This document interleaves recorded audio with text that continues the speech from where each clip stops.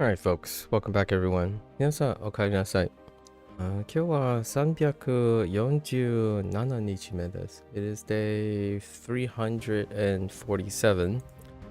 Have our leap day, our second leap day, because of our digression. So tomorrow is going to be the second half of level 33. It's later in the day, but I reckon I will probably go through these reviews before then. Let's get into it. Alright, let's see what we have. A blast from the past. Fashion belt art. Same thing.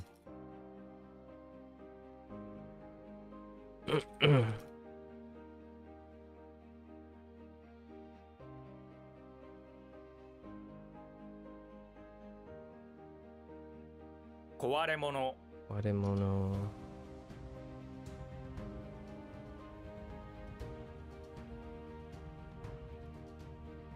Uh-oh. Detail?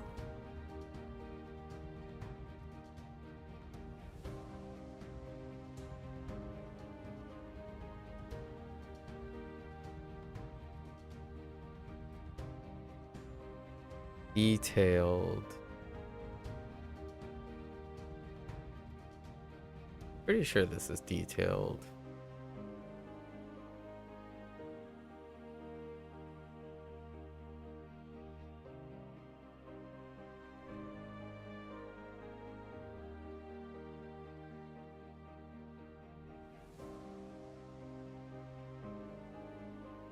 Okay.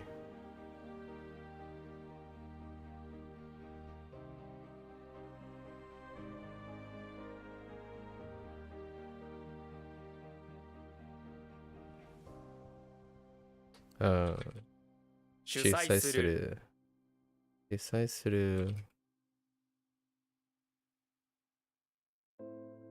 える。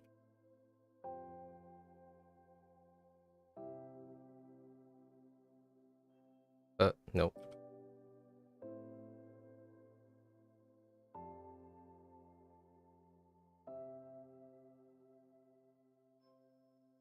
恐れ。推し。貧乏。押す。What? Wait. Oh, just kidding.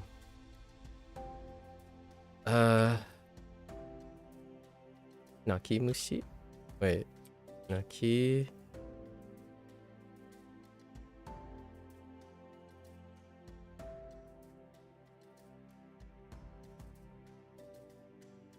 It's not crybaby. Oh.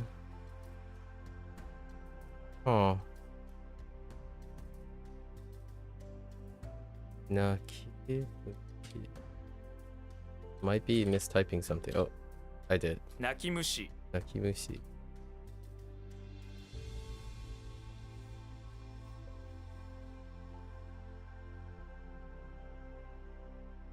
Hiru gohan.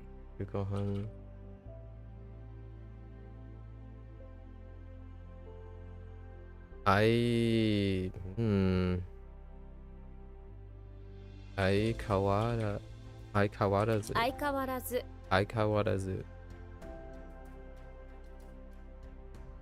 Like same something like being same.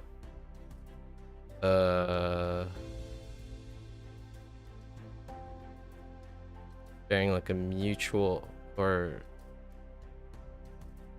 things are as same as ever, something like that, as usual. Okay. Oh, this is Wade or Ford. Ganmen.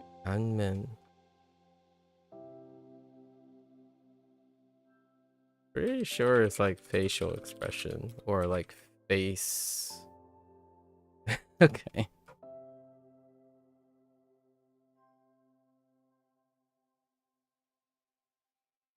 Kokuken.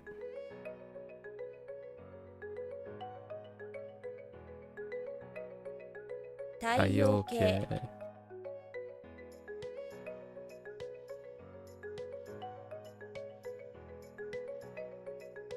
I think this one is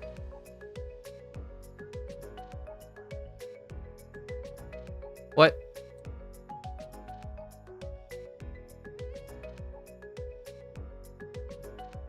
Viking.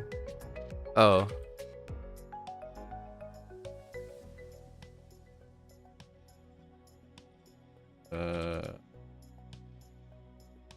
It's not like. Okay, that's fine. 遠い Okay.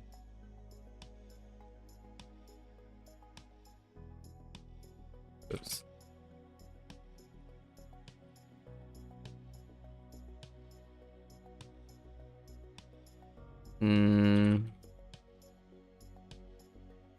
I only know. No, what's the primary of it? It was something else. Discerning. Discriminating, yes. Those are definitely the vocabulary words. 積む Limit.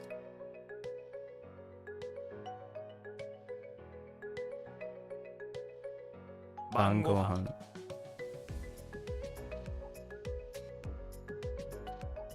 Hana. Oops. Hanatsumari. 花詰まり Hanatsumari. Very familiar with that one. Okay. Like Goku? So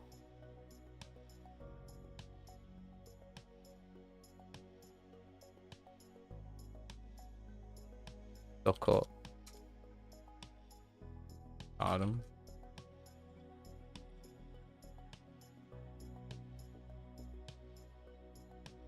照らす Terasu.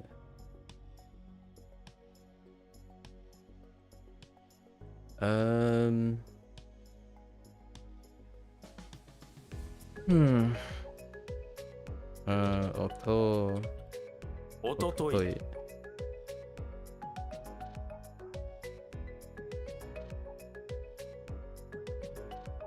壊れる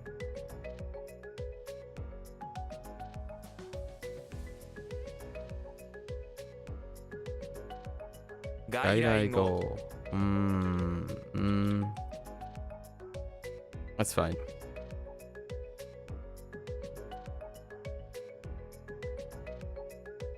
Waga kuni. Oops.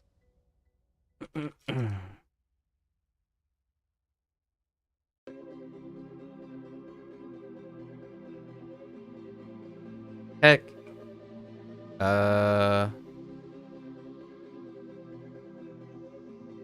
Okay.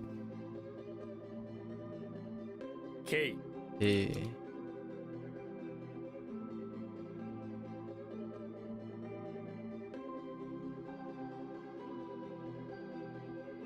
変変わわるる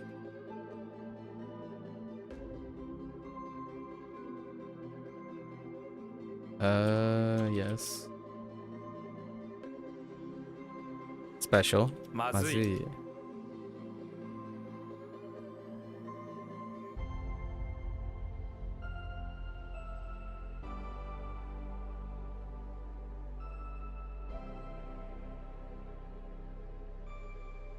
Uh, 乏しい Toboshi.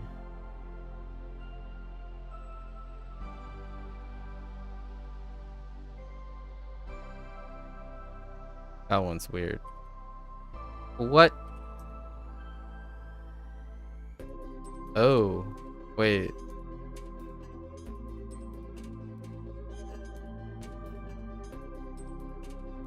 Uh-oh. No.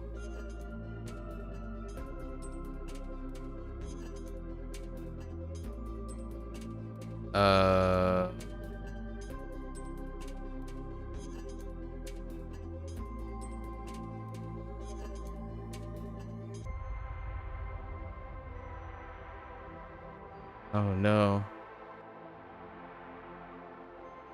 What is that? Dirt. Loiter. And folding stool.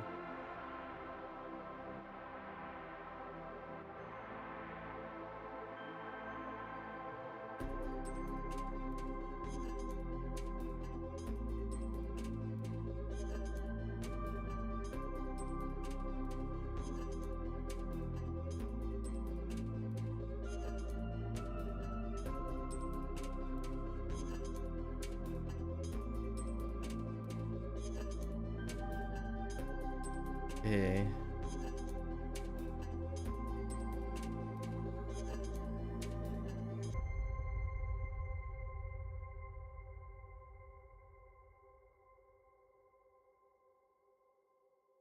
Hmm.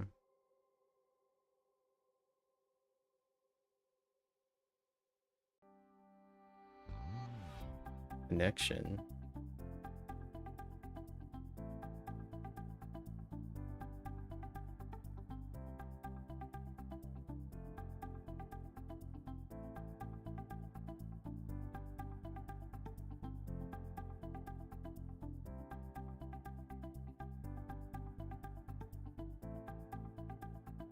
I'll come back to it.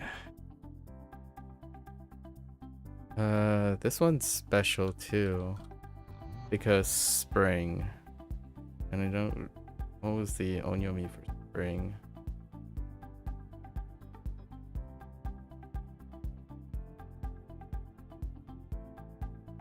June?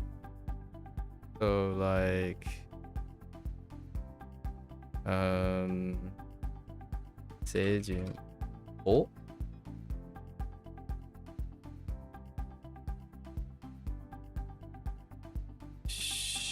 June?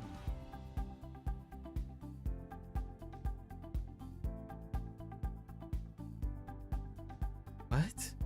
Wait. Hang on. What? It's gotta be Shun or Jun. 青春 Oh, Seishun. I don't know what I typed the second time. Okay.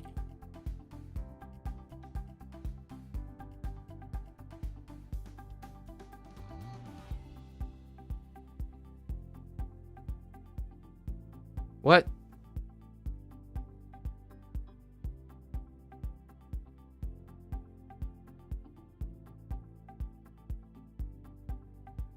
Hanken.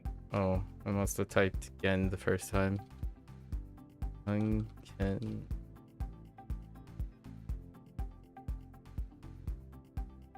Oh,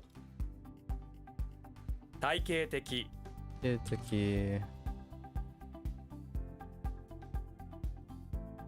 地下街 Shikakai.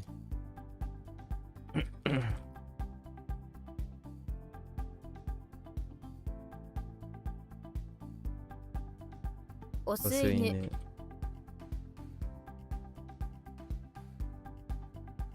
Osuine. Nobiru.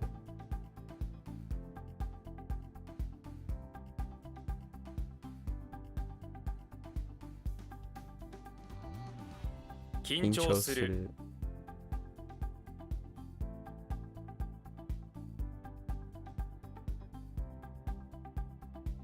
Hmm.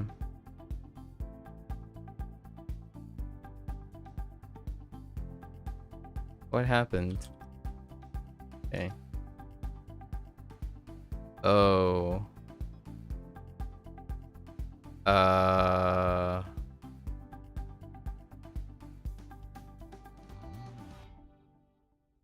Something that's absolute. Sun is absolute. What does that even mean when I say sun is absolute?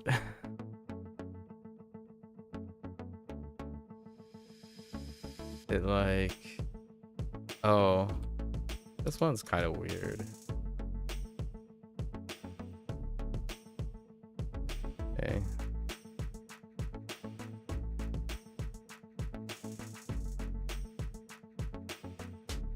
Okay.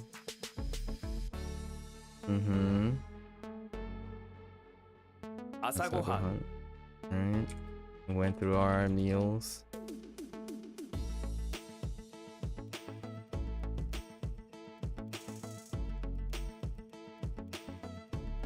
Higen, wait. Higen Zen. 紀元前 Zen, that's like. Okay.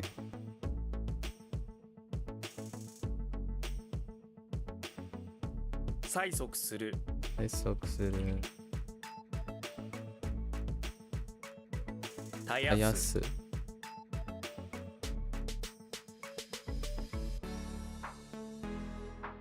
Hmm.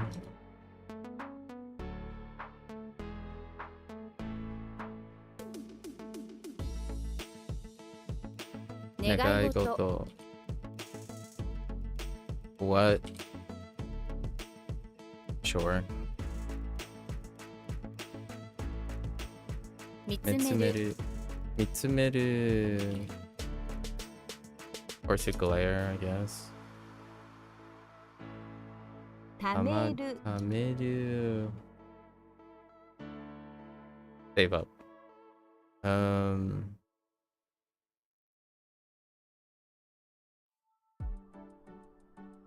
Dang you, Onyomi.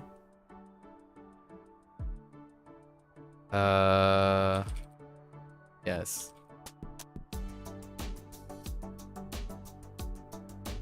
Oh, just kidding.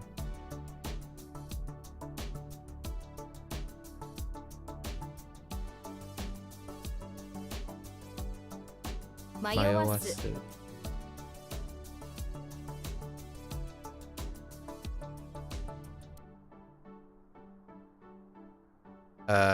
Yep.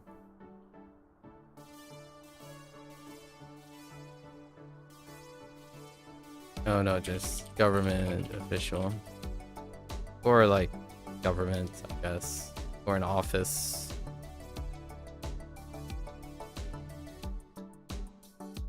Inquire.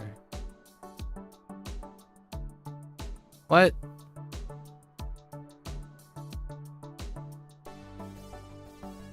What? Hold up. Oh.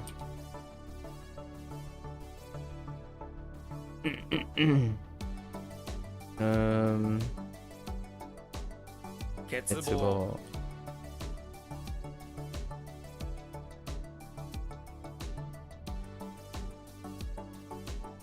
Oh, my bad.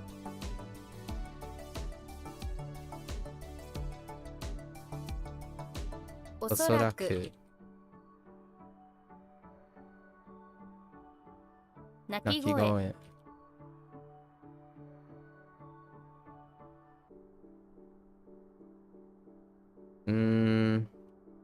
Not my.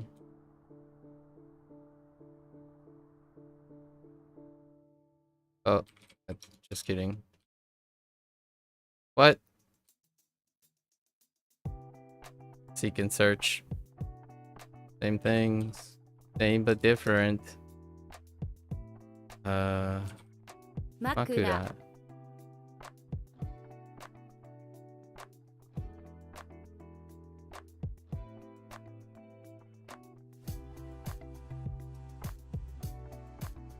Nikkei Nikkei.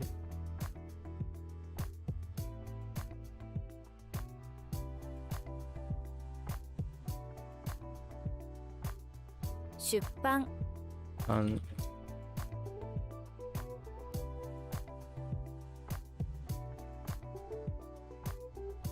Osoreru Osoreru.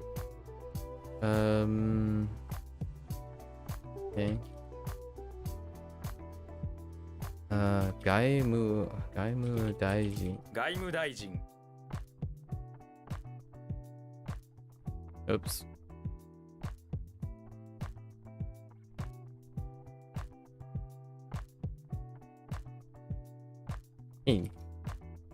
What?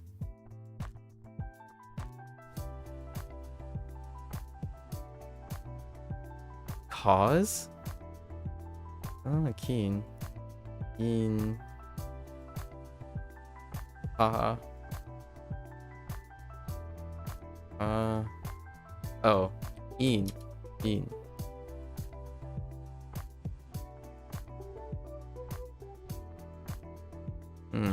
Omoi. 思い詰める。思い詰める。思い詰める。思い詰める。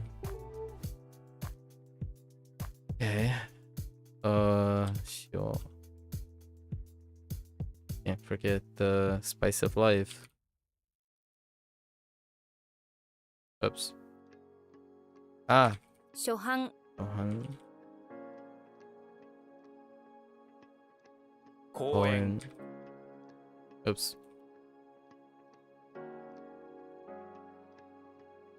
Now. 直す。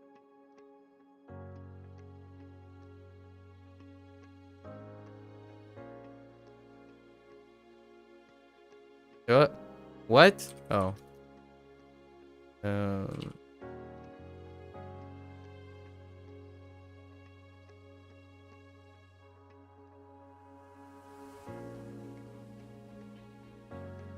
押す。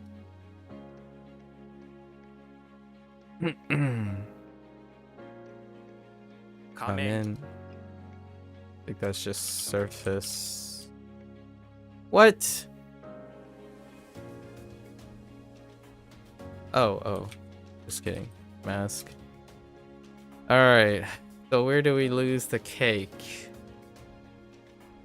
Why did I suddenly draw a blank on K?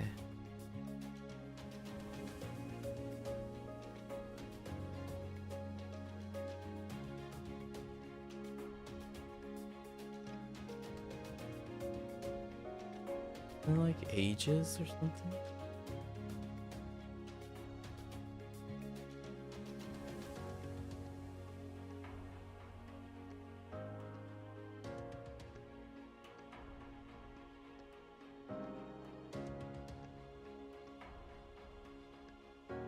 No, where?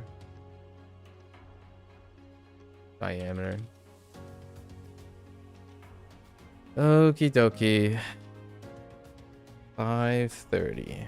Alright, so let's go over our kanji one last time before... Well, not really one last time, actually.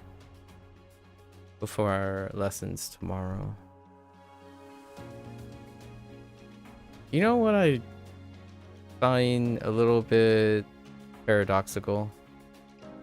The idea that things like this, where when the review goes up, it gets more concerning, as opposed to if the review goes up, you fight more. So that's kind of an interesting thing to think about. Instead of having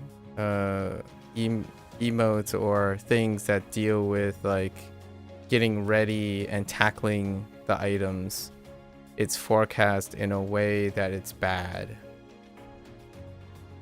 I think that's an interesting mindset that is being portrayed with reviews. It certainly is empathetic, I guess. Empathetic to people who don't like to practice things. Which I can kind of see why the WaniKani staff would think this is like something that is more reflexive. But I personally think that this exposes and reveals what people think about when it comes to learning and practicing. Or studying, I suppose. Alright, let's do our definitions. Oh, and I'm not detached from reality. The vast majority of people think that practicing has no value other than to prevent their own human disaster of a brain to keep the information in. It's perfectly understandable. Although I personally think that the people that I have interacted with over the years, thinking that practice is some optional thing is, you know, and came with updates regarding the 1 a.m. police. Oh yeah, you found out what happened yesterday. Alright, so... Eh? Flatulence.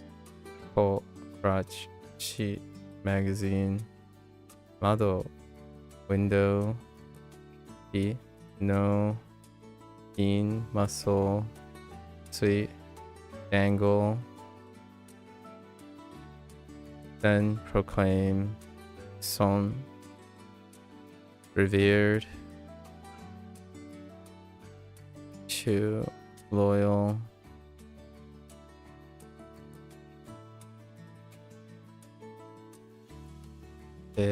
respect, livelihood, height, ash, eat, differ, emperor, say, pile, heap, prosperous,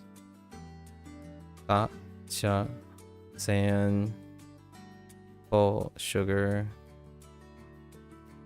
high, lung, cho, author, soul, shoal, attire, Buddha, backside, sho, various, chin, rent,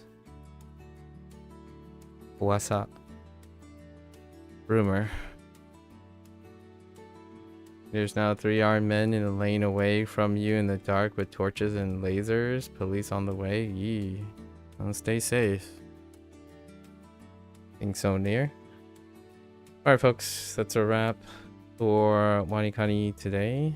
If you're gonna watch this later, arigatou gozaimasu. As always, feel free to follow along, pick up WaniKani for yourself, give it a try, let me know what you think. You're always free to come on by, yap about your language learning journeys or what have you. Keep each other motivated and mutually interested in our daily activities, right? Until next time, minasan mata ne. Ite kurete arigato. Right. Thanks for watching. I'll see you guys next time. I am gonna get up, stretch, walk around a little bit, and I'll be back for my HanziHero session. Thank you, thank you.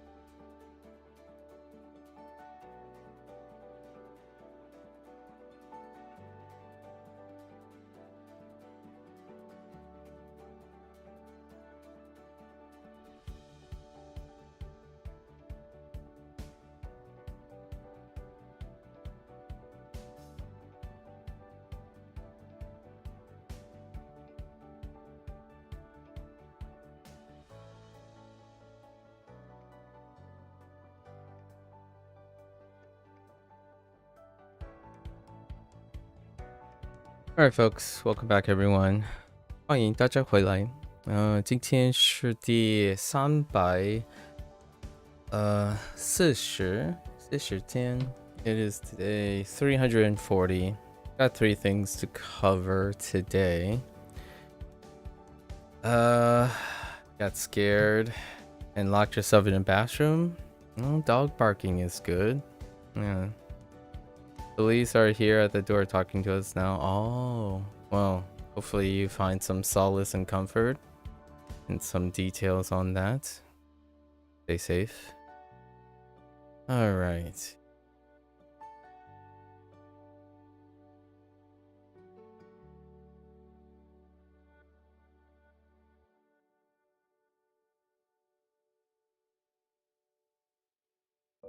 Oh. Vomit.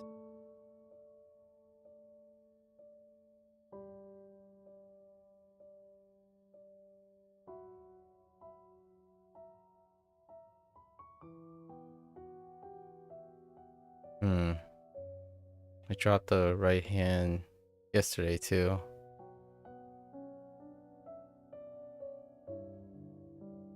What was it?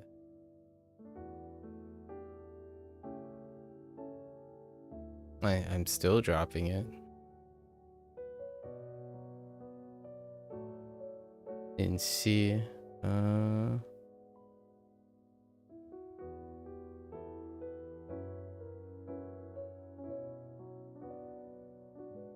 Not that. Is it thread? No, it's not thread.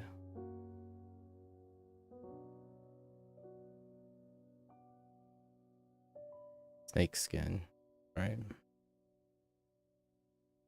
The thing was made of snake skin.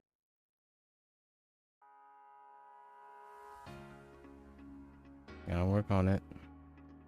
This is splendid.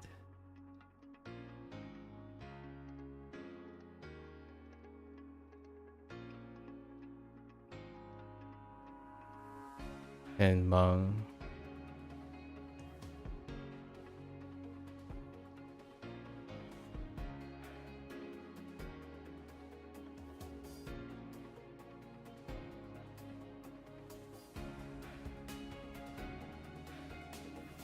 Fierce.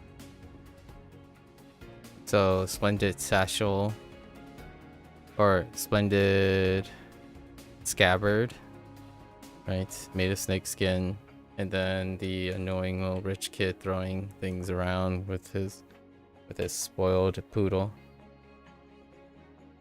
The number skills pays off. You've only done it for a day. Wouldn't know yet. Wouldn't know yet. Just like your sleep schedule. You remember their number plates partially when you passed their car going home earlier? Oh, your number skill. Oh, your number plate thing. Oh. Your number skills. I guess. I don't think you practice those number skills. Alright, lesson. 揣摩 Try more. Let's see. Try more.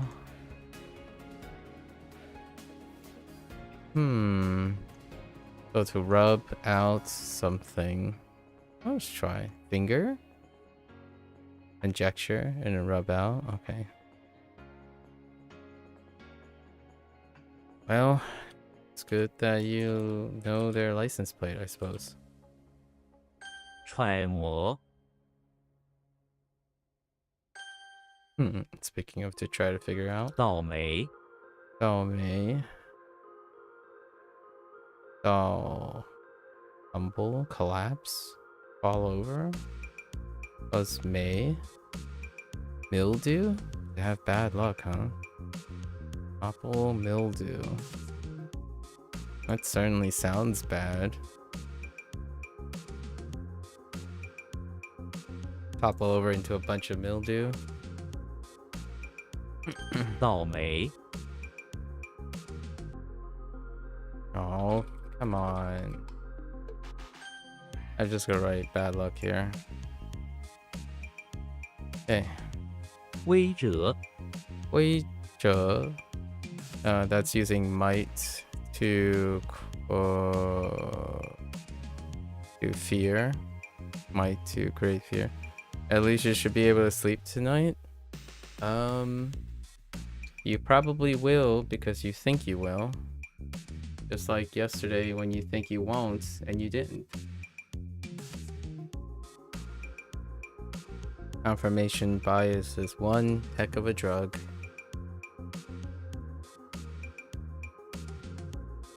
微者 微者 匿名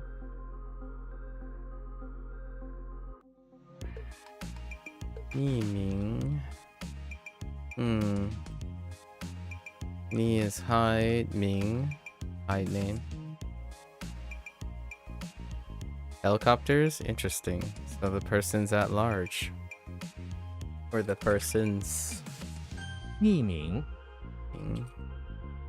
一声不吭 一声不吭 One sound but not uttered. Not one voice not uttered. Okay, that's fine. "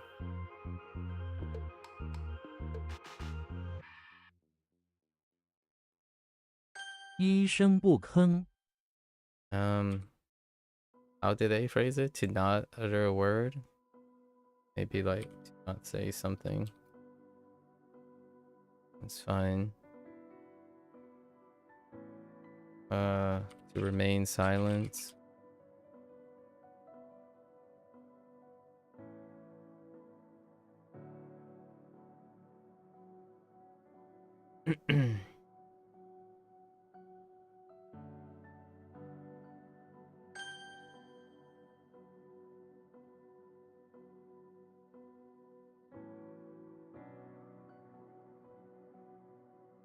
Right. 揣摩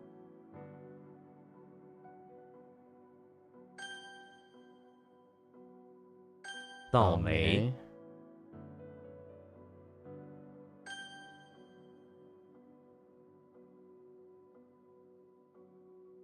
微微者 者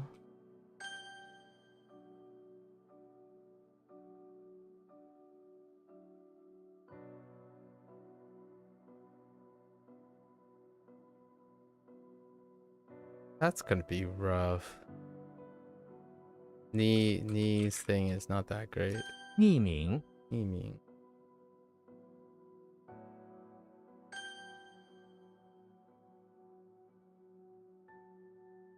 一声不吭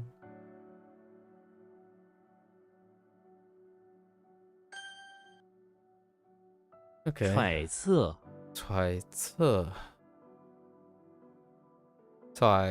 conjecture, 测 plan or calculate or measure, sure.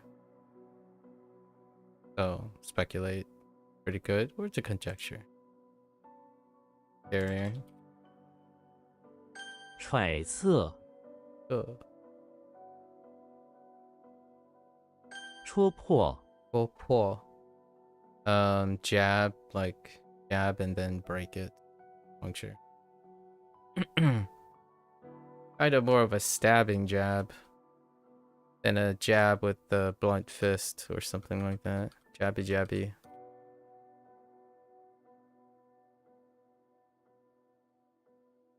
戳戳破 吭声 哼声 utter voice. Okay. 声吭声发霉 发霉 is throw mildew to become mildewed. Okay. Or just send out mildew or something. Yep. Complimentary. 发霉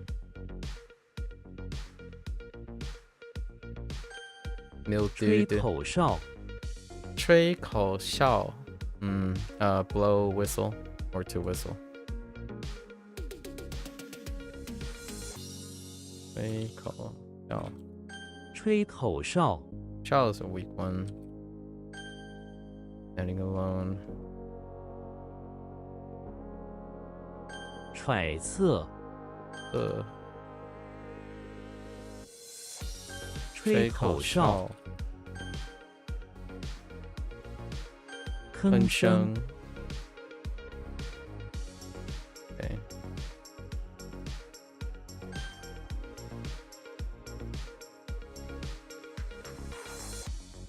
戳破，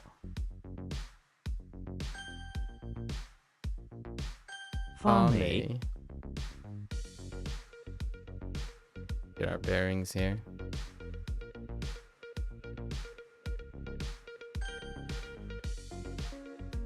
拼 Ping. Oh, we're gonna get ping pong. Ping pong or ping pong. Might be ping pong. This is the other half of ping pong. And it's ping. Yep. Yeah, ping pong 球. Yep. 1-1. Ping pong 球. I don't think I've ever seen. I don't have any other use for these two characters actually. Ping pong 球. Alright. Pinocchio is in front of the English Manor on the Immaculate Lawn playing ping pong. He plays against the rich kids on top of a large mound that has the ping pong table on top. Pinocchio is on the left side and drops the ball to serve. Each time they hit it back and forth, Pinocchio hits and makes a ping noise. No, I mean, it's ping. Can't recognize other than that. 乒乓 Pong. Yeah, ping pong. And Patrick is playing on the other side of the net with him, with Pinocchio, I guess. It's good that they use both pong and pong. Yeah, ping pong. Alright. 乓 It's a little confusing. But that's 我 fine. Whoa, a big boat. Man, we have light boats, small boats. There's a big boat? Is this a ship? Okay, it's a ship. Okay. Oh, also worked earlier, turned out okay. You likely just didn't get enough to eat. You spent the first hour trying to keep your eyes open. I see. Well, that's good. Sounds like you found a band-aid. Bart Simpson is into. Oh, do you look like Ball? You kind of look like Ball. Not really. White isn't that ball heavy, is it? Although we do have a few balls with white. I guess, yeah. It's crazy. 4 balls in a row.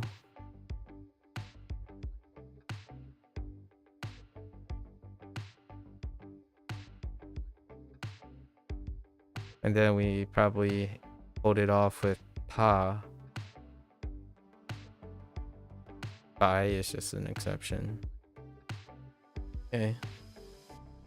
And there's also Pai, which we ran over. Yeah, Pai ended up looking like Bo. So we gotta keep Pa and Pai on lockdown here. Next to the Bo. The Bo gang. Alright. And that concludes your 3-day work experiment for this winter. The lead of that department seemed happy with how you did. Oh, I see. Work experience, sorry. 3-day work experience. That's kind of short. Bart Simpson is inside the lobby of the office building once again. Oh, where he marred a big boat. Where he has put a big boat as a prank. It is entirely white, and Bart Simpson wears predominantly white sailor clothes as he sits on top of the big ship that takes up the entire lobby. Office workers who are blocked from the elevator due to the big ship yell at Bart to move. It collaborates with Bo, the other one, to more watercraft. Oh. That type of craft. Yeah. Ah. Chuang Bo. Yeah, watercraft. Not crafting with water, just craft that's on water.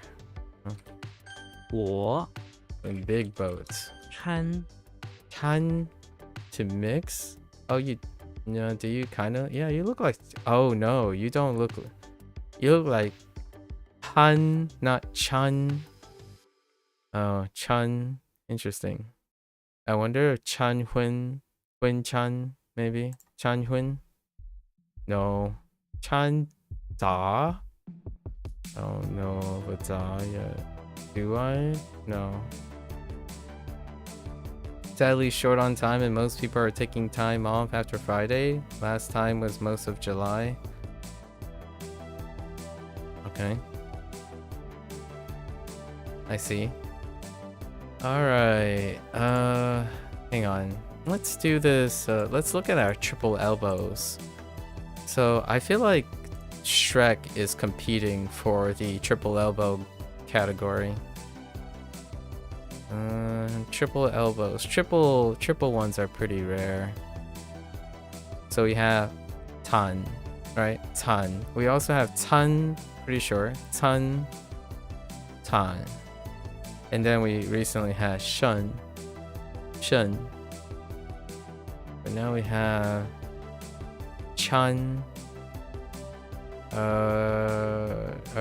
Is that all for the triple elbows? Oh, no more triple elbows. Alright. Alright. Make sure I don't type Tan instead of Chun. Okay, to mix. Alright, Charlie Brown is in the front of the pawn shop wearing an upside down umbrella that lies on the patchy lawn. Him and Snoopy toss a bunch of fingers and hair that they bought inside the pawn shop into the umbrella. Then Charlie Brown mixes the weird mixture with an elbow that... Okay, alright, this isn't going anywhere. We're gonna have to do something about that. We could use carrot instead. Nah. Are there patterns between radicals and readings? Yes, there are. We already kind of shared this before. There are four different types of... There are often different types of radicals. Radicals can be pictorial. They can carry read. They can be complementary in meaning, and then most of them are combos of these. So that applies to both Japanese and Chinese.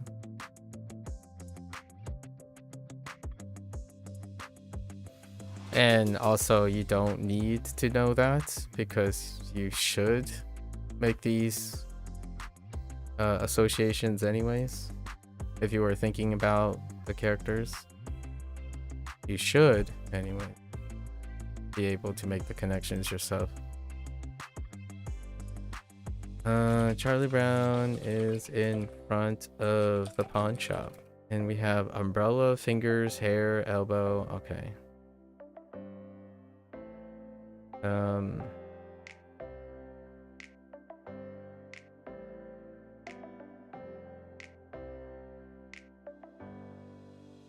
It's kind of hard.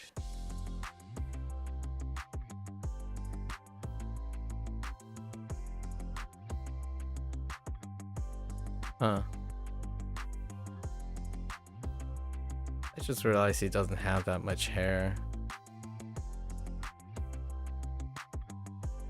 Charlie Brown. Okay, Charlie Brown is in front of the pawn shop, exiting, having acquired a neat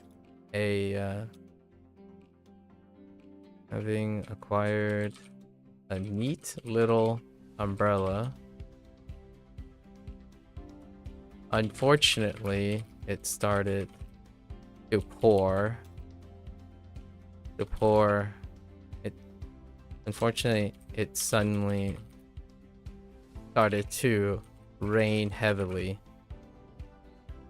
and the umbrella was too small to keep the rain from mixing and messing mixing, I guess, mixing and messing.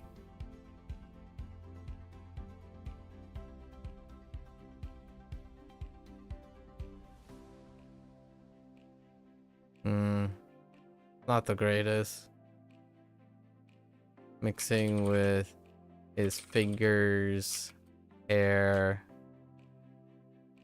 and elbows. Wait, we do have to, these are all parts, so we have to make his clumsy fingers, straggly hair, or you straggly.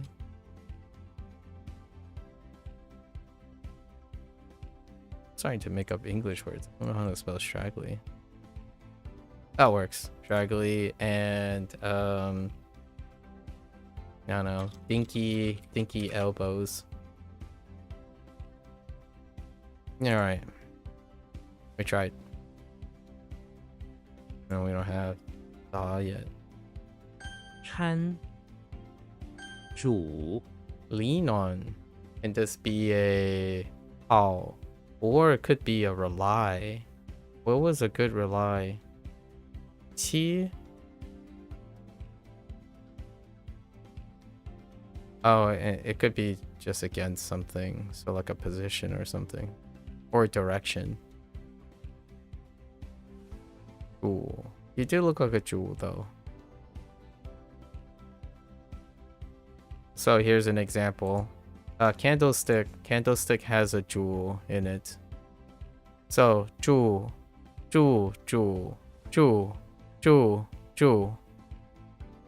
And then occasionally there's a Hoang. But all of these are jewels in different tones. So this character, this radical and character, they're both word and character, all carries the jewel, with a few exceptions, of course. But in this case, this only has one exception.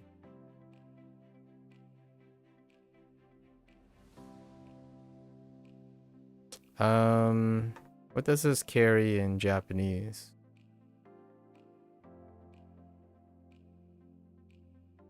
Shu. Shu.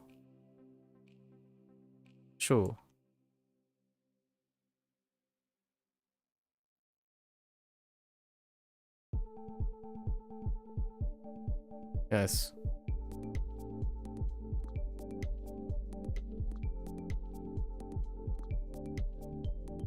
She. Yeah, she.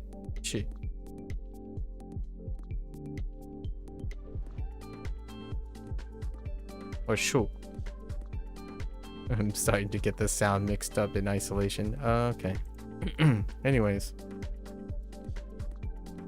George Costanza is in the basement of the house where he is next to a gigantic candlestick. Once again, warming up. So basically, George Costanza is always messing with candlesticks. That's kind of how one could also attach the mnemonics to the read and understand what character, what radicals get associated with which character. Then it becomes very obvious because it's always George Costanza with the candlestick. It's nearly always him with the candlestick, which is the same as saying that this character in radical carries the sound most of the time. George Costanza is in the basement of the house where he is next to a gigantic candlestick warming up. Sure. Next to him is a gigantic... Okay. Why did you have to go there? So George Costanza is in... Leans on it to prevent it from falling.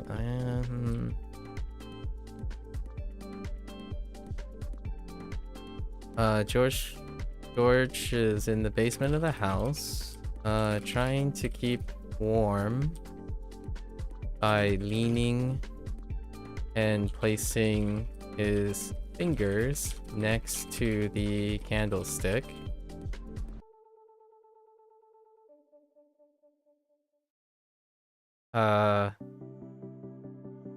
Placing his clumsy,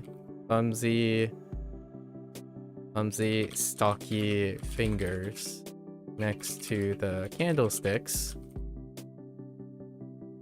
Unfortunately, he accidentally leaned too much and knocked the candlestick over. George is our clumsy guy, but unintentionally clumsy, or possibly intentionally clumsy, more from action. Goofy is the one that's unfortunate. To be overly full. I don't have Chung yet. Chang? I don't have Chang either.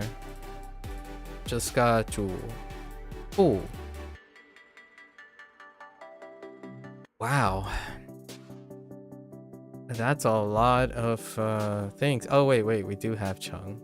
Actually, that's just to prop up. And then Chung, yeah, the intestines. To be overly full. To prop up, lean on abdomen. Oh, that's kind of cute. Oh, yeah, we don't have abdomen yet. Hara? Is that Hara? Looks like Hara. Yeah, we don't have Hara yet. Have your intestines lean and prop up against your abdomen. Full. Yep, that's when your stomach gets really, really big and it creates the mechanoreceptors and it presses against your intestines. Overly full. Full. Okay. 拼主我夯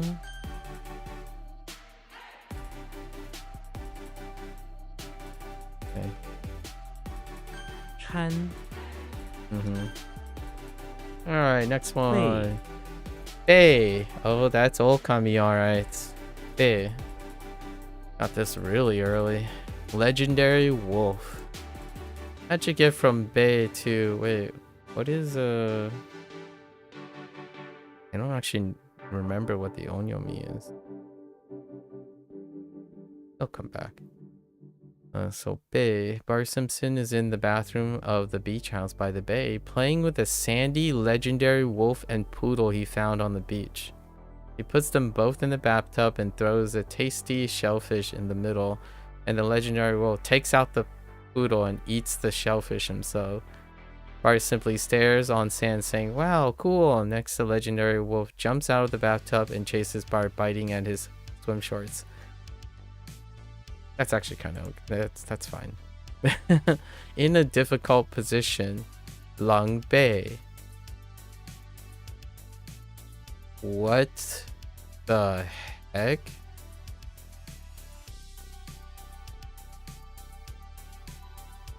Wave? Legendary wolf? Oh no, and it's... Oh, okay, it's double wolf. Oh wait, now I realize... Oh no, that isn't Okami. No, this isn't Okami. The other one is.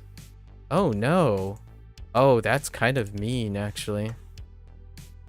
How often do you prefer to write your own notes? Whenever I don't feel like I can... Whenever I feel like I can do a better job. Sometimes it's good enough, sometimes it's not. Kind of a feel.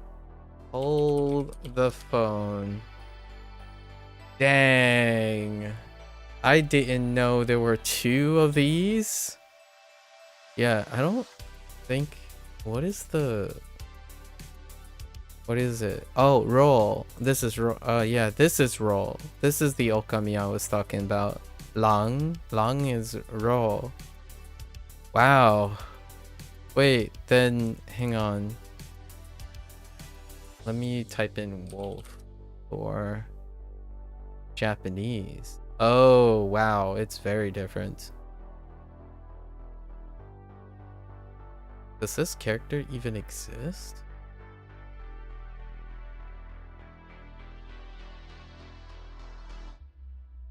Interesting. Oh, here it is. Oh, it is wolf.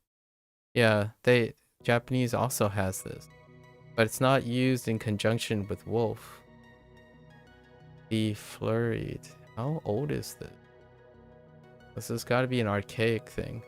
Oh, consternation. Oh, okay. We'll probably have to add that to the Chinese side at some point. That makes sense for the difficult position. Panic, falling into panic, fluster, confusion, and dismay. Okay. So it's actually coming from this one. Not this one. Interesting. Neat. So I think we're just gonna add that now. Confusion, dismay, panic.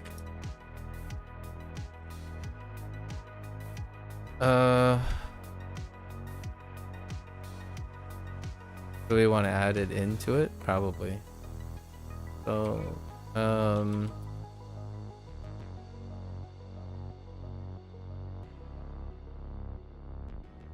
Bart Simpson, bathroom, beach house. He maybe like he was observing a wolf was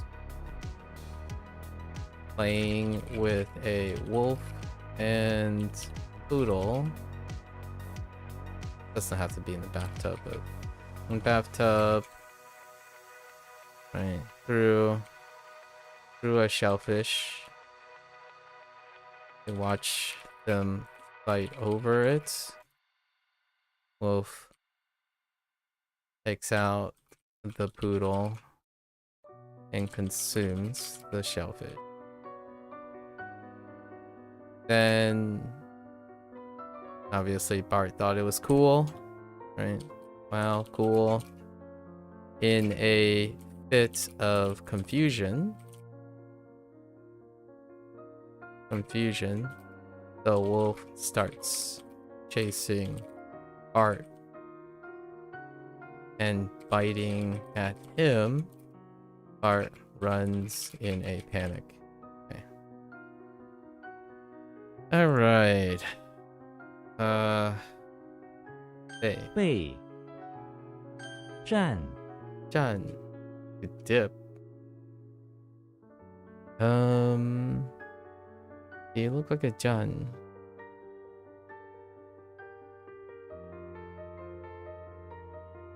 The bottle doesn't help. Nor does the turkey.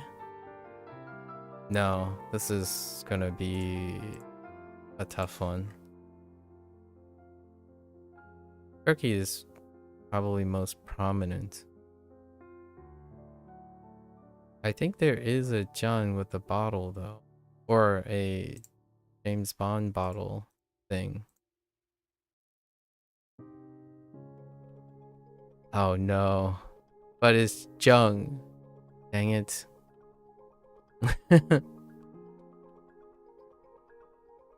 That's right. Okay. Nope, we're on our own on this one.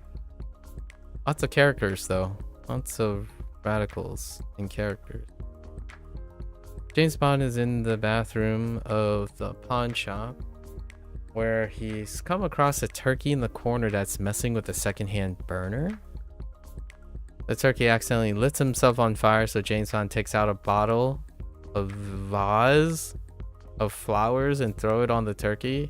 It is not effective. James Bond grabs the turkey by its feet and repeatedly dips it into the dirty pawn shop toilet. Oh wait, he's in the bathroom to extinguish the flames.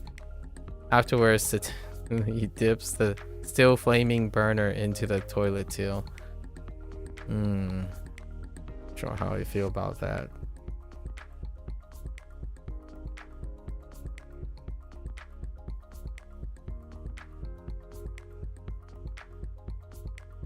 It's kind of hard to find a way to dip.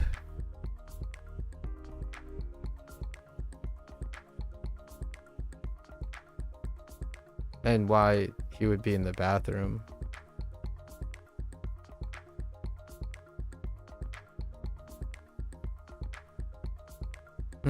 How about say James Bond is in the bathroom of the pawn shop after acquiring. Oh wait, where are we gonna get the bird?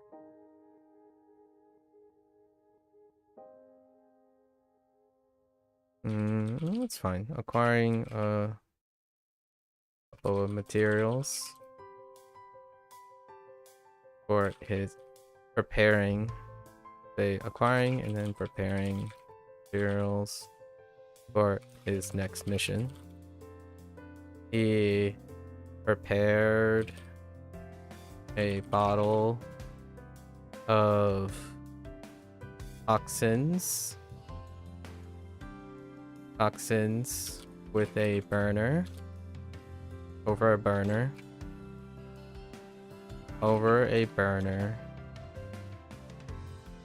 and dressed and dipped the turkey. He is the cooked turkey in the bottle of toxin.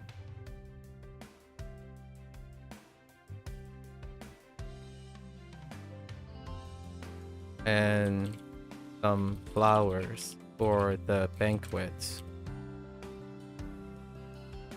coming up. Okay. What actually is a pawn shop? You sell secondhand goods.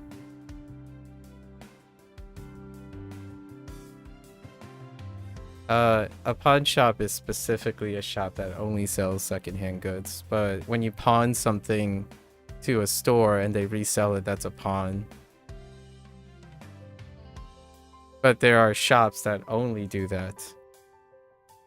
Technically, you pawn things off at other places too. Like if you go to a GameStop, technically if you sell your games back, you're pawning your game for something else. Or like a garage sale is technically pawning things too, but it's going in the reverse direction.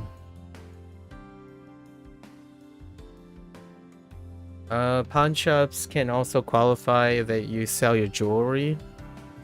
Like you need money, so you go to a pawn shop to sell your jewelry.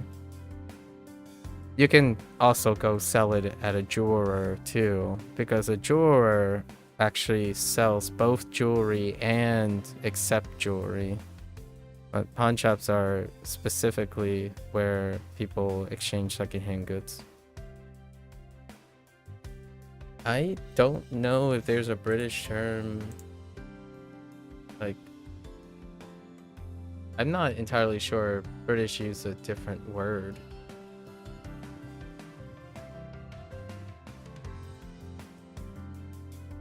Probably not.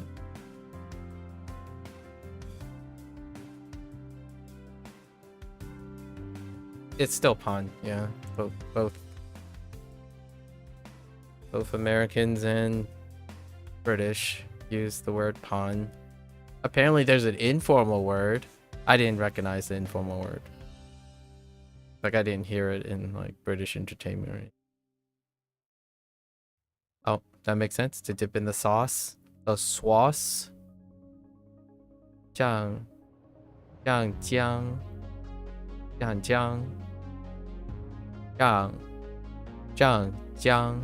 man 酱姜 that's 蘸 酱 no 酱 oh my gosh. Anyways, Dip.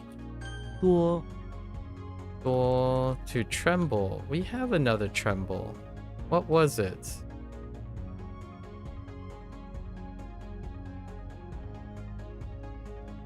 You've only heard those referred to as secondhand shops? Fair enough. Well, then you can call it a secondhand shop.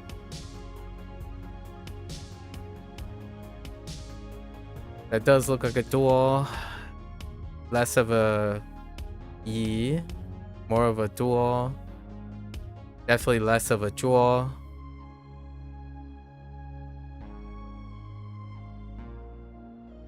Is dual the only double? Oh wait, it's not even jewel. Which one's jewel? Oh man. Anyways, Chu. Oh, I totally forgot about Chu. That's definitely a new one. Okay.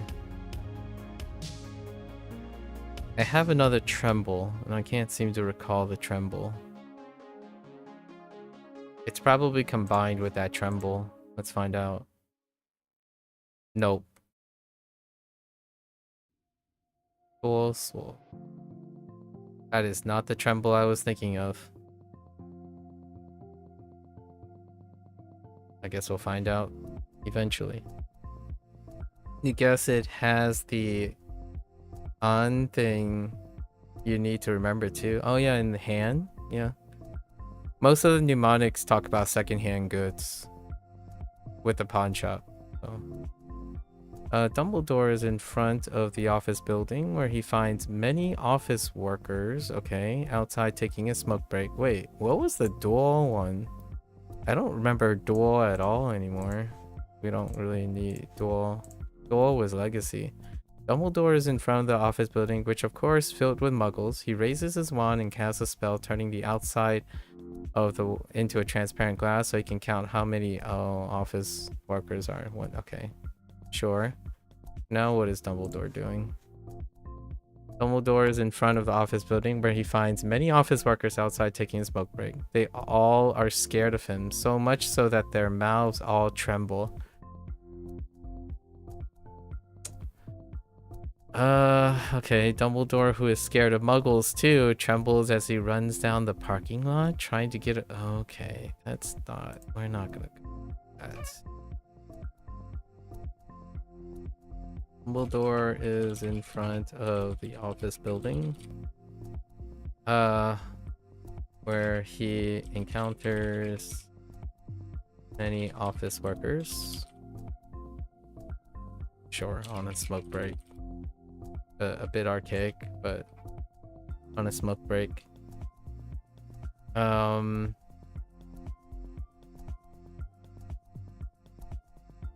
He notices a bunch of them trembling from, I don't know, I guess their muggle addictions to smoking, to oral oral tobacco, to mouth tobacco. So he utters some words and helps the many, utters some magic words and a wave of his wand to help with the trembling mouths. Okay. Okay. 多 Gotcha. 华 Hua. Crafty. We have another crafty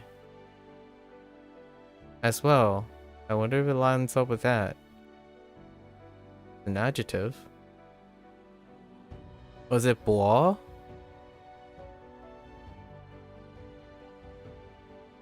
Bo hua? Hua bo? Oh no, it's not. Crafty was oh, crafty was jiao, yeah. That's like 2 days ago. Jiao. The crafty poodle, robotic poodle in the barn. Okay. The Hulk is inside the lobby of the auditorium. Do you look like a Hua? You do. You look like Slippery. Yep, Slippery. There it is. Hua. Despite Gu being the... Do we have another Hua coming up? No. So... Alright, so we have Poodle and Water on Hua. Alright, the Hulk is inside the lobby of the auditorium where he's in charge of cleaning up a decorative dinosaur bone that is set up in the lobby. Okay. He has the crafty idea of bringing in a poodle who does it for him by licking the bone out of hunger. That's interesting, considering that the decorative dinosaur. He sits back counting the money he earned via crafty means as the poodle does all the work for him. I don't know how I feel about this.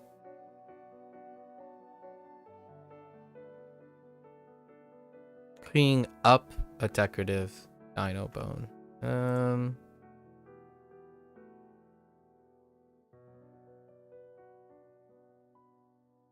Nah, gentle giant all the way.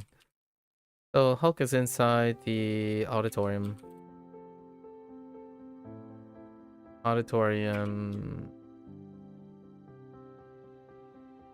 Helping out with cleaning up the premiere of the new Avengers film.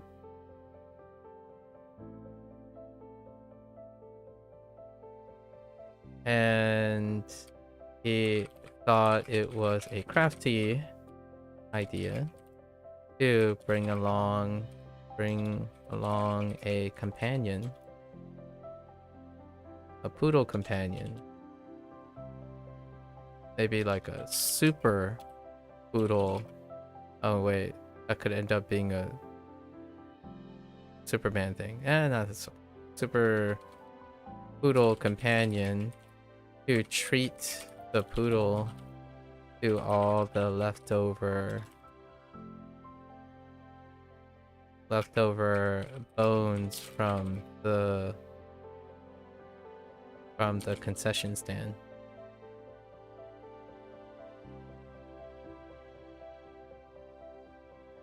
How do you spell concession? That doesn't sound right. Dang. We're losing English words by the minute.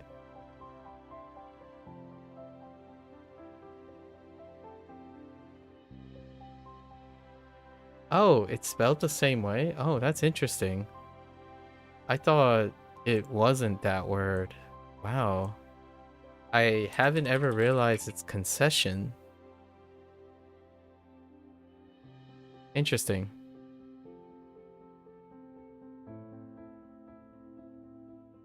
Alright. Makes sense though. Hua, gu, Ghoul, you do look like a ghoul. Ghoul. Wait. To buy. Hold up. I think there's another one. Ghoul. Oh no. Yeah. Oh man. Okay. Hold up. Was there a sell or merchant? What was shop? Pool? Oh, pool. Pool didn't use headstone, huh? Okay. Ghoul is definitely the dominant for tombstone.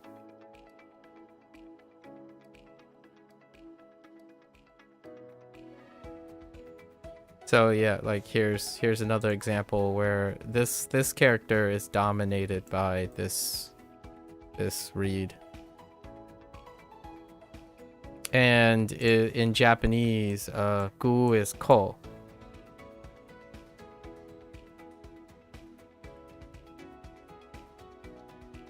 So you'll have ko as the onyomi for a lot of these, anything that deals with this thing. Which is what WaniKani starts off with, actually. WaniKani says whenever there's anything that deals with being old, you think of children, which is ko.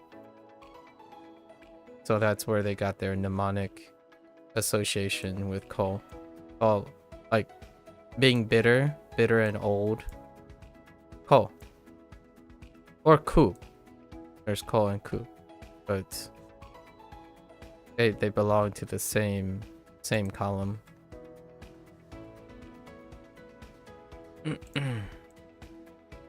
Alright. Buy. Or sell? Of course it's to buy or sell. Why am I not surprised? It's both buy and sell. Do you have an example? Oh no, they don't have an example of sell. Okay. I'm not surprised buy and sell is the same character. Or something very similar. Goofy is in front of the house on the lawn where he buys a headstone from a traveling salesman. Oh, it's in the front. Oh, that's good. That actually lines up specific. Oh, I thought it was goo for a moment.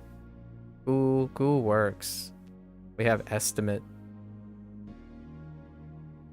Okay. Where he buys a headstone from a traveling salesman. Goofy, being gullible, also buys special headstone cleaning spray, which he then uses on the headstone he just bought. He plans to use the headstone to mark where he buries his dog bones in the yard.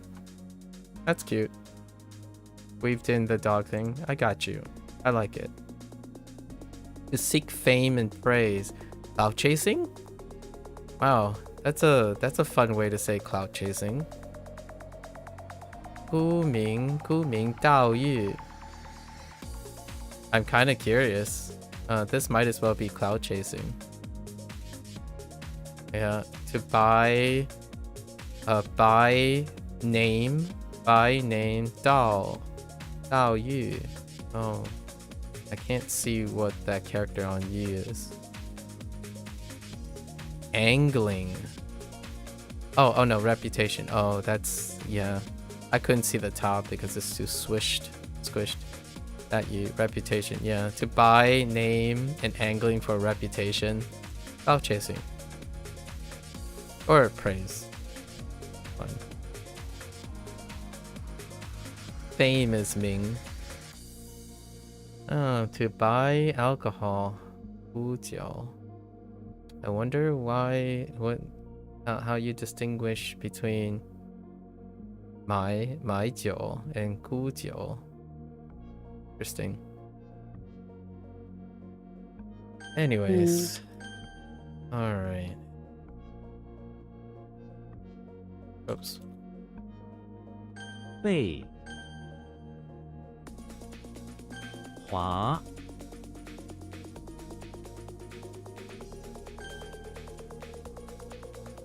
多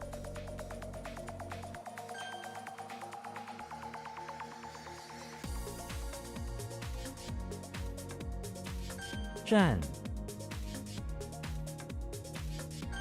That one's kind of rough. 估 Alright. How often do I cycle stream background music? I don't.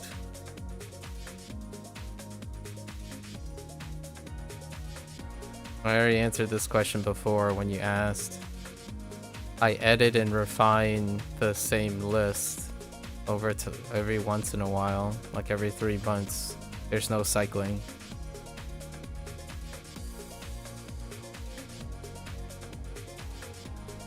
It's on shuffle and repeat indefinitely.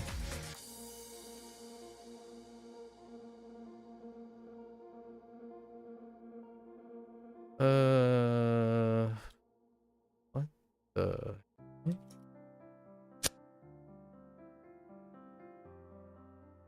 What? Okay. Okay. 渗出水从墙上渗出来了。5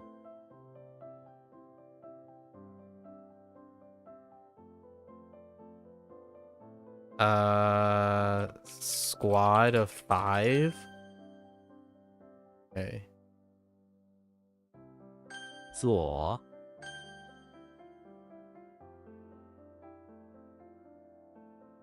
香皂，请给我一块香皂。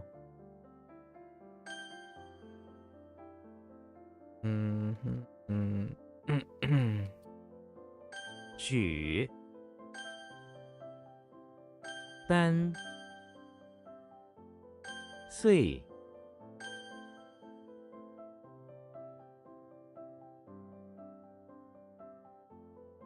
吩咐，老板吩咐我们准备好报告。 Good sentence. 子，你， Coincidence. That was today too. In Dai. WaniKani. 侠，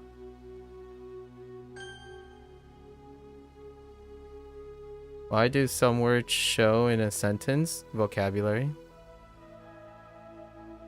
All the vocabulary words are in the sentence. It's under options.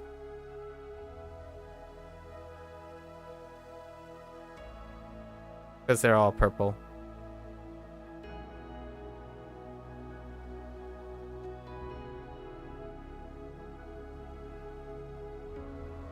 I mean, not all sentences are sentences, but they are in phrases. There are phrases in sentences.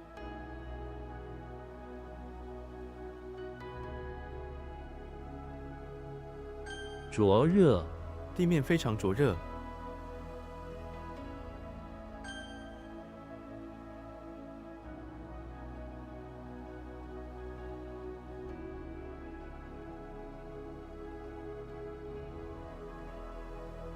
Nope. I mentioned it when you started.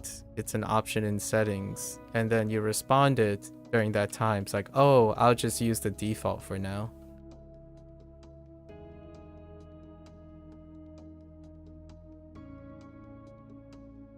This was like 2 weeks ago. 2 or 3 weeks ago.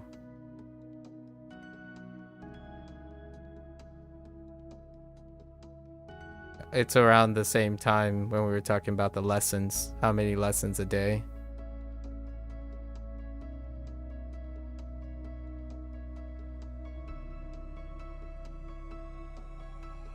Uh, 耗时，这种手工活非常耗时。 Oh, sure. Time consuming.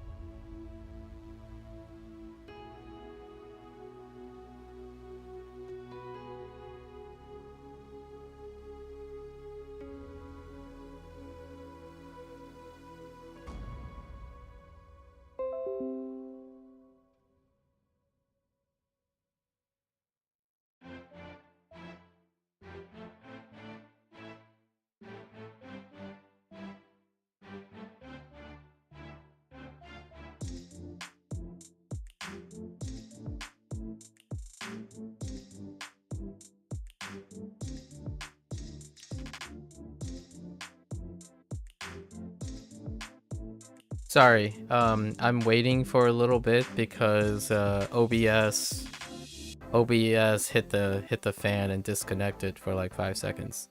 All right, we're back. Every once in a blue moon, OBS does this thing where it just randomly disconnects. Do you know what the dictionary beta is? You can add your own vocabulary words. And you can mine it from the built-in dictionary cross-reference. So if you come up with a vocabulary, not every character has a vocabulary word attached to the current thing, so you can shuffle in vocabulary words if you want. Which we haven't used yet, because that will be a little later. Yeah, so you can enter your own, and then you have to write everything. You have to write the entry yourself. Okay. 折磨，我受不了这种折磨。折磨 torment.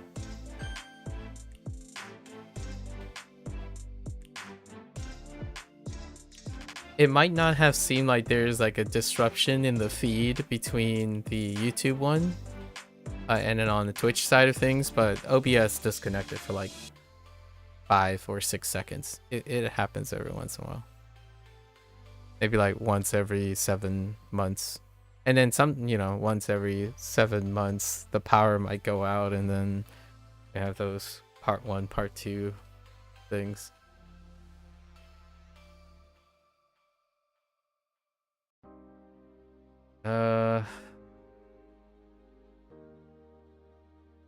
母 Chinese acre. The only reason it's kind of funny because it's YouTube Shorts is the reason why. I forgot who was doing it. I think it's the etymology nerd, or no, it might be someone else. That before I started Chinese, I was already prepared to know that there are Chinese imperial units, and not imperial in the sense of nobility imperial, but imperial as in dynastic units. So then in Chinese you have to learn that last one was mu, which is Chinese acre, and ying mu, which is the English, the British imperial unit acre, which is also tied to American units. And yes, some people will say like, oh, but it's imperial and it comes from English. Like, yes, and kind of. Like sometimes it's very difficult to know when you have imperial units how long they are. A Chinese acre is not the same as a British acre. And then it's not clear if American acres state roughly the same length or size as a British acre. Like not all imperial units state the same. So Chinese is also one of the countries that have their own imperial units. So like whenever people say like the Great Wall of China is so and so imperial units long, it's measured in different types of imperial units. There's a Chinese imperial unit, like the Chinese inch, the Chinese yard. And they are not the same length or the same weights. It's one of the extra fun things you have to remember whenever you're using those units.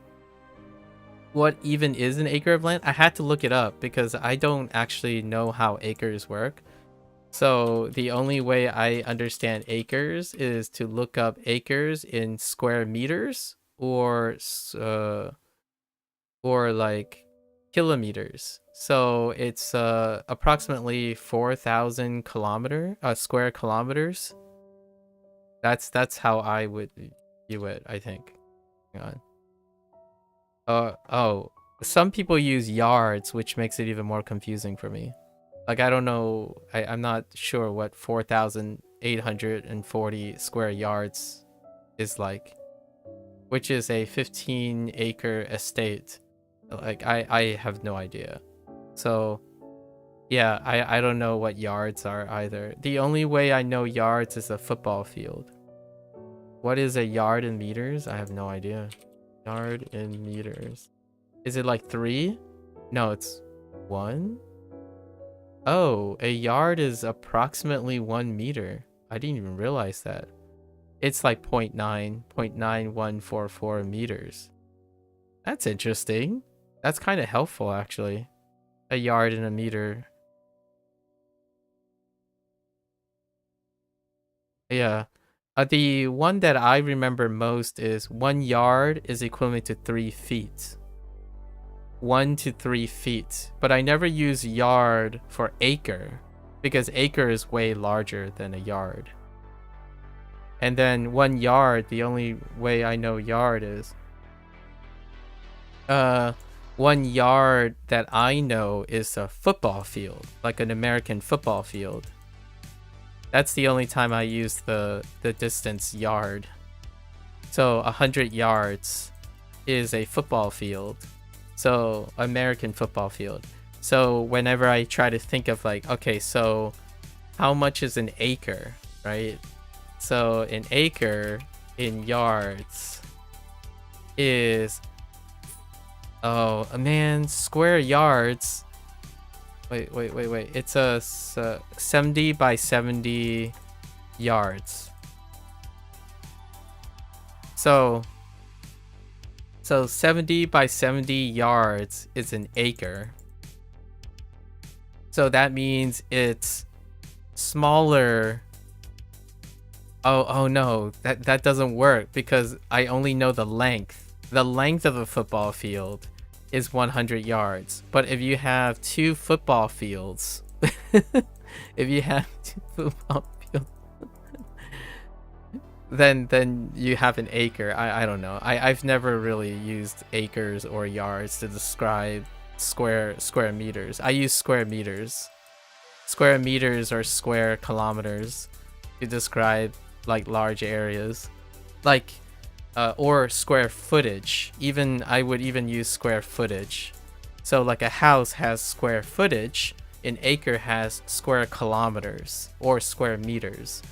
And I haven't ever described things in yards and acres.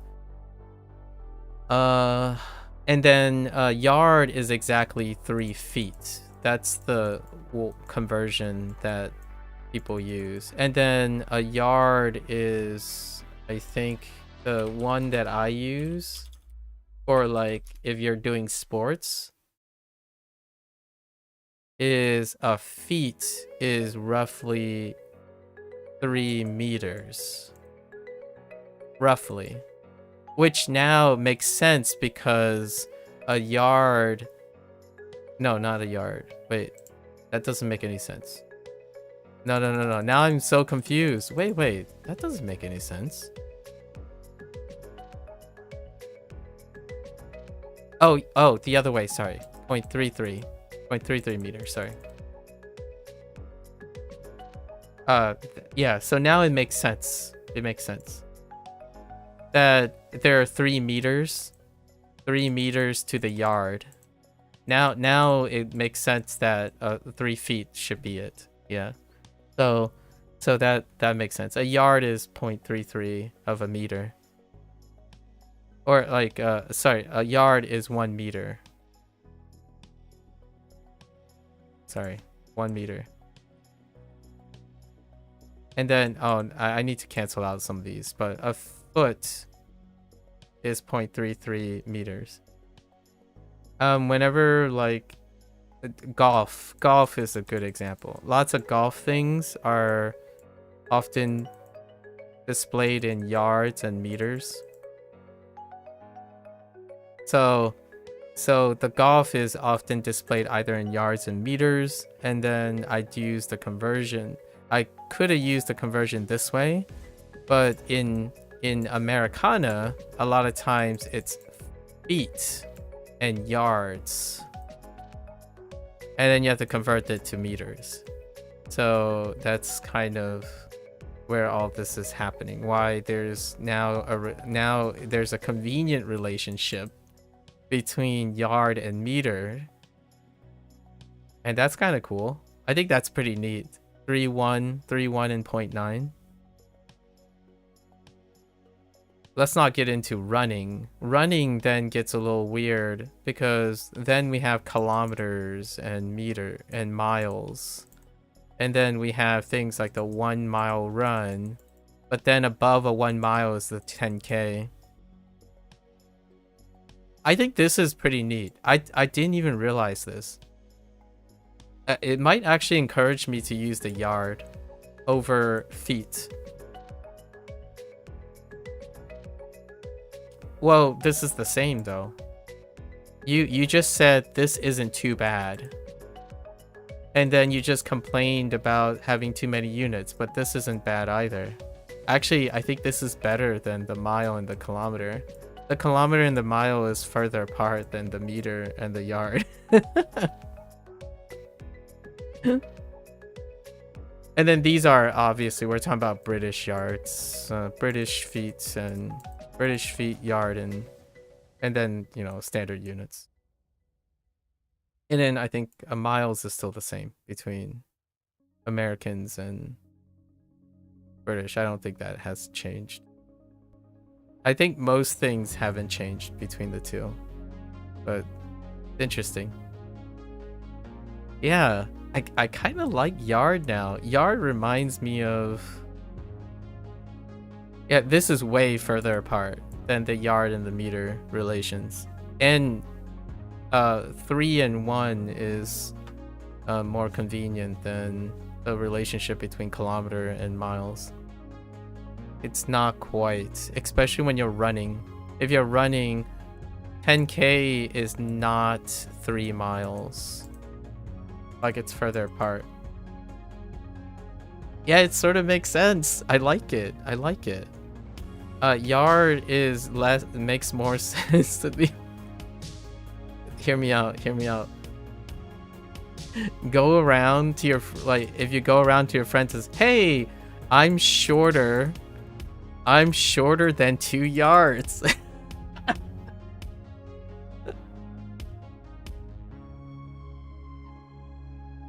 That would be so...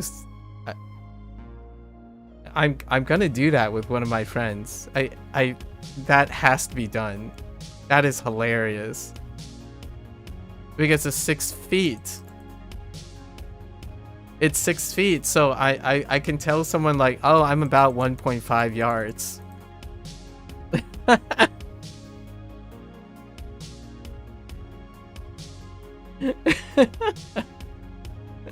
It's kind of like 1.6 yards.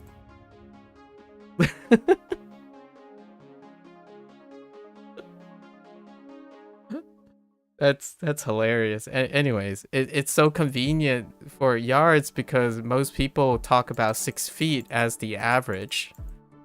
Like between like tall and short, they usually use the 6 feet marker for like people now.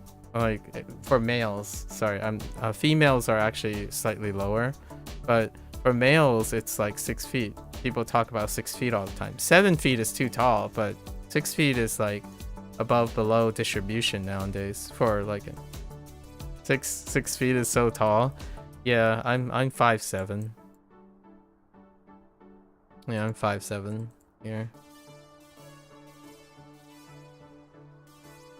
Nowadays, though, peeps are like, I think the average height went up substantially across like the world's population. Yeah, pretty average for a male Asian in my generation. I don't know if the average height went up for Asians.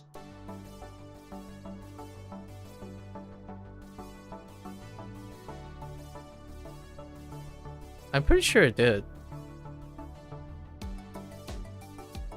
Yeah, they went up by 3.5 inches, like across the world since the 80s.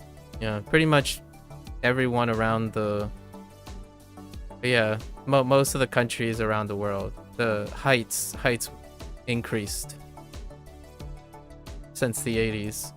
And we're not even talking about the 2025s. That was probably a collection from like 10 years ago.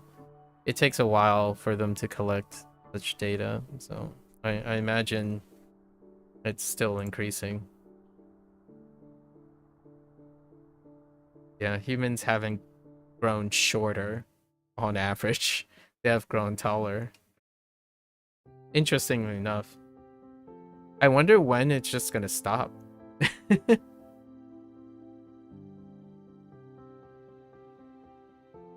All the CN guys you see at school are surprisingly tall. Yeah, yeah. Especially at school your age, right? They would be around your age. Yeah, most of the younger, like even second gens here in the United States are much taller than me. Yeah, on average they are taller than me by at least like 2 inches. I'm like, I was above average when I was born. Like, you know, when I hit adolescence, I was above average in height. But I don't think I think I might be slightly below average. I don't know yet. Below average height now. Yeah, everyone in sixth forms are 16 to 18 age-wise. 16 to 18 age group is separate from everyone else at school here. Oh, I see. Yeah, I was right on the cusp of slightly being above average when I was born. But fast forward 40 years, I'm pretty sure my height is below average. It's slightly below average. This includes like people from China. So Chinese in general.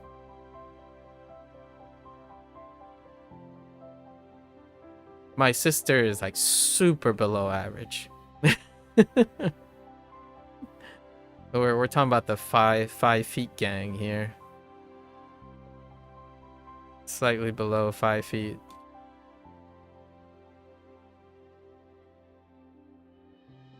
You were above average, but you stopped growing when you're turning 13, though you don't think you want to be taller. Yeah. There are things that come with biology, exchanges for height. Anyways. Average is nice for many things. Alright. Anyways, back to this. 湖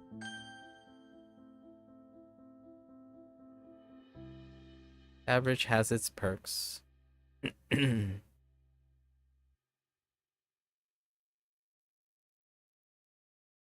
烹 one's kind of weak. 请示 这件是我们的请示。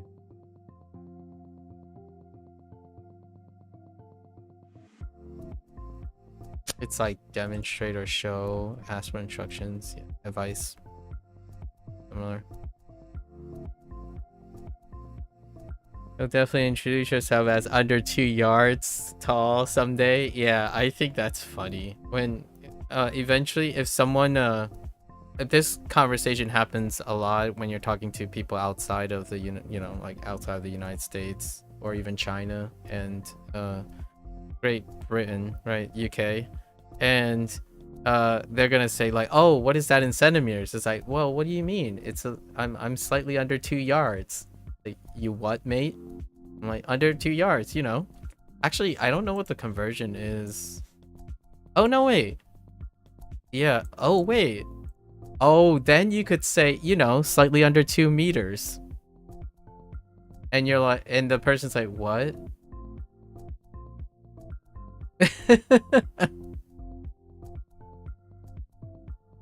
Oh no, wait, did that work?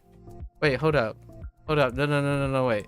Am I messing up? Hold up. Yards to, yeah. Right? Then you could just say I'm approximately 2 meters. Wait, does that even make sense? Yes. No. Yes. Wait, that doesn't make sense. Oh yeah, it does. No, it doesn't. Yes, it does. Oh, wait, hold up. I'm getting confused now. Wait, hold.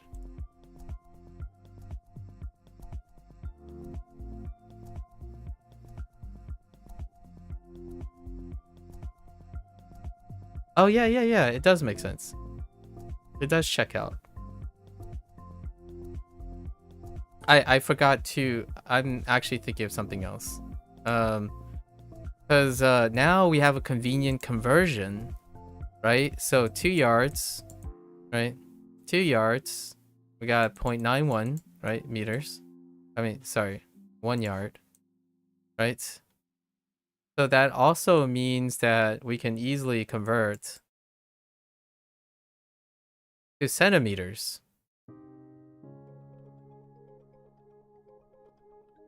Like 1 yard to centimeters, which is basically 91.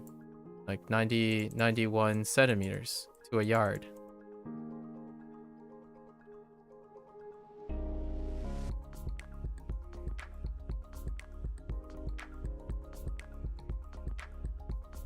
And then centimeters is the more common measurement for height that's not imperial. Intriguing.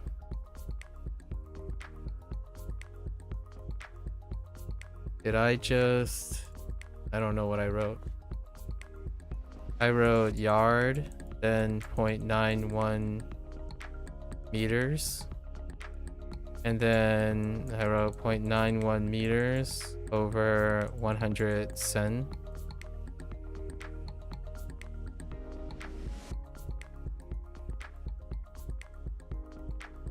I didn't no, I did not say that.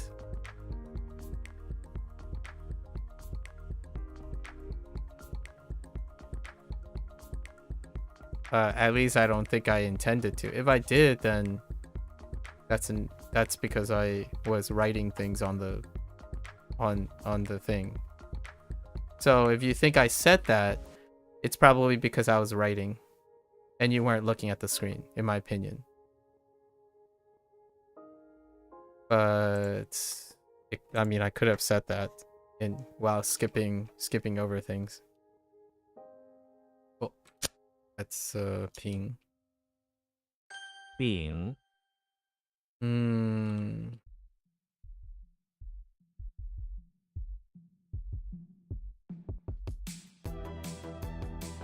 I do have something to say about that comment, but we'll leave it until I see a change.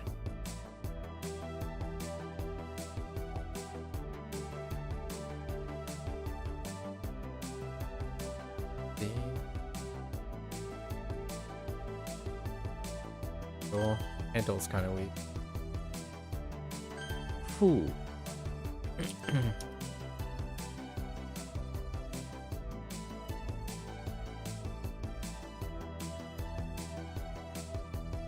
What?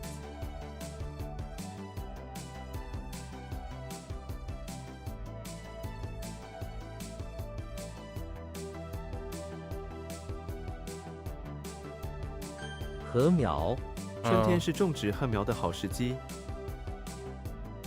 Grain seedling? Since when was that thing? This falls under mihoyo versus mihoyo? Yeah, probably. Or yes, it technically does, but I'm not sure if you know. Yeah, it technically does. I'm actually kind of curious if you know what I'm referring to though. 注 平 This is not one to explain. "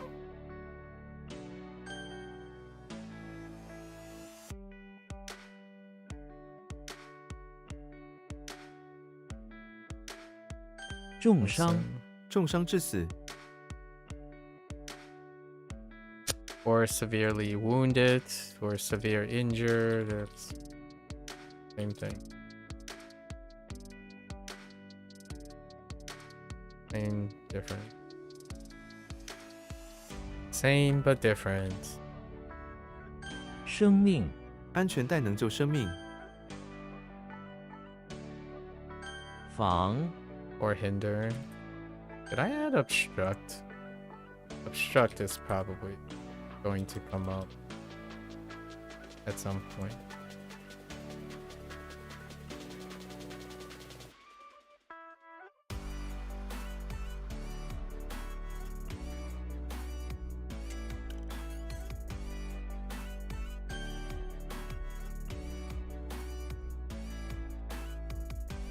女婴 女婴在校，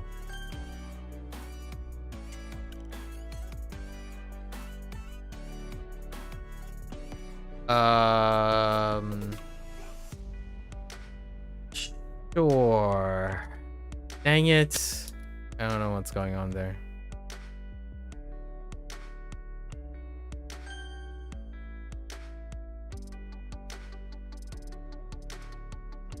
Nope. 烈 Heck.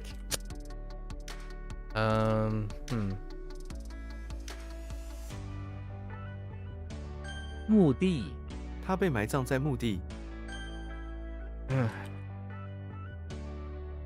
苗 The what now?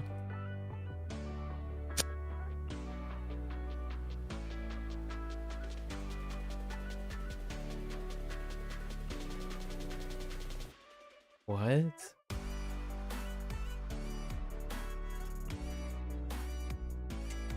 It's not this. Not describe. It's to take aim. Oh yeah, that's fine. Go ahead off to sleep. Good night. Good night, Mika. Good luck. Good luck. Look to sleep. Joy. Oh. What? Oh, wrong tone.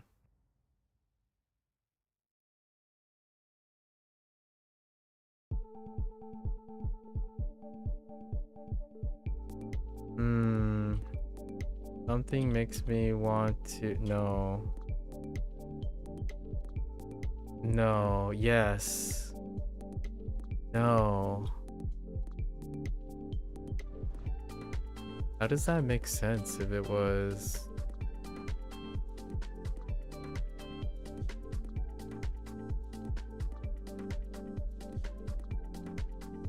债主债主终于收回了欠款。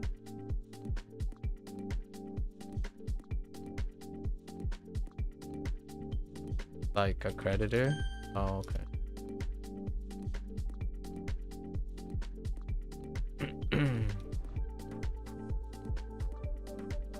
对峙两支球队在比赛中对峙。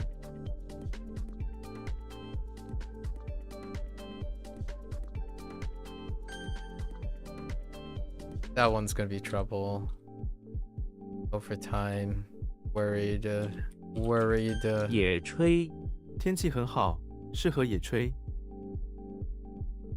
How do you cook out? What the heck is cook out? How do you like cook in the... How do you out cook? It's cooking outdoors. That's a cook out. I'm just gonna write cooking outdoors. It's the same concept.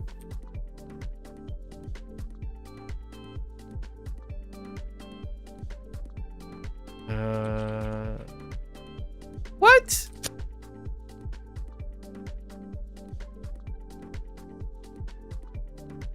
Jiang.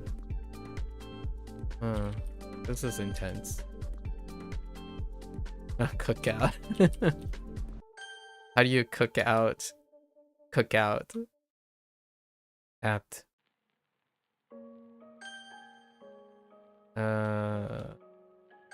户 Our new tough one. 停车 我不知道怎么停车。 Or park. Stop the car is fine.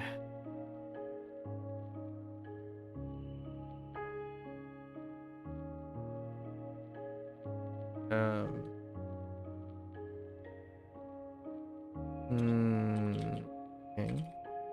笑柄它是全城的笑柄。 This one's a little weird.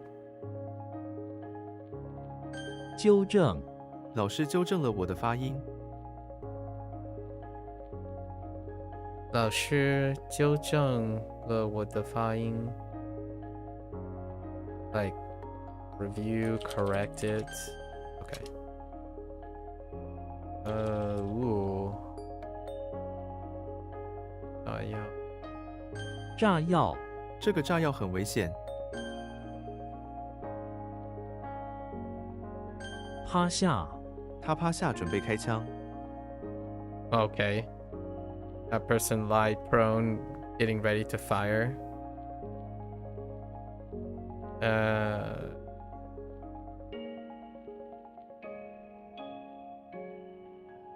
Hmm. 佐证他的话缺乏佐证。 兢兢业业.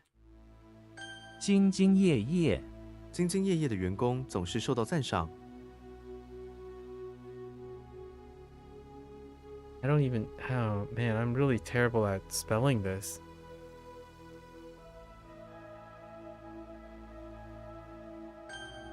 Heck, I missed a C.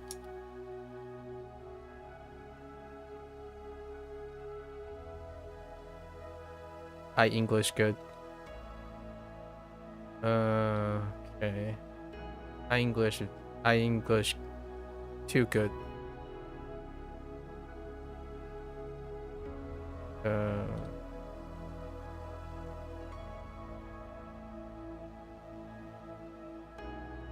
No.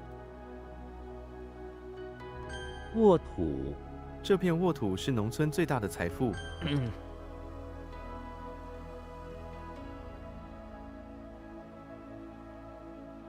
班、 Ban is so weak. Oh, that is really weak. Oh.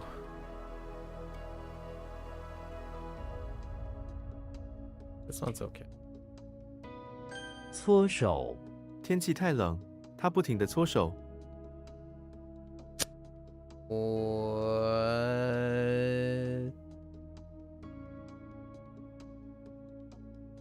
Oh, yeah, I didn't write the...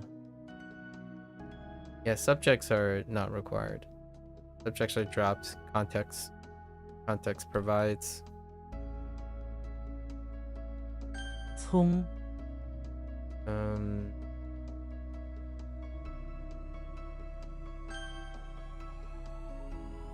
Haven't typed chimney in so long, even though it's Christmas time, you know, it's the Christmas holidays. And I think outside of Christmas, I rarely ever think of chimneys. This is a little bit more archaic, but chimneys aren't that common where well, maybe it's because I'm a bit modern, contemporary stuff, but if you live in a country with like a lot of old architecture, I imagine there might be chimneys. Interesting. Okay.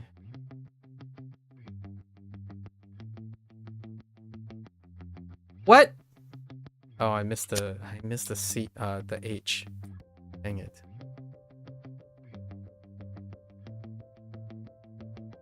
Fujang, wait. Fujang,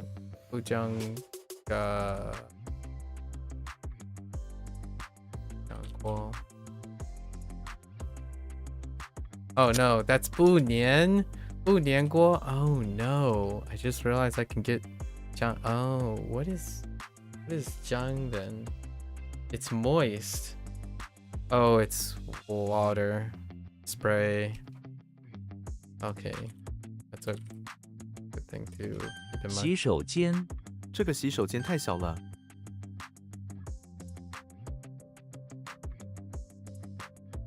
Oh man. 烹、 Okay. .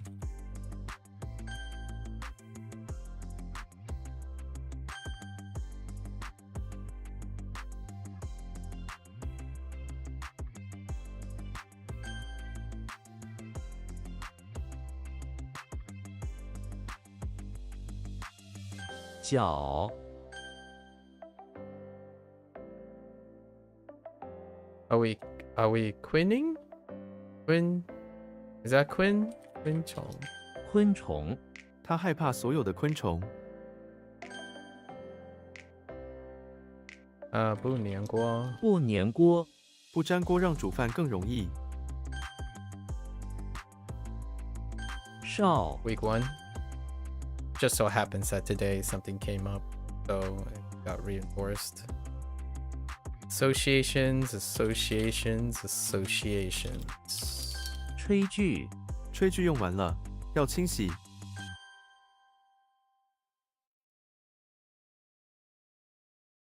Oh, heckin' house party. This one is scary. Ah!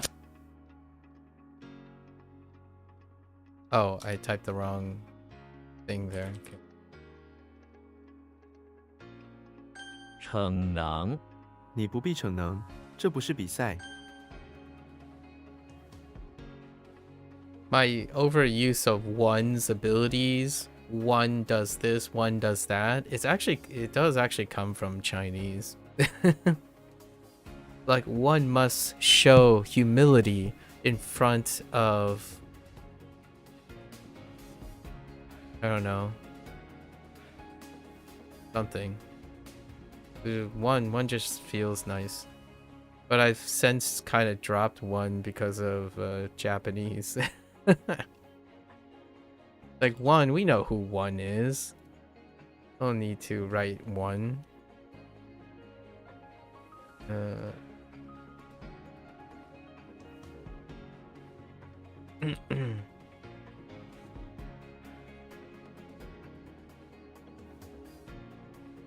搓板 No, 这块 washboard. 搓板很结实， What the what? 冗长 请简化这份冗长的报告。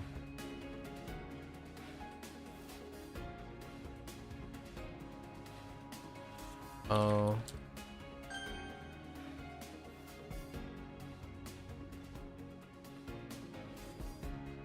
下周 他放假放到下周，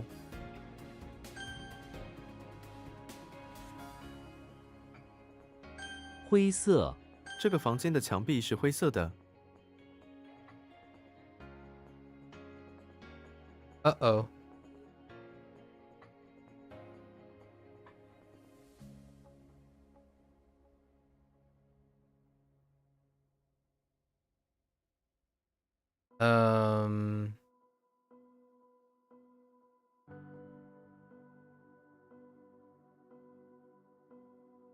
Yo, man.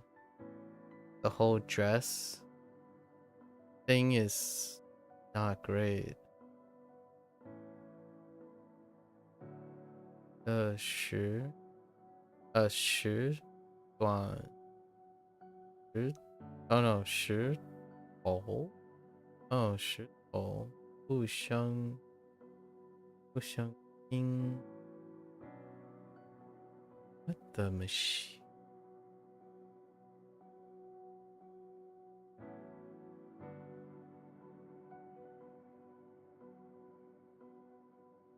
I have to get back to whatever that last character is.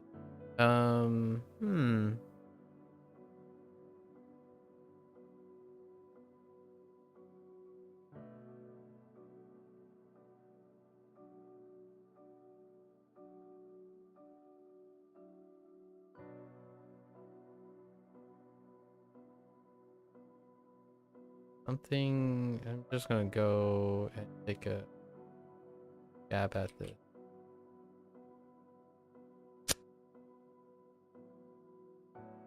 I have to come back. 序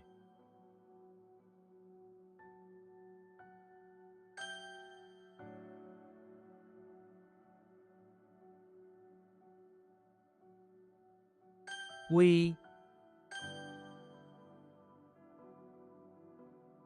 轰趴 我们打算周末举办一个轰趴。 问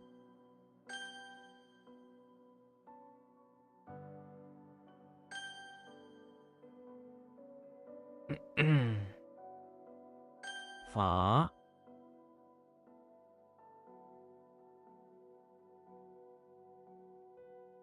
Uh-oh. Went over this. Approaches. Oh man, Valve. Oh no. Oh no no. 舅舅 舅舅给我讲了一个故事，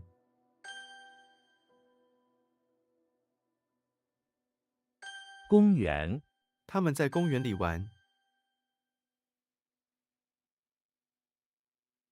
自豪 我为你感到自豪。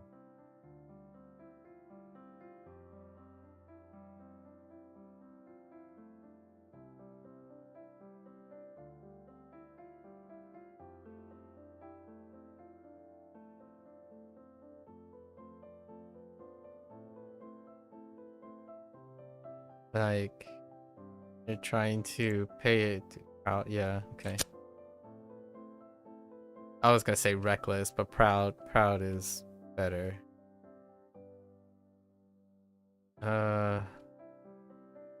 Ooh.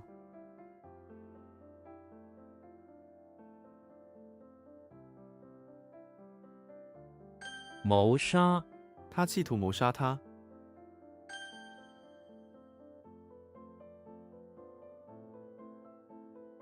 Right? Self. Oh, okay. It's self plus reckless. Unrestrained, right? Yes. Or reckless.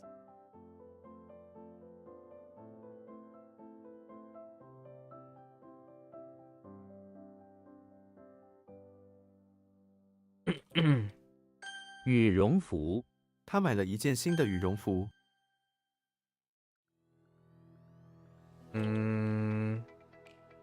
挑，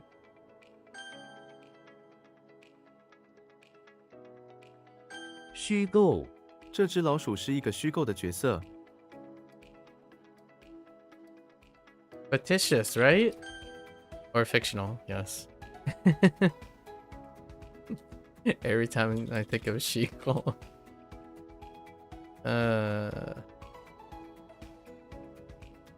美德，尊重别人是基本的美德。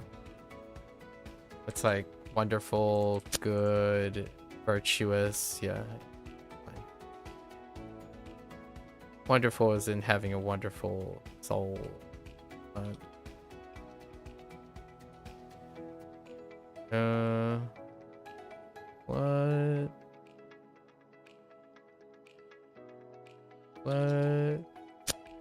What am I looking at?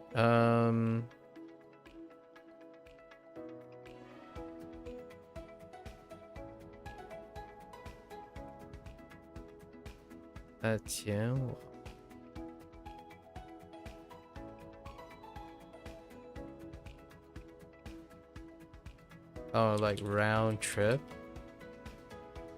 It's round trip, back and forth. Or to go to... Oh, no, it's not. Oh, that's just going forward. Forward direction. That's fine.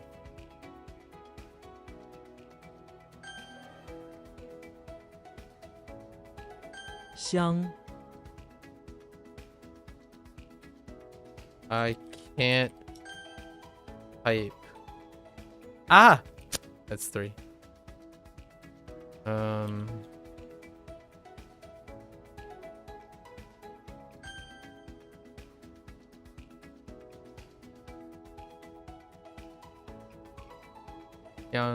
Young what? Young Chung. Oh no, that's He. Oh, that's He. Chuang.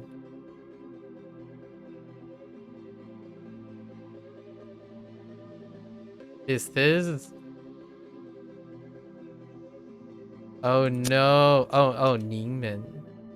It's one of the special exceptions. I don't know what this is.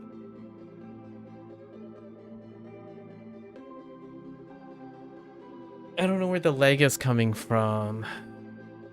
Or do I?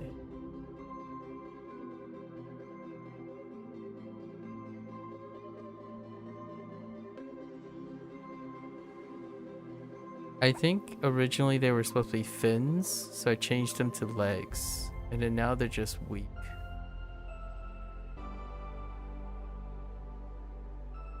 Yeah, I don't. It's rolling. Oh, yeah. Oh, we have to make this about Goofy. That's Gwen. It's probably Gwen. Gwen Dong. Have to make it about Goofy. We gotta change it up. What? Oh, wait. Oh, no, that's Neiman. Oh, wait. Oh, wrong tone. 有 Need something else. 翻 Wait, how does fun work? Try? Oh my gosh. 前往 乘机前往香港。 I think it's just gonna be move toward. Oh, I already added those things. So. Pretty sure. Gwen Dong 滚动 滚动的石头不生青苔。 will work. We'll add more to that. A song. 配送我们公司负责配送。 Or to. Yeah, that's fine. I thought it might have like send out or something like that.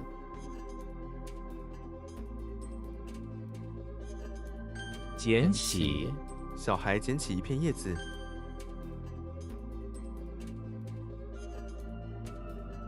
To what the? Okay. 球鞋，有写他的球鞋很漂亮。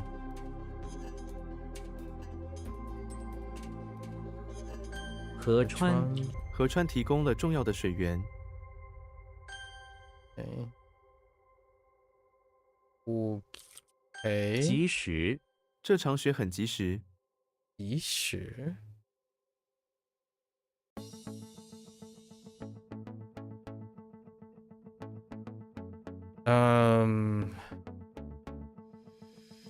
like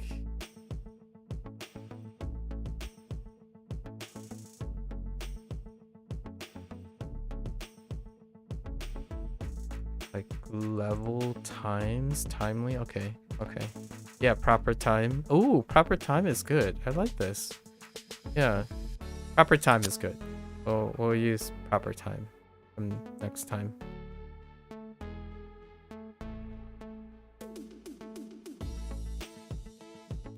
网上， I'm 我们 like, 可以在网上聊天。 my thought was the level time as in like the time that it's due. So how do you express the time that it's due? Timely would be good, but at the proper time is nice. What? It's online. Go online, that's fine.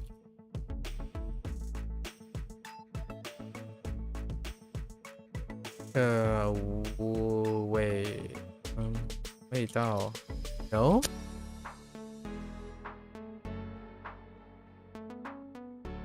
Oh, wait. 街道街道你们，你们几时走？ So at the proper time is good. Timely.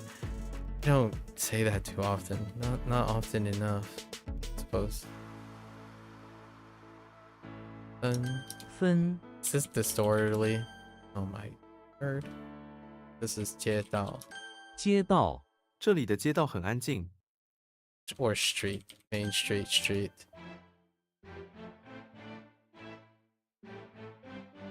Hmm.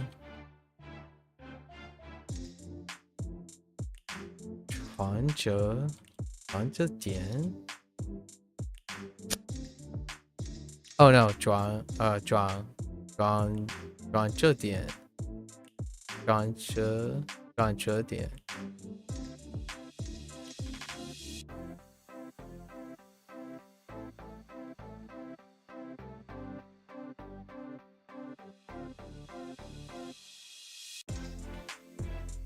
What the drum?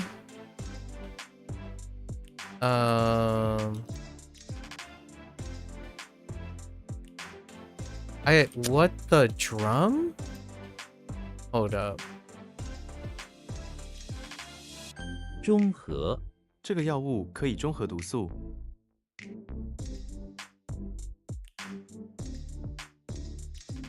Say what?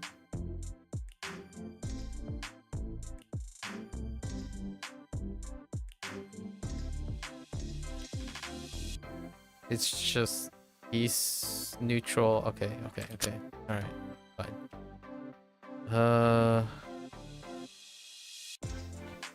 Whoa, wait.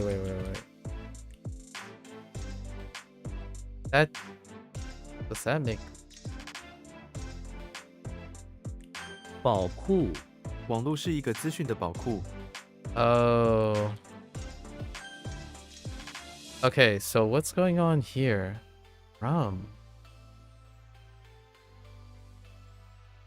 Oh, no. Oh, wait. No, that doesn't make either.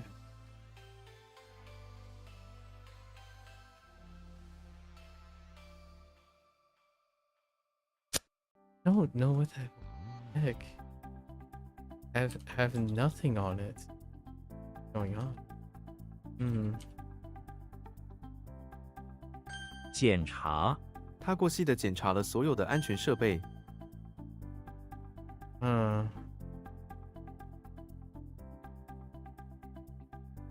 迷路，他在林子里迷路了。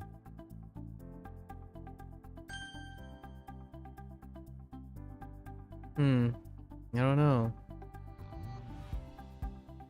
进，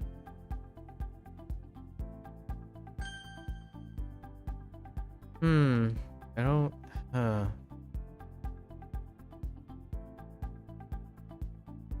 What the abyss?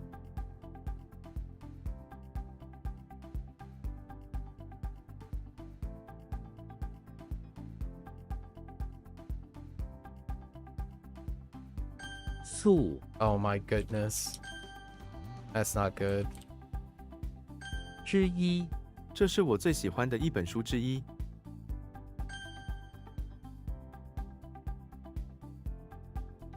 年， Oh, we worked on this. Heckin' 厨师. 厨师，我希望我是一位厨师。 It's the only drum that it's one of the only drum that I'm having difficulties.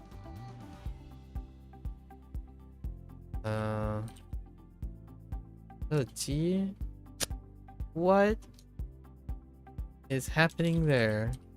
展，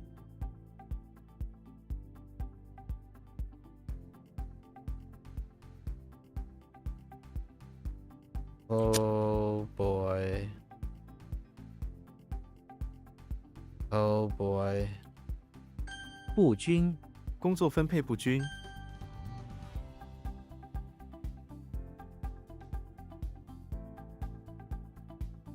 What? What? Hold the phone. Oh, whoops. I added a G.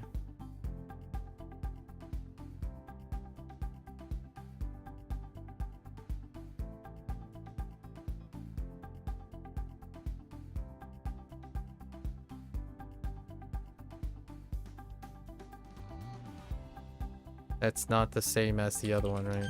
设施，学校的设施非常现代。 I'm making sure not to confuse this with joie. Or toi. Toi. Yeah. Okay. And this one with the service? Yeah.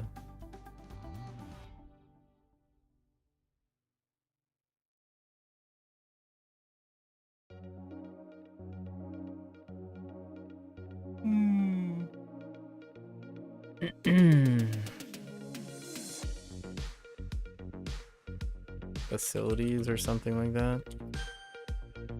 Okay.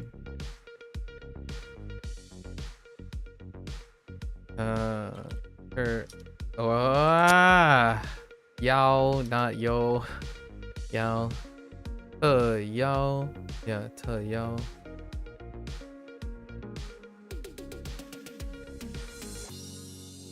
Ooh, wait. Hold. Oh no, that's not. Nope. Didn't read that properly. To become. I like to think of it as to harmonize or to balance. Actually, to balance is not too bad. Is to balance here?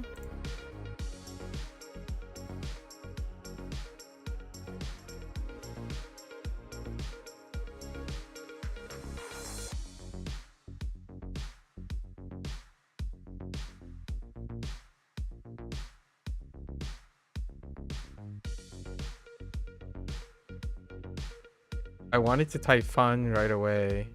I don't know. That's what I'm looking for here.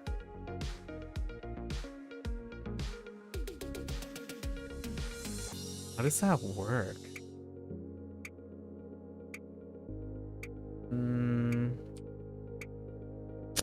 don't. It really doesn't.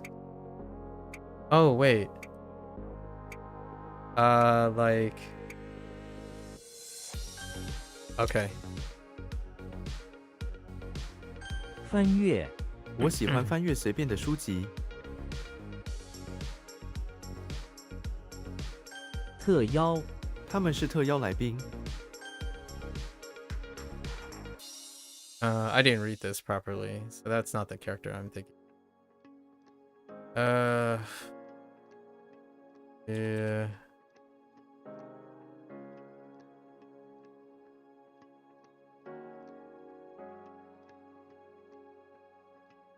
Wait. Hold up. That doesn't make sense either.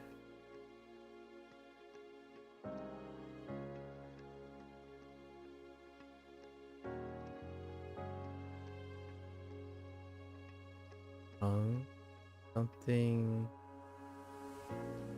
一在相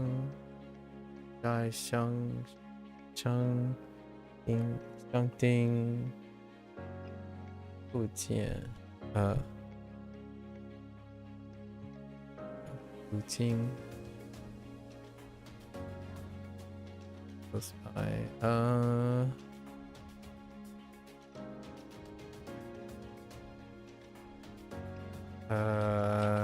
栖息栖息、鹰通常栖息在山顶附近。 What is this thing here? Double bird thing? Eagle? I don't think I have eagle yet. Doesn't make sense though.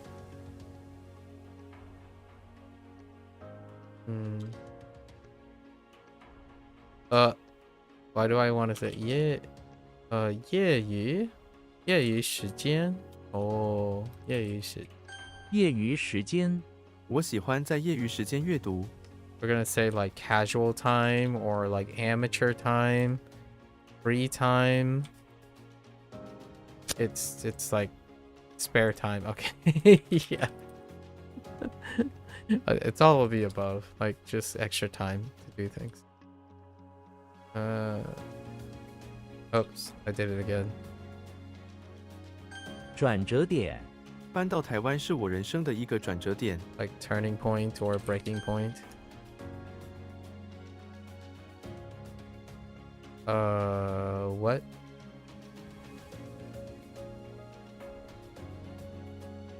I'm gonna say fun. 风、Feng what? Cutting edge? Cutting edge? Okay.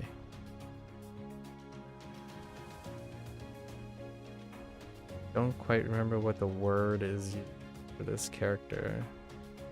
I think ultimately it's fine. Unfold, yeah. To spread wings, unfold. Fine.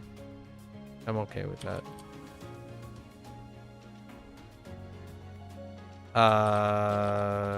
Chang? 长、 Taste? Chang? Oh no, that's like repay or compensation. I think. Oh, the what?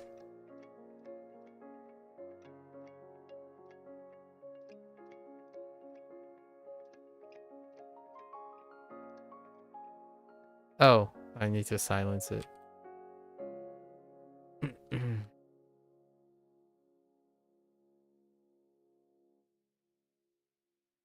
自焚、他在抗议中自焚了。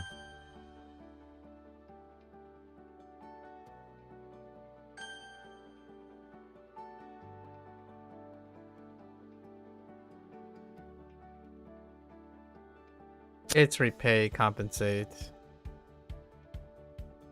Okay. Okay.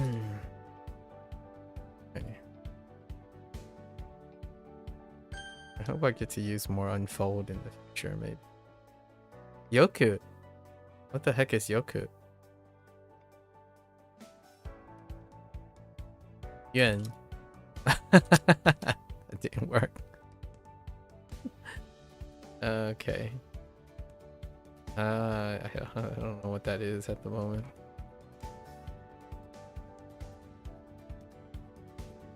Oh, is it?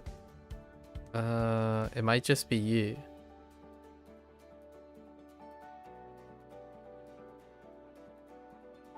Hmm.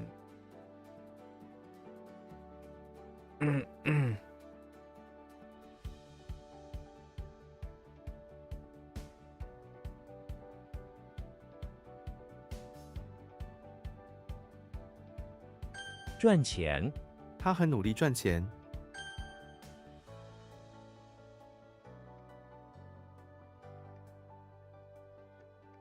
Oh no, that's not one. That's mom.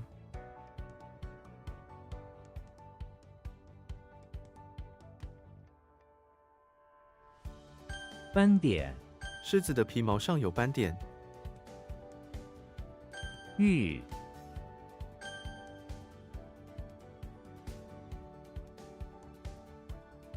Excuse me. 城镇，这个城镇很安静。 That's a weird one. Yellow? Heck, that's probably by.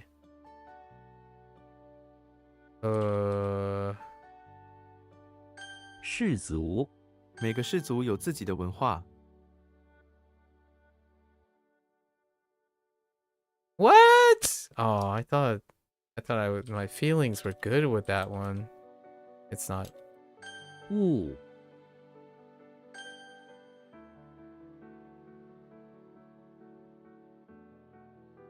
巡警， 这个城市有很多巡警。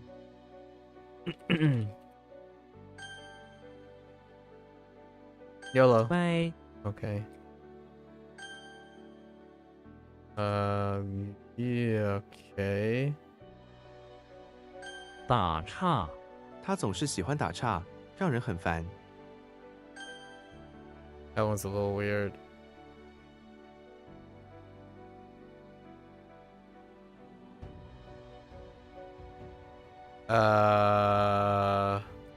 That's weak. That's still weak. Okay, so what do we do there? Okay. 小的，我不晓得今天有会议。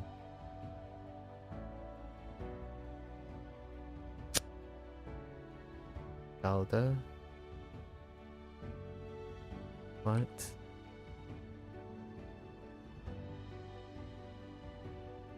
桑树，一只猫在桑树上。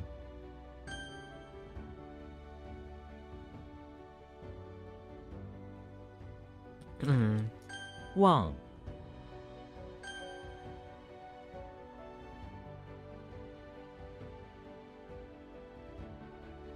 胚胎，医生检查了胚胎的健康状况。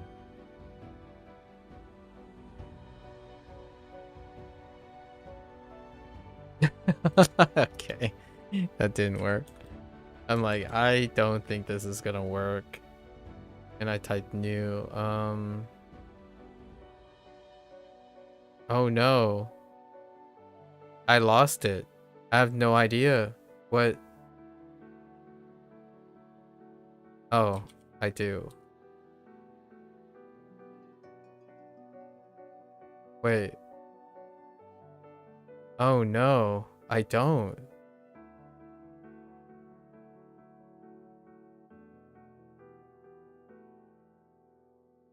I do? I don't.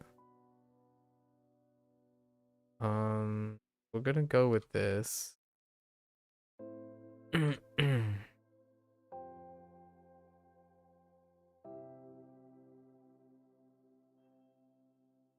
then it's that combination of, again,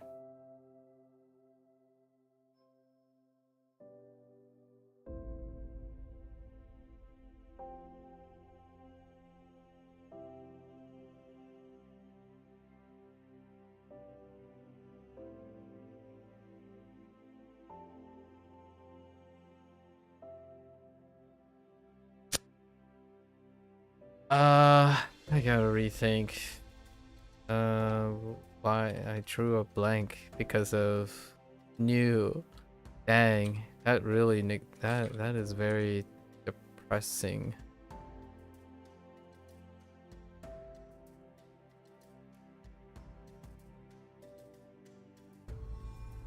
What the yarn? 冰咬，它在花园里被昆虫叮咬。 Man, kind of weak. Scary. 旱，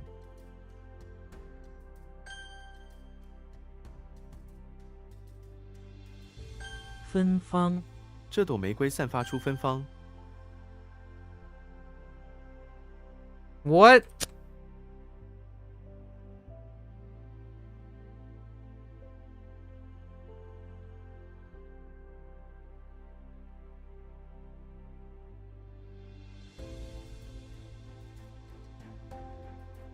鱼缸，鱼缸里有一条金鱼。缸，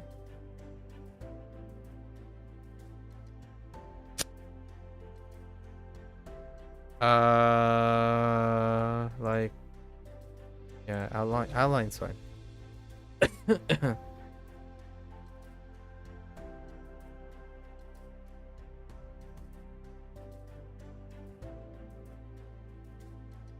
Yeah, Mao.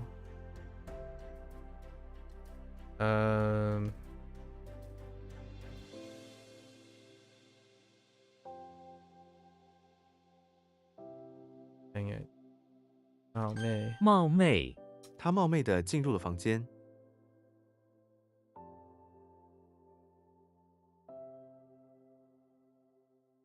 Oh, May. Ding. Oh, rule了房间。Oh, May.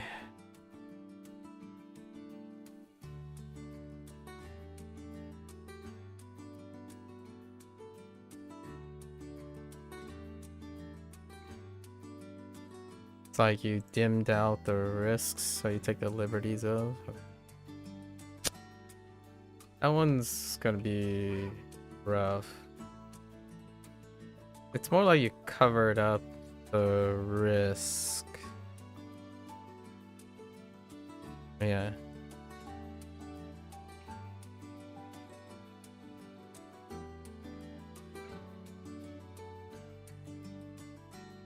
匆忙，他匆忙地收拾行李。 Hasty, that's fine. 冗，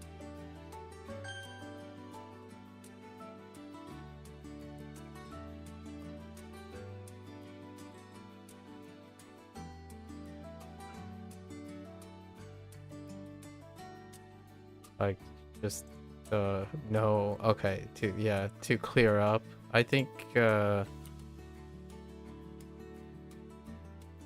up is better. Or to become aware.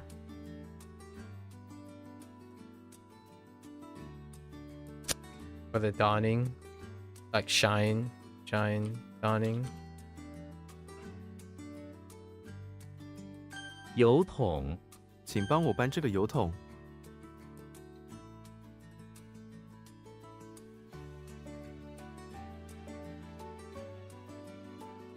Oh. I'm like, that doesn't make any sense. Alright, let's think about this for a moment.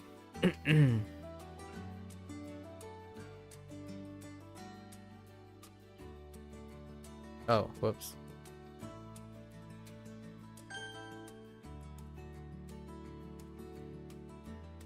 烛光， Heck.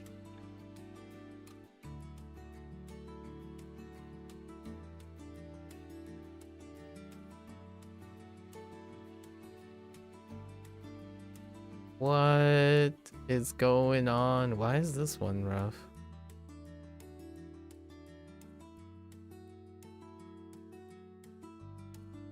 Where's the fire coming from? All I can see is autumn. Aki.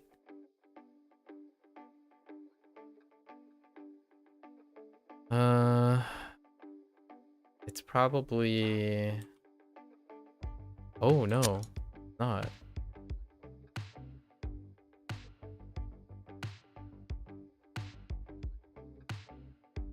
It's hanging pretty well. How are you doing? How are you hanging? 入侵，他们入侵了俄罗斯。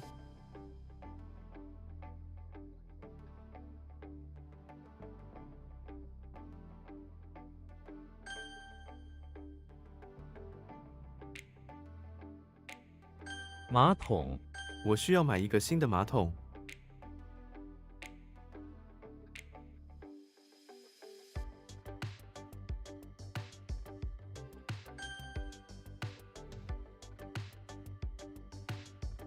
柏树，那棵柏树很高。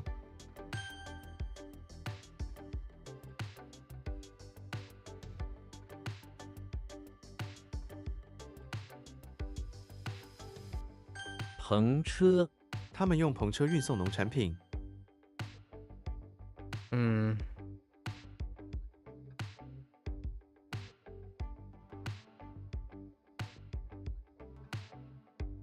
Oh. 丑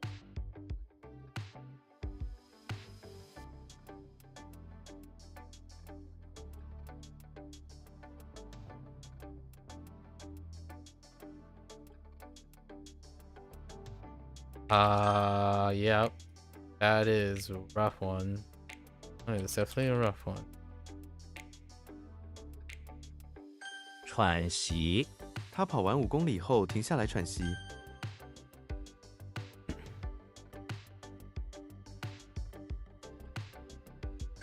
疼，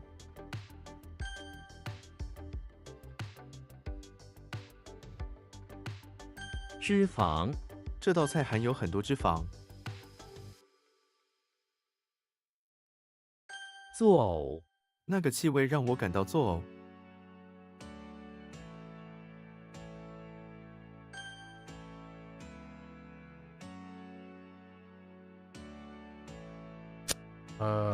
Okay, we'll come back to that. Hmm.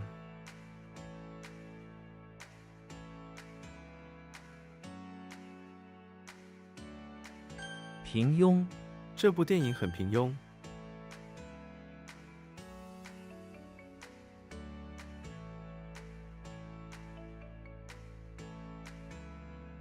壁垒，这些改革打破了传统的壁垒。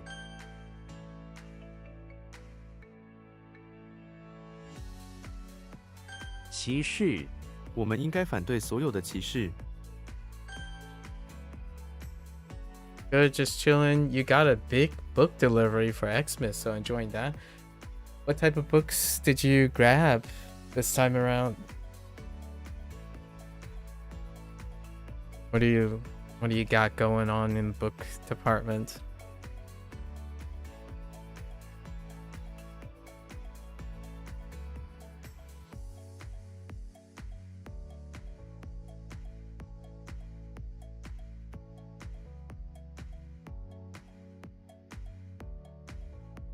Oh man, neat. Oh no, oh no. That's not great.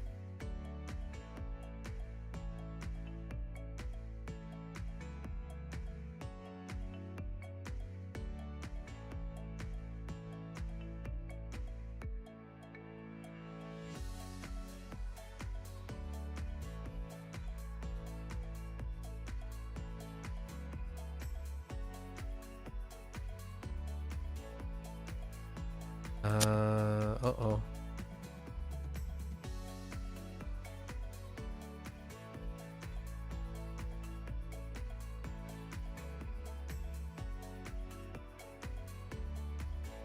冰烧，他们正在盯梢我。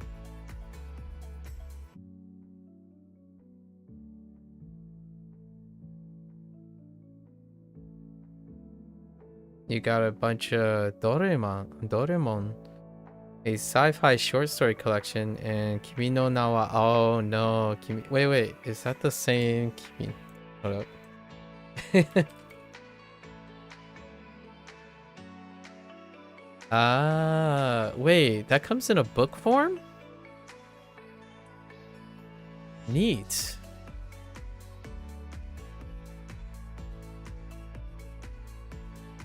Solid. Short story collection. Sci-fi short story collection.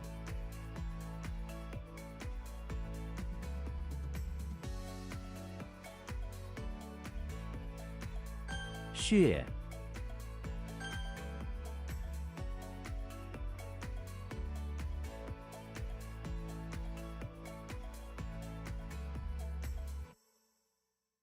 Edition and is that not what I typed? Oh. Oh, I didn't type Zhao. I typed Gao. That's fine. Pretty sure I typed Gao the first time.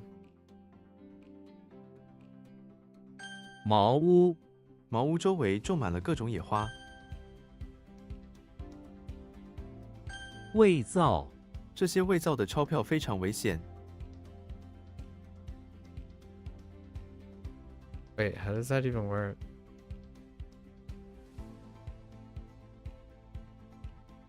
Oh, forge.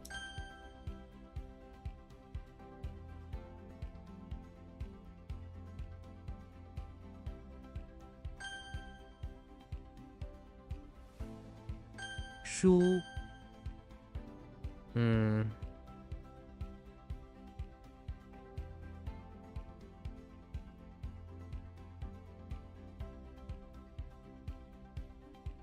Oh man. 惹 That does still not that great.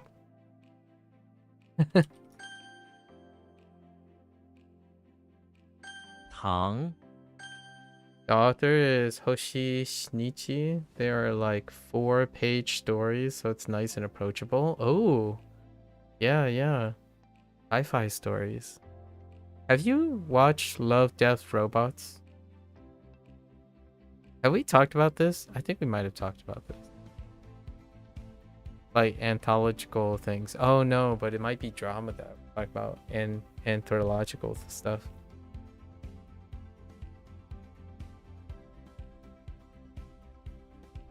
You haven't seen it?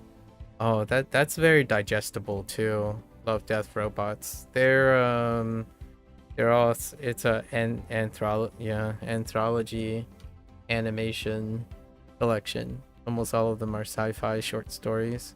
I do like my anthology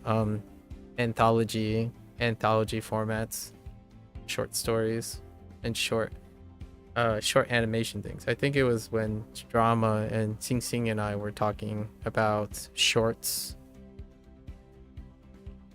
like in the animated department as opposed to the reading department. 科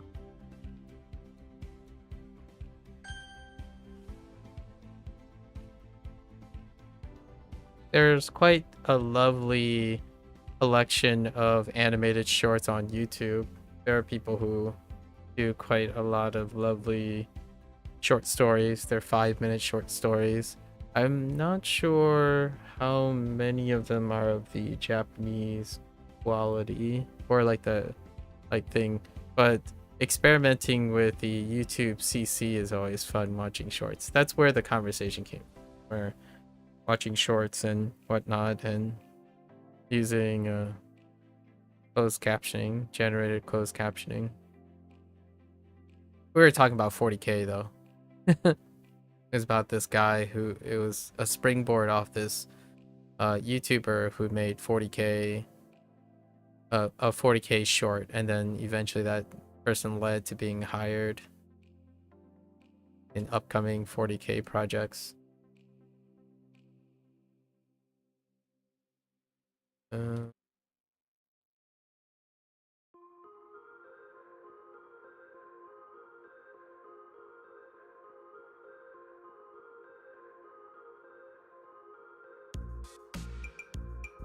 整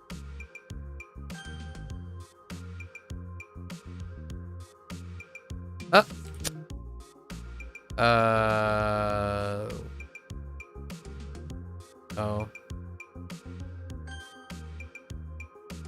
棍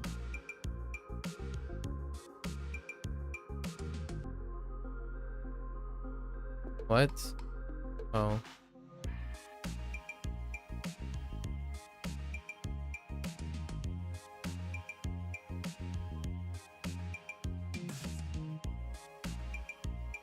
庸俗他的笑话太庸俗了。庸俗.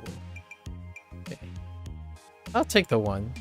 The other one, Zhao was unfortunate. That was unfortunate. You started watching Shirokuma Cafe yesterday. It was really good, super funny, and pretty easy to understand. White Bear Cafe. Shirokuma. Shirokuma. Let me see. Shirokuma Cafe.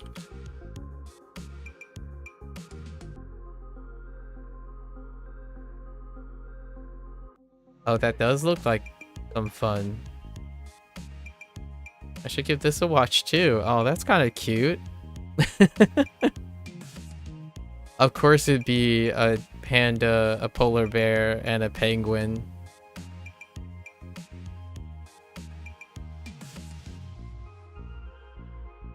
Oh, this seems very comfy. That on the list. Strikes,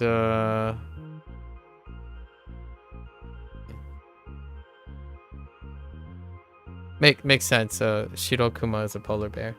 The art is beautiful too. I can imagine. It's it has that comfy hand-drawn quality filled with character. Some quite old school, homely, personable, hand-drawn stuff.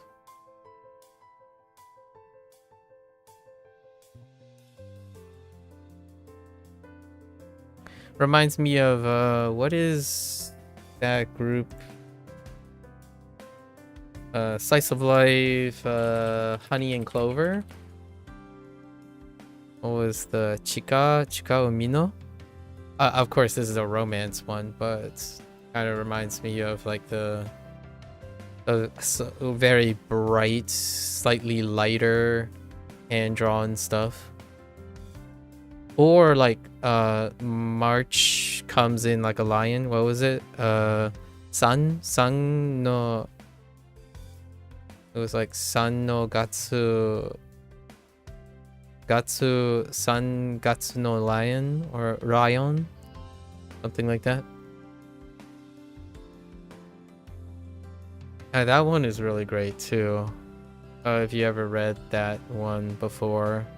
It's also by Chika Umino. Chika Umino does a lot of that type of thing, slice of life, and has like very charming but like grounded type of artwork. It's homey. It's like the characteristic animation used for slice of life things. The art style from Japanese artists. And then for the Western side, it's more like something closer to what Atachi Shinchi situation for the Western artists. All right, let's go over these things. Okay. 多活音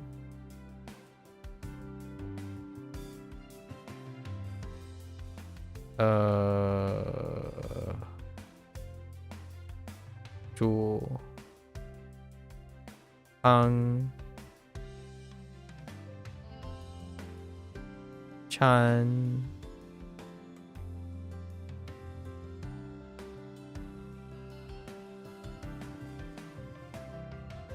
구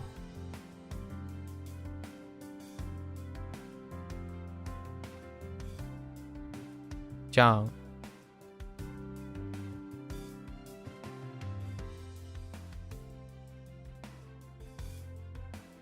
에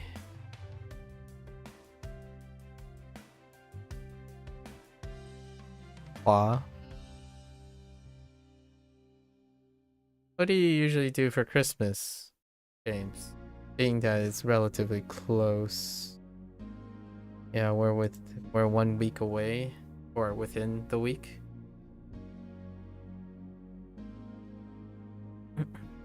Do you observe Christmas?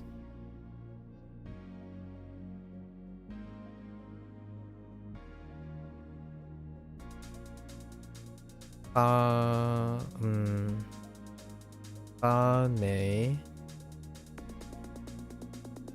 Morning, Sing Sing. Morning, morning. How are you?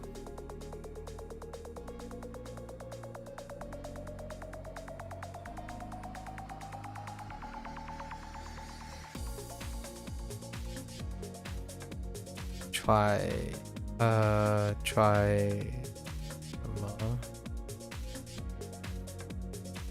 can't see the rest of you. I'm gonna say that's supposed to be try more. It's probably try more. I can't see it. Yeah, try more.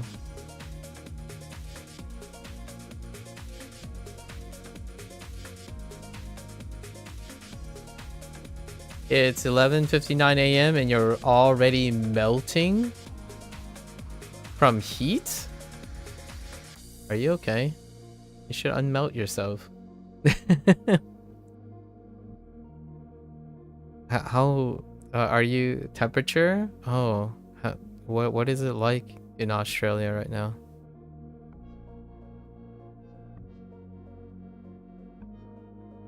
Oh, I guess it's around noon. Tropical Melbourne. Yeah, Melbourne today. Oof. Is it tropical as in you've got all the wetness too? You've got that nice old good old wetness. 32. Oh.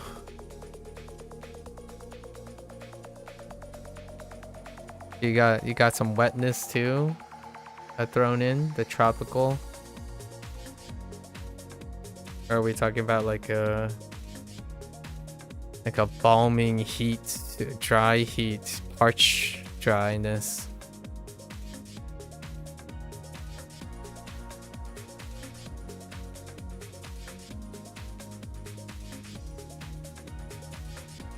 Oh man.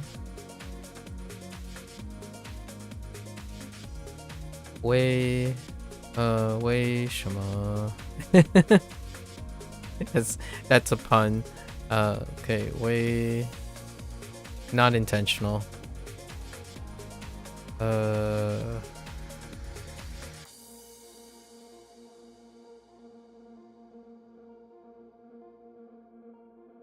为着 how to breathe air for real right now. Oof. Are you in, like, you're indoors right now and you're melting? Huh.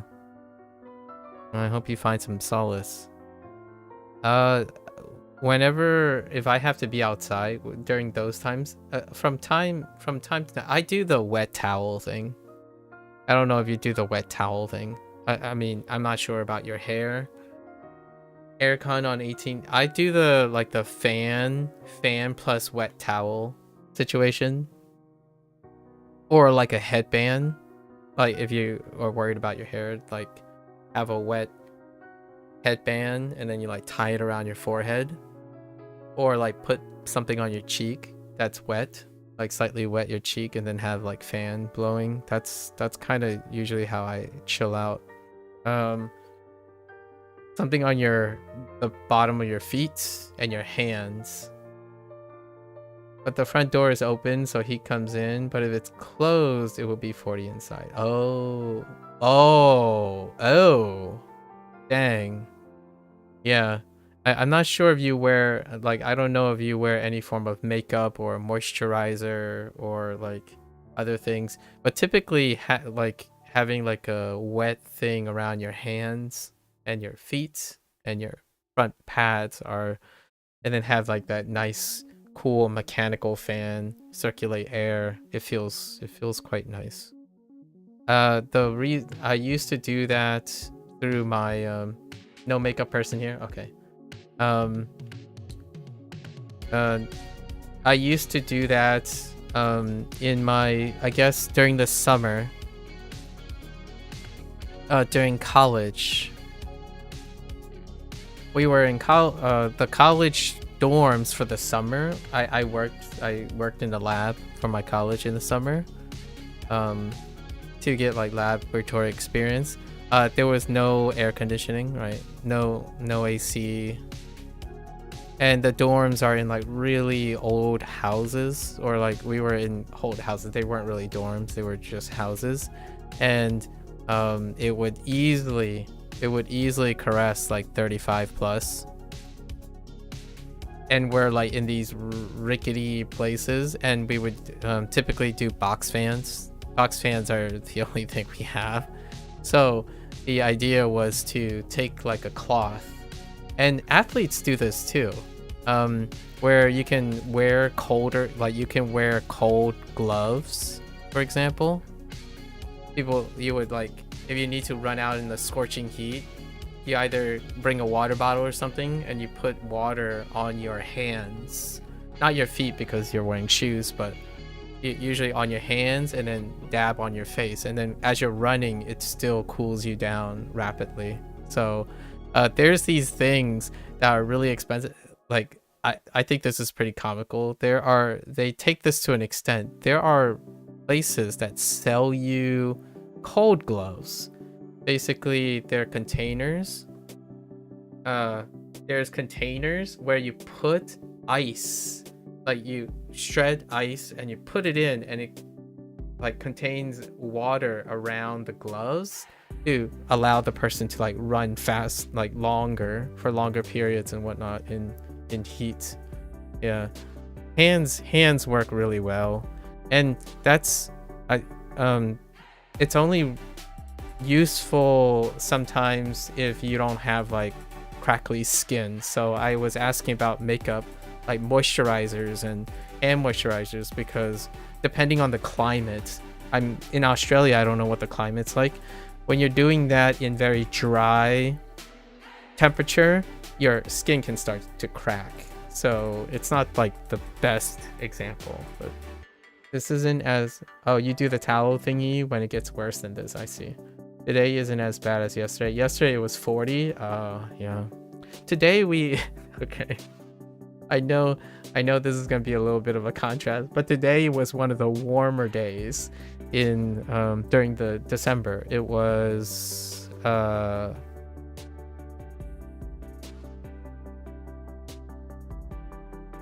like 6.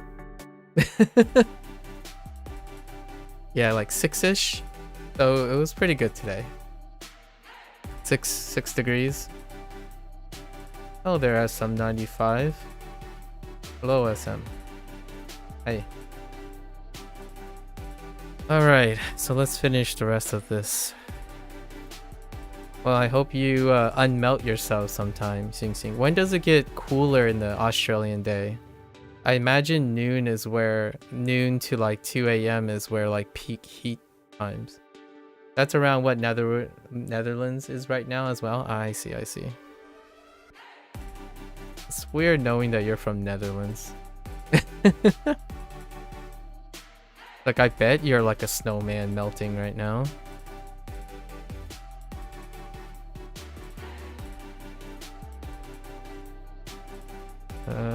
Let's see. What was it though?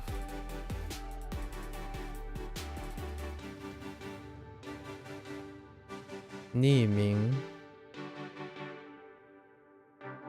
Your body isn't used to Australia. Yeah, it does take quite a bit. So keep your heat very close with you. Oh yeah, that's certainly a way to go about it. Like, you try to compensate less. I can definitely tell you right now, when I started running, has it been 3 years now? When I told myself I would always run outside no matter what, my body now has adjusted. I've been using words like mild in the running logs, and then like cool and warm, and then we have hot, and then cold. these are my words, but those words have different ranges. When I first started, cold was like 0. And then cool was, I'm gonna say, around 10. Or actually, cool is around 5. And then mild is around 10. Then warm is around 25. And this is when I first started. Warm is around 25. And then like any around 30 is hot. But nowadays, cold is like -10. Cool is like 0. And mild is like N max. So we're gonna say like 5. Then it like shoots the other way. Warm is like 30. And then hot is like 40. So my range increased after a while. And what I ended up doing was that I just ran in the same outfit. So I run in like the only thing that changes is I wear pants when it hits cool, like a jogger, like running joggers.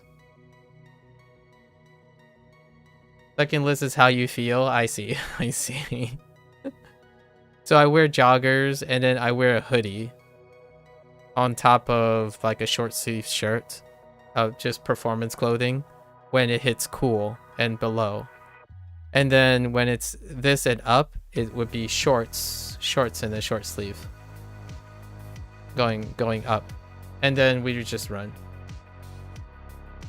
But cold goes to like -15, -20. Oh, these are ranges. So like in over here it goes down to -20. So this would be the average. So it's like plus 10 and plus. So all of these are ranges. These are mediums. And then I'd be wearing, I wouldn't go and add more layers. When I'm running, I don't want to add layers. So generally it would be like a performance shirt, a performance short sleeve, as long as possible, and plus or minus either joggers or shorts, and then plus or minus hoodie. Yeah, I don't want to wear things. Before, when I first started, what I did was cold and lower, I would wear gloves.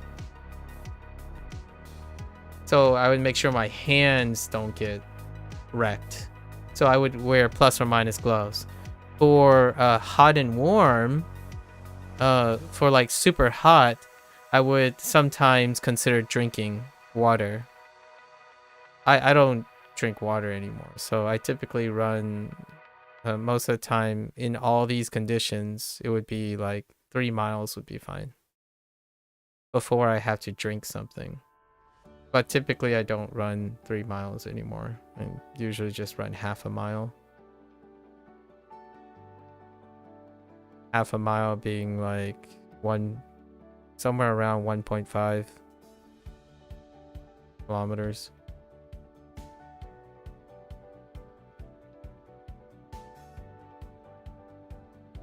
Wait, that's not right. That's not the right conversion. 0.8 kilometers. Sorry, about 1 kilometer. About 1 kilometer. I did the conversion in the wrong direction. About 1 kilometer.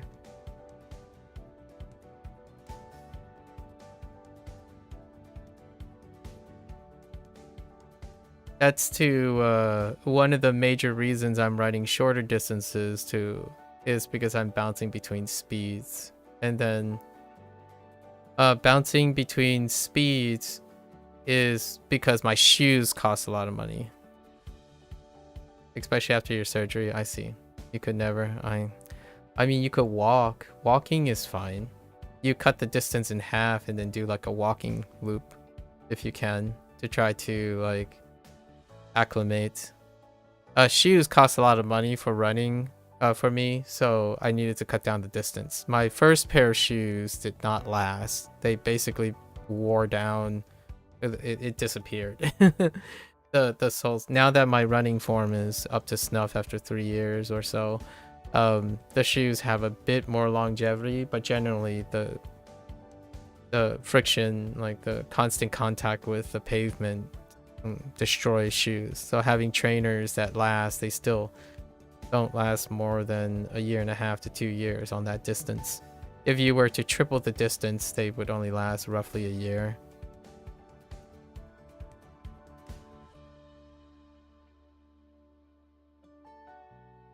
Let's see, what do we have? I can't read that. I don't know what that character is supposed to be. I see the Bu and I see the Kung. Oh, word. It's probably Sheng.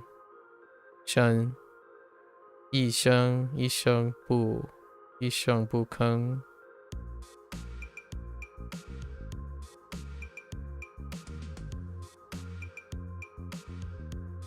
You had knee and ankle rotation surgery, so even walking long distance is hard for you on both legs.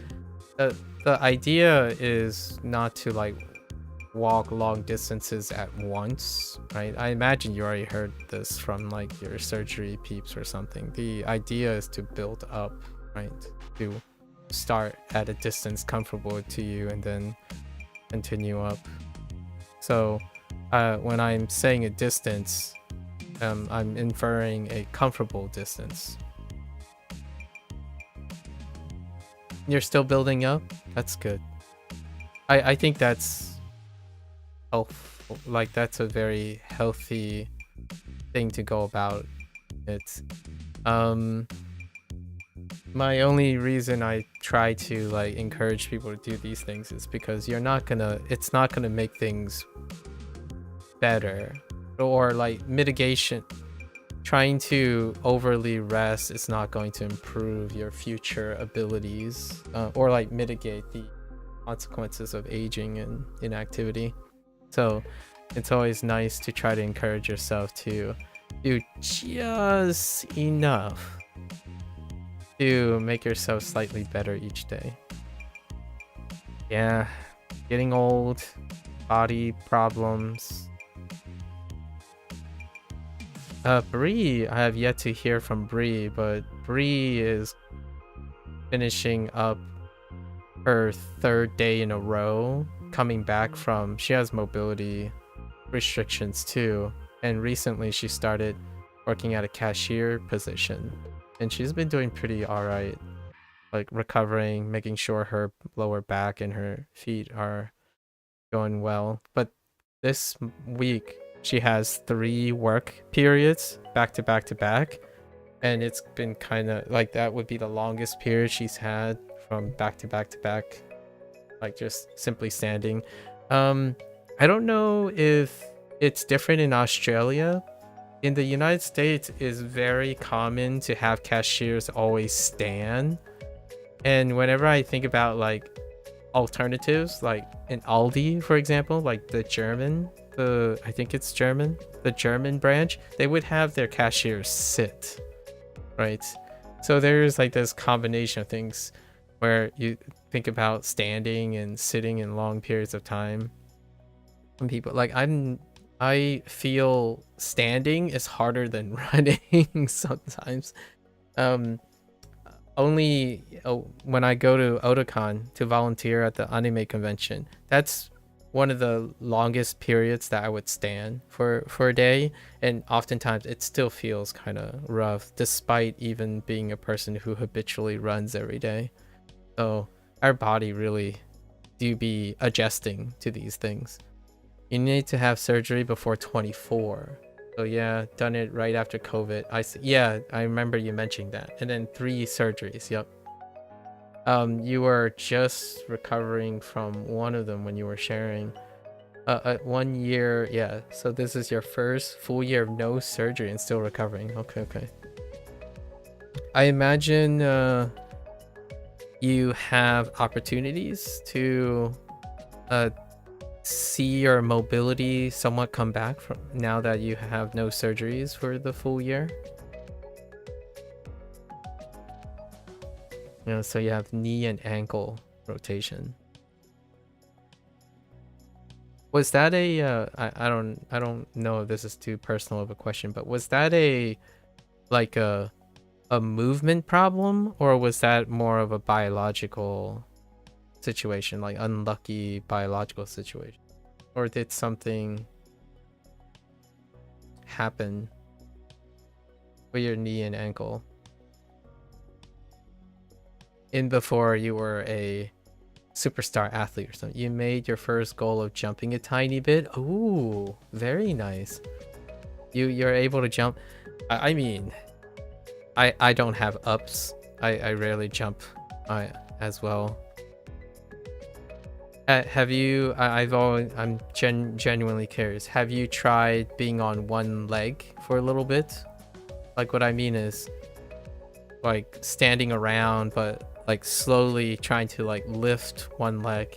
I've seen a lot of physical therapy related things in my life, largely because I've been around like the fitness area for some time, like trying to get a person to spend a couple seconds off of one leg and then trying to balance, right, and see how it feels. But you can easily rescue yourself by only lifting one of your legs only slightly, as opposed to jumping first. Like, but jumping is pretty impressive. Yeah, jumping is quite tough, especially when people don't usually jump all the time, and form does help with the landing, like how to land and stuff. But you do have knee and ankles, so both your joints are going to be rough for jumping. Yeah, you had hip dysplasia. Okay, yep, since birth, which made your knees go towards. Yeah, oh yes, oh, your feet were straight, so they had to rotate both knees and ankles. Okay. And do you, I don't know about how hip dysplasia surgery works. Do you typically expect to have recovery from the dysplasia, like the dysplasia surgery? I know someone who has the opposite, where like their knees and legs like rotate outward as opposed to inward, and I don't think they have something. And then there's a lot of individuals who have hip problems, like pinching hip problems, psoriatic, like the pinching nerve on the psoriatic nerve. So oftentimes they won't be able to like sit in a particular position, like sit with like your body forward or your body back, and there's like a lot of like tilting, anterior and posterior tilting, that causes sitting in a long position incredibly terrifying for the lower back, and how it pinch against your hip. So whenever you were running, your knees were touching each other. Oh, dang. Okay, I see. Wow, that's really far in. Okay. My first thought is, like, I imagine then you practice something like sitting and then getting up, sitting and getting up. I've been with someone who tried to work on their mobility when it comes to like this squatting, right? They don't have any dysplasia, but oftentimes they have such a lack in mobility that you start by, you know, getting up from a seated position, like sitting in a chair, like right angle, and then you just get up and then sit back down, get up and sit back down. That's usually how it would go for the knee portion. And then possibly a weakness in hip mobility. Those who don't have dysplasia or anything like that, oftentimes their hip flexors are like, the mobility in their hip flexors are non-existent, and that deals with the bending at the ankle and the knee for the lower body chain a lot of times. people who sit like in these seats and their legs would go numb, like their lower legs would go numb. That's what I'm talking about. The individuals who like have so low mobility that even sitting in a computer chair causes both legs in like an upright position causes both legs to go numb, because they're like the nerves and the blood flow is being pinched really regularly. And it comes with age as well. I imagine you don't have problems sitting down or anything like that, right? It's fun. I know very little about human physiology, by the way. And I did not work in physical therapy or anything like that. It just happens to be things that come up now that the people around me are getting older. and my parents and whatnot. And you had no surgeries. As far as you know, for the hip dysplasia, you had those pants to keep your legs in place when you were younger. Oh, okay. After that, you got those feet things to put in your shoes to keep your feet in the right way. I see. But over time and many yearly checkups, your hip got to normal, but you will forever have hip pain here. Oh, I see. And there, but not as much before. You don't know if this makes sense, but I don't know how to explain. No, that's good enough for me. I think like I have a little bit enough mind-body awareness where I can like imagine parts of the body, how it feel, trying to have that position.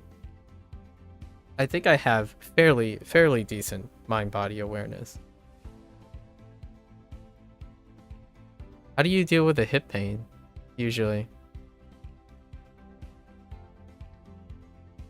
I'm not entirely sure how you would condition out of like a chronic pain situation outside of like medication.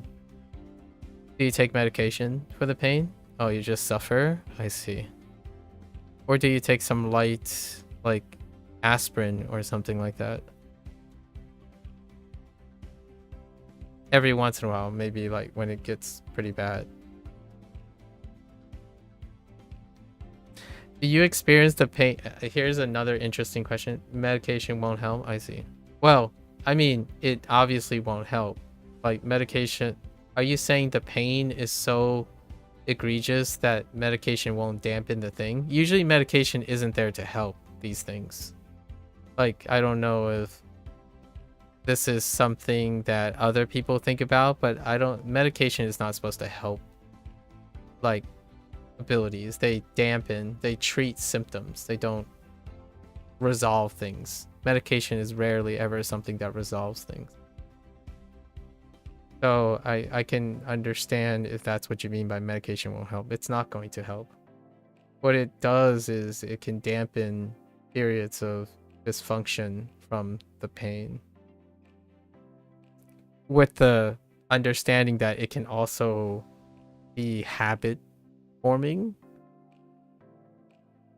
Yeah, what you say is always true about medication, in my opinion, because you're treating symptoms. Like, symptoms doesn't address the source. Although I do have to admit, people do consider like antibiotics and antivirals as medication. It numbs the tiniest bit. Oh, okay, so it's that intense, huh? But your fiance doesn't want you to lean on medication unless it's very bad? Well, that's why I'm asking. But he is a pharmacist, so you trust him? Yeah, well, that's exactly what I was saying. Right. So, probably not the same type of questions that a layman would ask about medication. But I understand what you mean by medication won't help. Most medication doesn't help. It does not help the underlying condition. And I don't consider antibacterial, like antibiotics and antivirals as medication. The type of thing that people are talking about when it comes to medication is they're talking about dampening symptoms. It doesn't address the source. It's kind of like cold medicine. Like cold medicine, menthols, painkillers. They don't technically address the source of the pain. They alleviate the pain to allow the person to recover. It's a shame that it even only numbs the tiniest bit. It's nice that your fiance is a pharmacist, though. That's kind of an excellent perk for someone who may have to manage pain for a lifetime. Solid thing. Did you know he was a pharmacist before? Did you ever share your dysplasia with your fiance before you knew he was a pharmacist? But since your surgery, the pain had not been here. Oh, well, that's lovely. Often anymore, so at least that helped it a bit. Excellent. So you like spent the first 20 years of your life managing pain or tolerating pain. You knew he was a pharmacist since the start. Oh, okay. Is there a story in here? Did you meet him because of your pain? Oh, I think that can be a very cute story. But did him being a pharmacist? Oh no. Okay. I was thinking it might be like a one of those stories. Like, oh, that's kind of cute, actually. Oh, you knew he was a pharmacist since the start. You met him because of streamers. Oh, fair enough. Wait, he's a pharmacist that stream? Or was a streamer the reason why you came in contact with him who doesn't stream, but he works as a pharmacist? Or does he do both?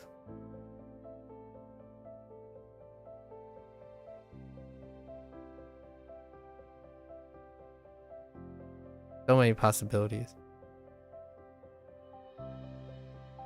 Try to speculate. His best friend is a streamer. Oh, I see. Well, that's cute. Meeting your fiance through a streamer. What are the odds?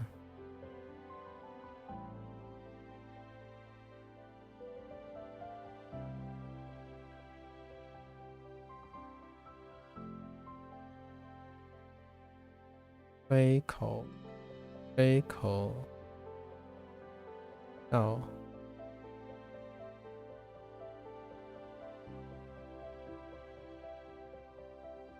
May I ask, how did the streamer introduce your fiance?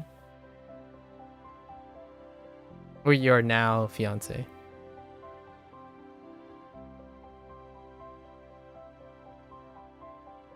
Hoang Sheng. Not? Oh.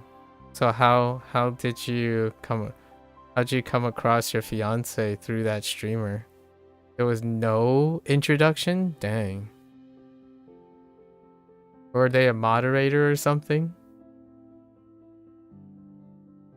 Local meetup?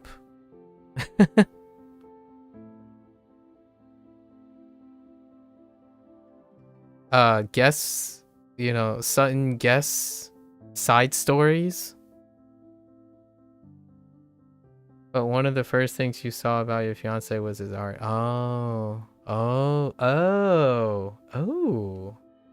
That's okay. I didn't consider that.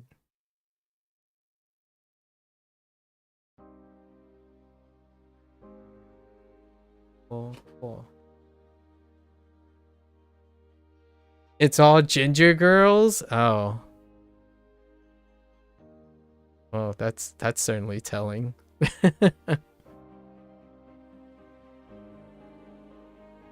So he has a type? That does sound like it. Wow. And also much rarer type. Quite an exotic type. Guess what? You got the same hair color? I'm not surprised. I see where this is going. I'm glad you found him. It's nice. And the whole pharmacist thing kind of just works out, huh?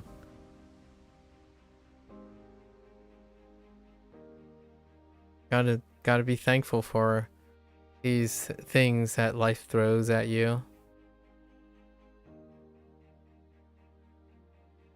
Yes, very easy. Oh, there, drama.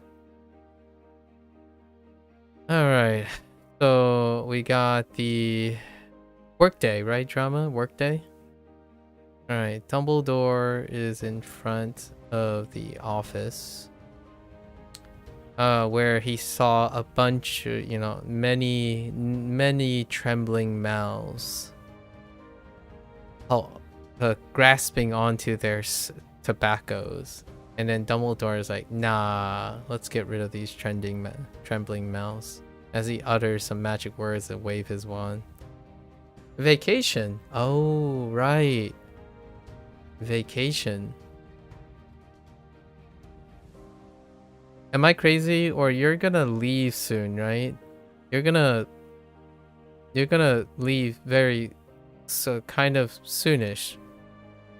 Was it January? When are you leaving?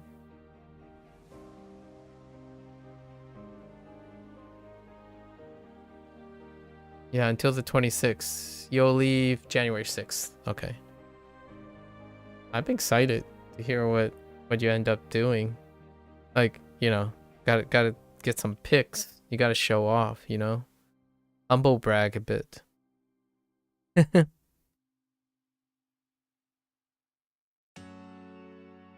Alright. Bart Simpson. Once again in the office.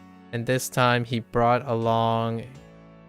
He somehow managed to get a gigantic a large boat into the office building.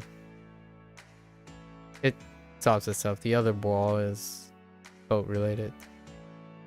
So then we have Pinocchio.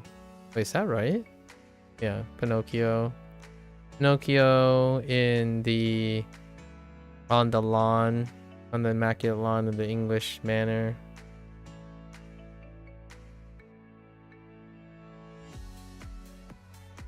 Sorry, I had to sneeze.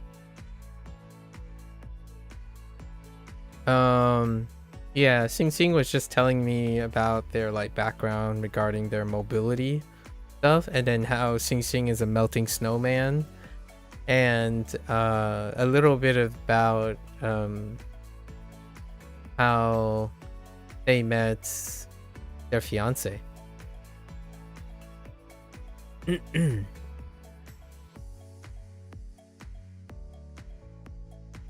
Let's see. So Pinocchio is on the immaculate lawn of the English manor, and on a mound,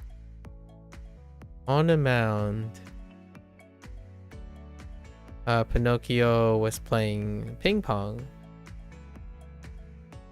dropping a ball and hitting it back across with the rich kids.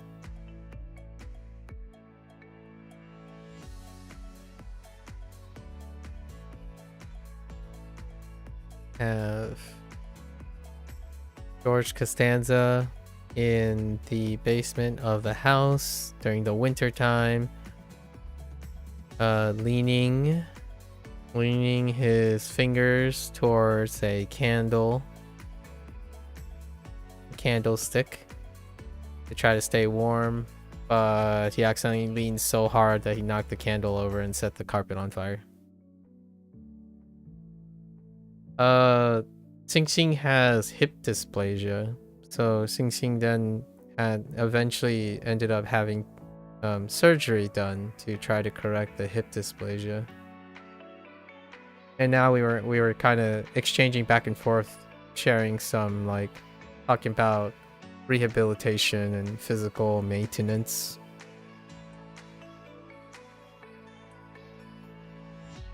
I was sharing indirectly some of the people that I've encountered in my life with like various mobility restrictions, not necessarily linked to genetic things, although it can't be ruled out. They simply deal with it, and I don't think it's like severe enough, the people that I know that have these things. Learning how to walk is funny but hard. Oh, I can imagine. Yeah, I've been fairly fortunate in my life to not encounter any form of injury that forced that upon me, like to learn how to walk again. There were a couple close ones though. There were like close ones in the sense that there were temporary periods where I couldn't trust myself to walk properly or run properly, but that was due to like too much exhaustion. There was too much there was so much strain that it was borderline on a problem, but those were temporary problems. Yeah, those are temporary things. Your muscles know, but it doesn't work because no strength. Yeah, that's what I mean. Yeah. So my first mud mile, my first Tough Mudder, I still remember this. So I was kind of like bedridden for like 4 days after the event, and I was bedridden because it's one of those things like, oh yeah, you can walk, so you just like hop out of bed and you just like fall on the ground. That's what happened. Like there were a couple periods in my life where you feel great doing the thing. You didn't really get injured per se. Like I didn't get injured. We were just like so high on adrenaline and stuff, and then the following days it almost feels like you don't have any confidence to walk anymore because you know how to walk, but the moment you go and do it, your body just gives up. And that's one of those moments. Like I get out of bed, I immediately fall on the ground. That's when I still sleep on like an elevator. You couldn't lift your legs by yourself. Yeah. Yep. Understandable. Interesting. Your best friend has also something with his hip. He said he'll probably need a prosthesis soon. Oh man. Yeah. I was describing a couple of my friends who the way their hip works, it keeps pinching.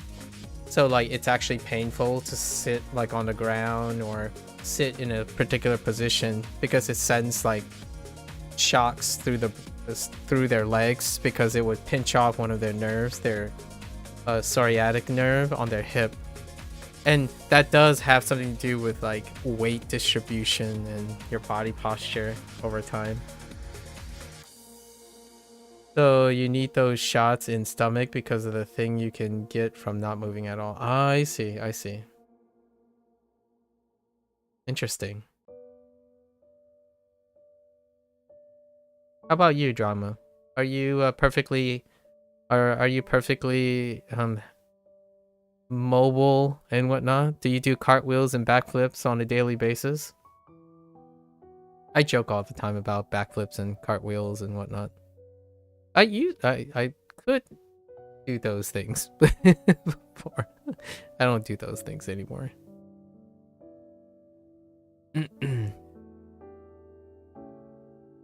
Now we just make sure that we can still walk around and like bend down and, you know, squat down and lift up and hang and pull ourselves up and stuff. That's what I typically maintain nowadays. Guess who faints when needing to have shots? Oh no. Oh no. Does look away work? Yeah, you only broke your collarbone once. Okay. What did you do with your collarbone? Did something hit you? Oof. You can feel it through your body. Oh, I see. Yeah. The mechanoreceptors from the Yeah. And you just faint from that feeling? Dang.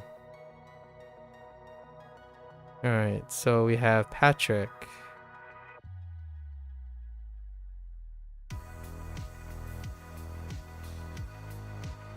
Oh, wait, but Patrick is in front of the chapel. Oh, so Patrick's not playing ping pong with Pinocchio. Oh, that's fine. But Patrick is in front of the chapel. And he's on a mound. He's on a mound. Whoops. Dropping the ball and playing ping pong with the priests. Close enough. You did used to do free running and dropped a height and rolled off. Oh, I see. Ah, you did some free running. Yeah, drop off. Yeah. You did some free running, huh? The closest thing I'll ever get to free running is doing mud runs. And I'm not sure if I'm gonna... I do kind of want to do another mud run sometime in the future before I'm too old to do it. Although I say that, but when I was in my 20s, my late 20s, I saw this 60-year-old man like left me in the dust at a Tough Mudder, and I'm like, okay. Obviously confirmation bias, but you know, your sentences, just woke up. That sounds like an excuse. Skill issue. I expect Germans to always be awake. I'm kidding. I'm kidding.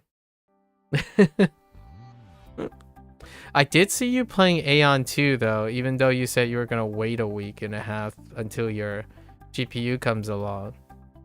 Discord do be ratting people out. I look at my Discord list a lot. Like my Discord list is like always available when I'm like not streaming, so I peep people's activities. You and your Aeon 2. Glad you can't see your games? Nah, see, then I can't go through the extra... Wait, I could see some of your games. Like, I did see that you were playing... We already talked about the game you were currently playing, which was the Resident Evil 0, right? We already talked about RE0, no? Wasn't that you? Or am I making that up?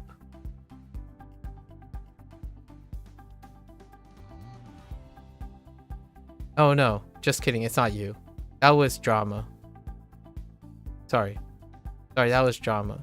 You are all the gacha stuff. You were the gacha stuff that you explained to me. Yeah, I can't actually see your games, yes. You were all the, like, you love gacha conversations that we had. And I was like playing Persona, when I was talking about Persona Phantom X. Drama is the RE guy. He was doing like RE and Aeon 2 and stuff.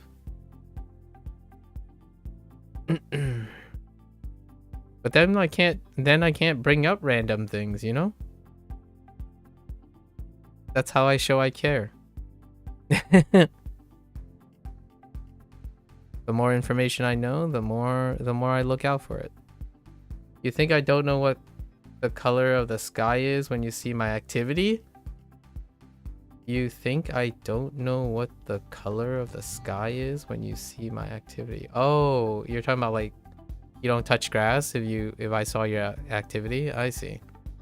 Actually really funny, you entered a random German stream playing Aeon 2 and met an old BDO mate in the chat? Oh, that's cute. What'd you guys talk about?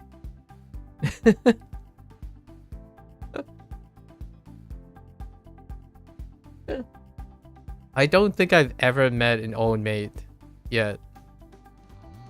Like, I didn't randomly bump into my old World of Warcraft peeps. I mean, I was a withdrawn teenager, so... Or I was, like, still a socially adjusting 20-year-old, I guess. Technically, it was in my 20s, so... I was still socially adjusting. I rarely have consistent memories of online activities. And it was in the beginning of the like online activities thing, so people don't socially keep in contact. Even less than now, in my opinion. He was trying to convince you to play BDO again. Oh no. Last 4 days, 6 hours of 6 hours of Cookie Run Kingdom. That's good to know. You can totally be doing Cookie Run Kingdom while walking outside though.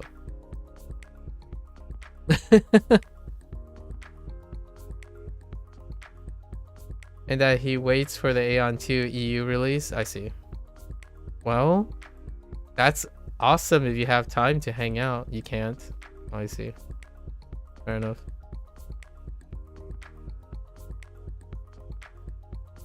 Okay.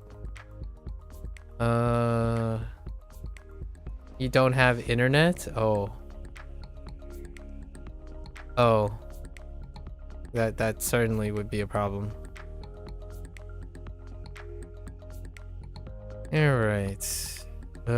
Charlie Brown is in front of the pawn shop. This is where he acquired the super tiny umbrella that turned out to be useless because rain came down really hard and his little like clumsy hands basically lost the umbrella as well. And his elbows and hair got all mixed up with the water. Feels bad, man. Just buy internet. Small cap. Alright. So what are we doing? Goo? What is Goofy doing? Oh, Goofy is in front of the house. And he's a sucker. So he got suckered into buying a tombstone. And further suckered into some tombstone specific cleaning spray. But that's okay. Goofy's a happy doggo. He was going to use the tombstone to mark all his buried bones in the yard. Okay, now we have James Bond, who's in the bathroom of the pawn shop. Your fiance buys you $25 whenever it's empty. Don't have set plan yet, cause Visa. Oh, I see. Oh, which by the way, Ashes of Creation out the window. I didn't realize Ashes of Creation already entered early access December 11th. I was like, and it's getting slapped pretty hard. It kind of hits all the red flags, so.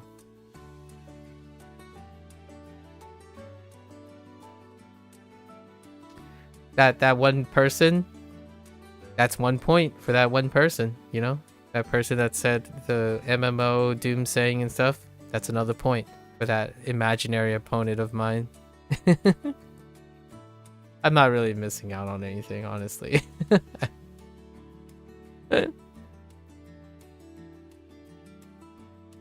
Winter sale started. Don't forget to pick up your free games, right, from Epic Store if you're using your Epic Store. Not sponsored, by the way, as Drama have mentioned. Today's game was... It's an indie game. It's a Viking related thing. Oh, Procom, yeah. Oh, it was Procall. Oh, sorry, it was Procall. Yeah, Procall. If you're using Epic Store, sorry. Yeah, Procall is really, he's quite a conscientious person. So it's nice to see that he's doing better. I knew him for a while now, like 3 or 4 months. Yeah, and he's doing better these days. Maybe even half a year. I think I might have known him for 6 months now, on and off. He stops by too, and it's nice to catch up with him, to know that he's doing better. He's working on his degree in machine learning. I'm not sure if that's what it's computer science related, but he's got like a master's, or I think it's a master's something. I told him that I look forward to celebrating his graduation. Graduation, and you love red flags in books only.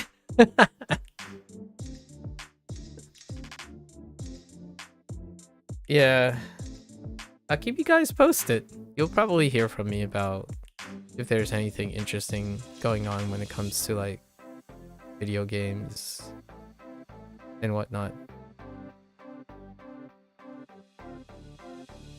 Yeah.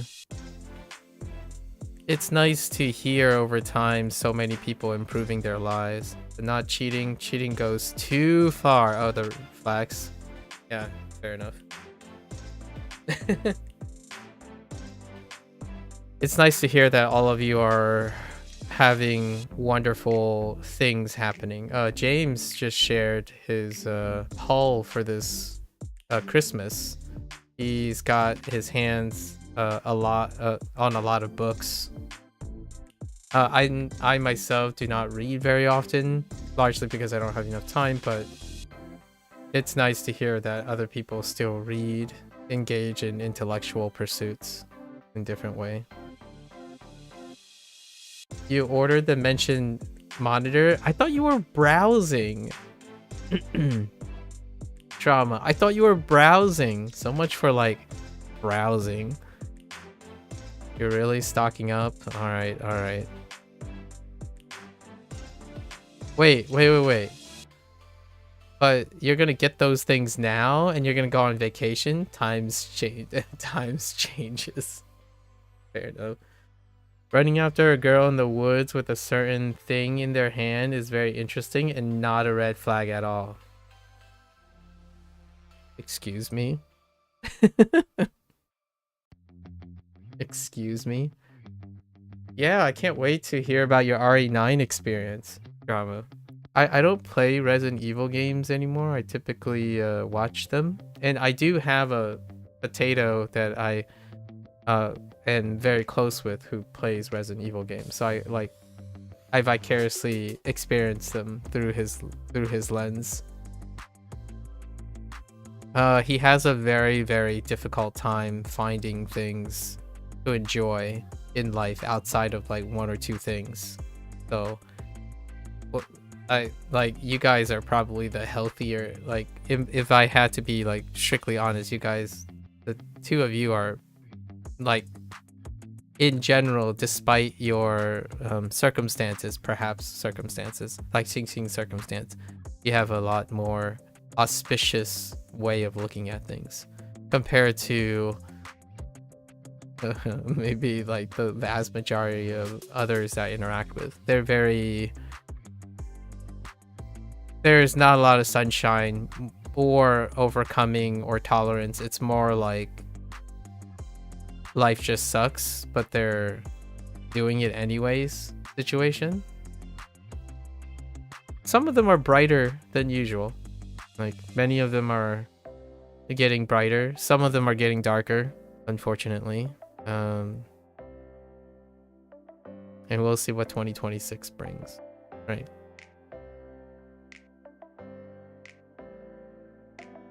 People call you Happy Virus for a reason. Yeah, Bree is here often, openly sharing on a chat. Bree, it's really great to see how much of a difference she's been making with her life in the past month. So that's because I got this impression. It starts with mostly negative things. Those I become used to conversing, it often starts with negative things. Most people introduce themselves based on their problems and their negativity, and that's good in my opinion. That's functionally good because they are also spending time trying to share that. However, when I think about it, like how often is a random stranger online going to respond to that? And I would say realistically, you would not get compassion most of the time, like in a manner that would be functionally helpful for that person, largely because of where they seek that, you know, if you do a parasocial relationship, for example, and you're like, oh, how do I get advice about things? You would go to someone who's very influential, know what they're talking about, and everyone keeps recommending them. They can't form that because they're already swarmed with like hundreds and thousands of people. So that's not like and it's the more common situation. So it's kind of lovely to see that there are still people who are willing to reach out to other people in a smaller setting and still take that chance. Remember that I want to remind most people that it is very risky.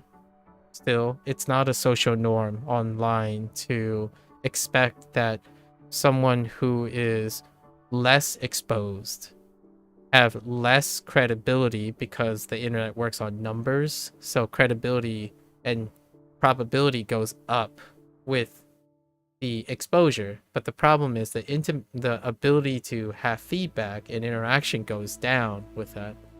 So you can't have the cake and eat it.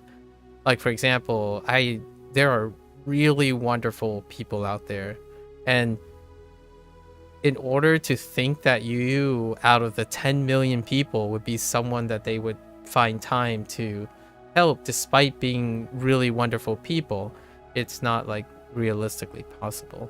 So it's very expected that the first thing you interact with online, especially in like a situation like this, would be someone who is suffering or just looking for some reprisal from their even like I think the vast majority of them are looking for confirmation bias to have someone just say, yeah, that sucks.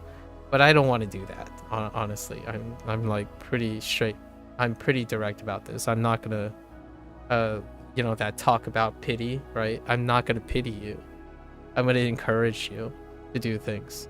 So the only thing that will get you to leave is when you find it annoying that I keep telling you to keep sharing things you can do, as opposed to constantly telling you like, oh yeah, well that sucks. Like, okay, well, let's all go in a corner and wallow in our lives, like, our life circumstances. Probably not me.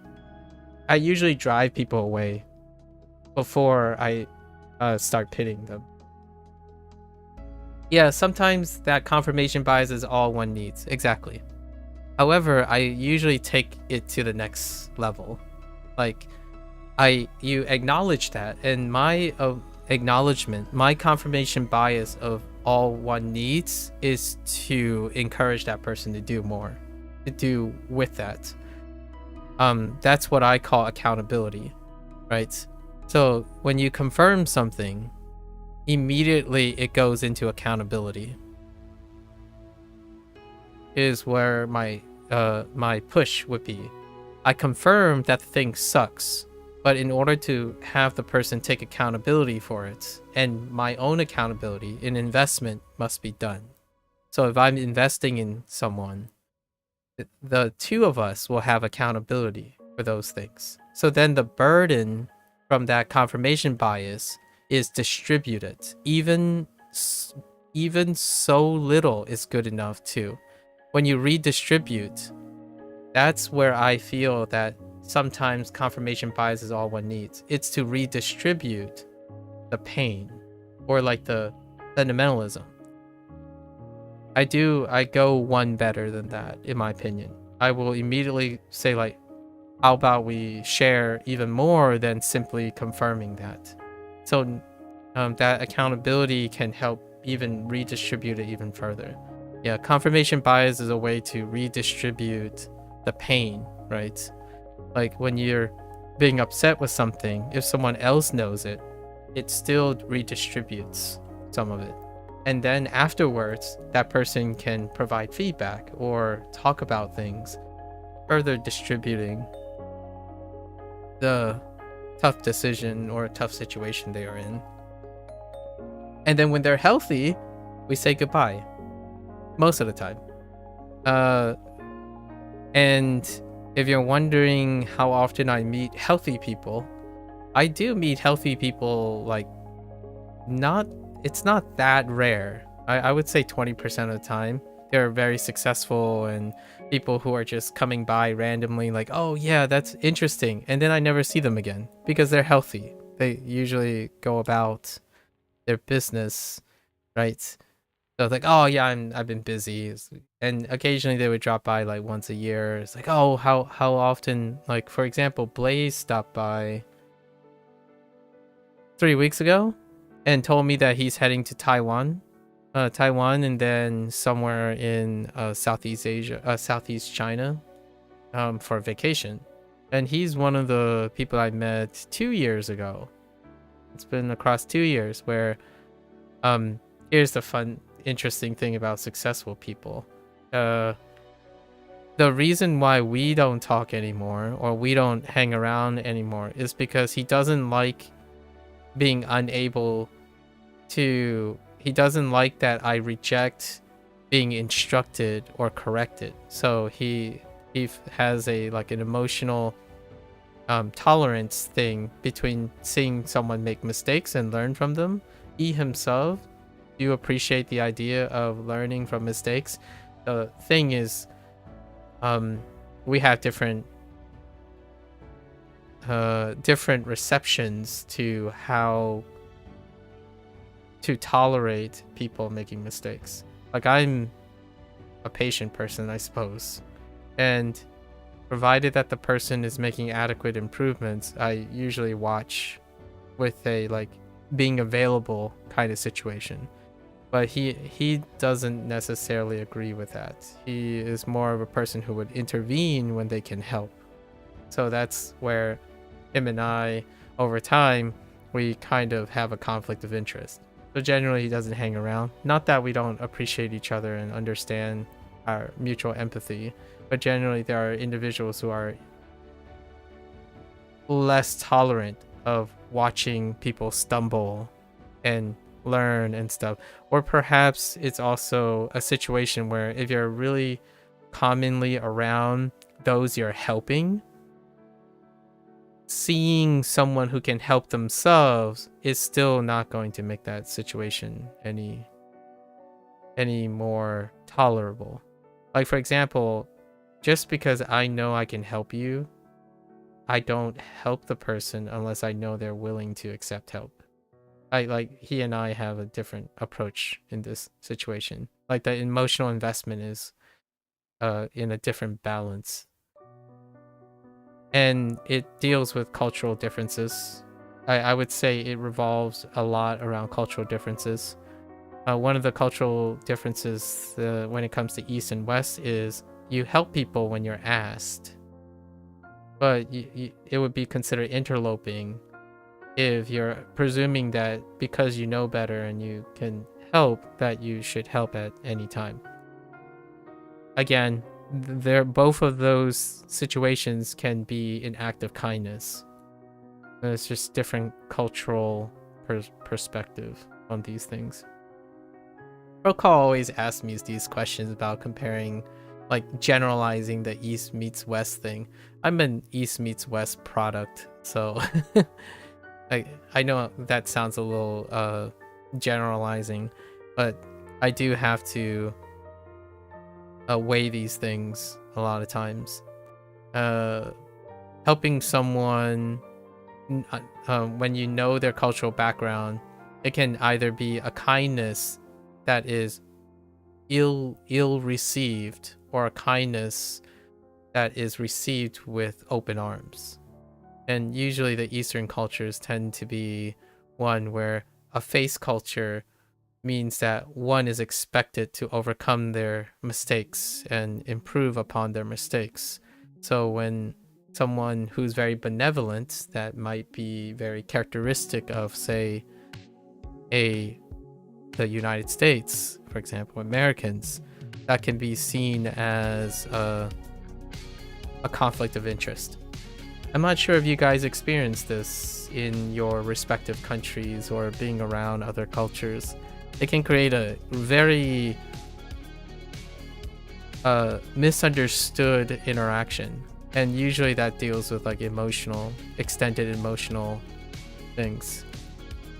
It's what extends from the idea of like a stereotype of people who have a hard time asking for help, which is the pros and cons about a face culture. People don't ask for help because it's a point of embarrassment, or it's a point of expectation that they would recover from any hardships that they have, versus another take, which is the camaraderie. It's ironic, I understand. Like, one of the paradoxes and irony about a communal culture is that everyone is expected to be able to contribute to the community, but they are also people who do not interlope or openly help each other because they're expected to always have their act together. In the individualistic countries, it often comes on the actions of always focusing on the individual is that they are also motivated to treat other people as individuals. So it comes with this interloping thing, a bit of more narcissistic or ethnocentric point of view, which results in people wanting to openly interfere and help each other.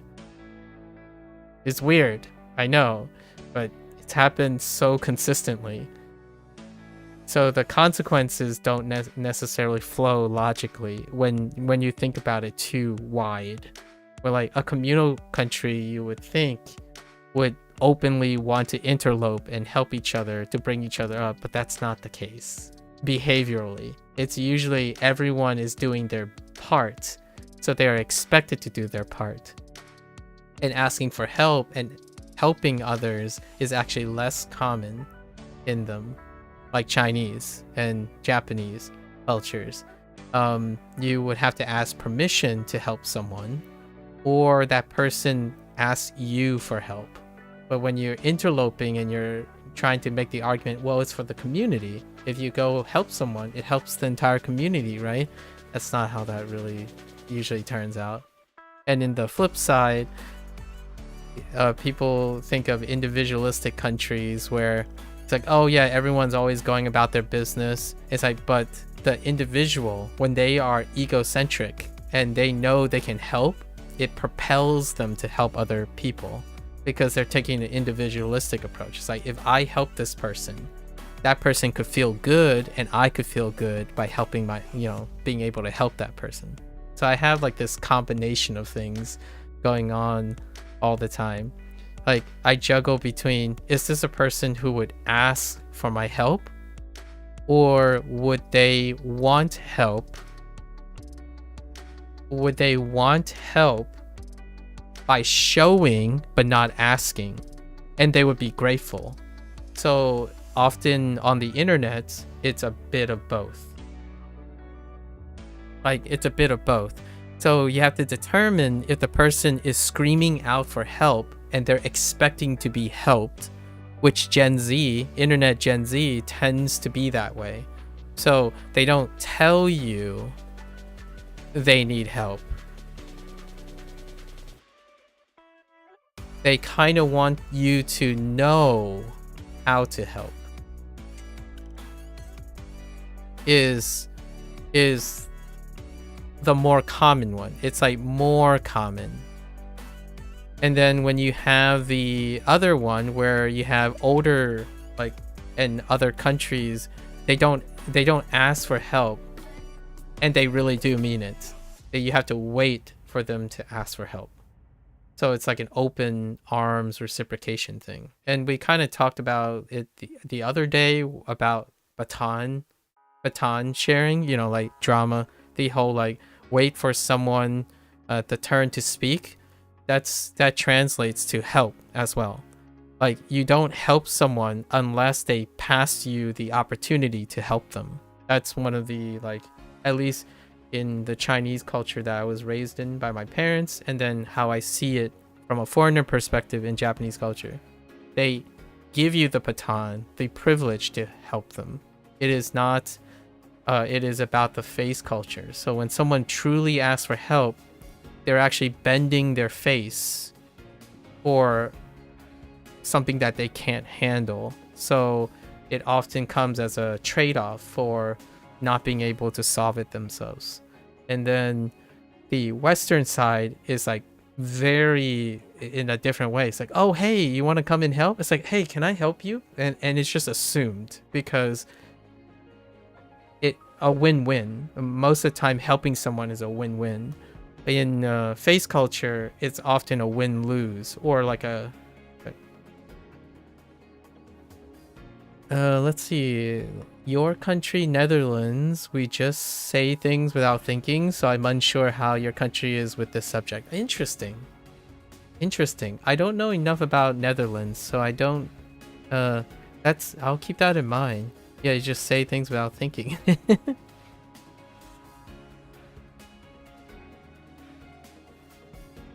Yeah, right now, I'm in between two worlds. Like, very often. And I think the internet is kind of like 70-30. Like overall.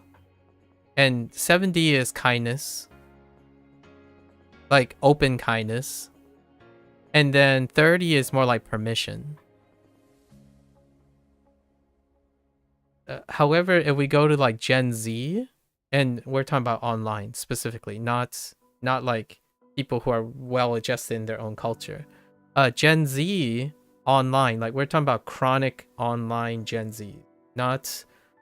This is a smaller group than the rest of the world, right? The people who have loving families, and usually it's like 80%. It's even higher.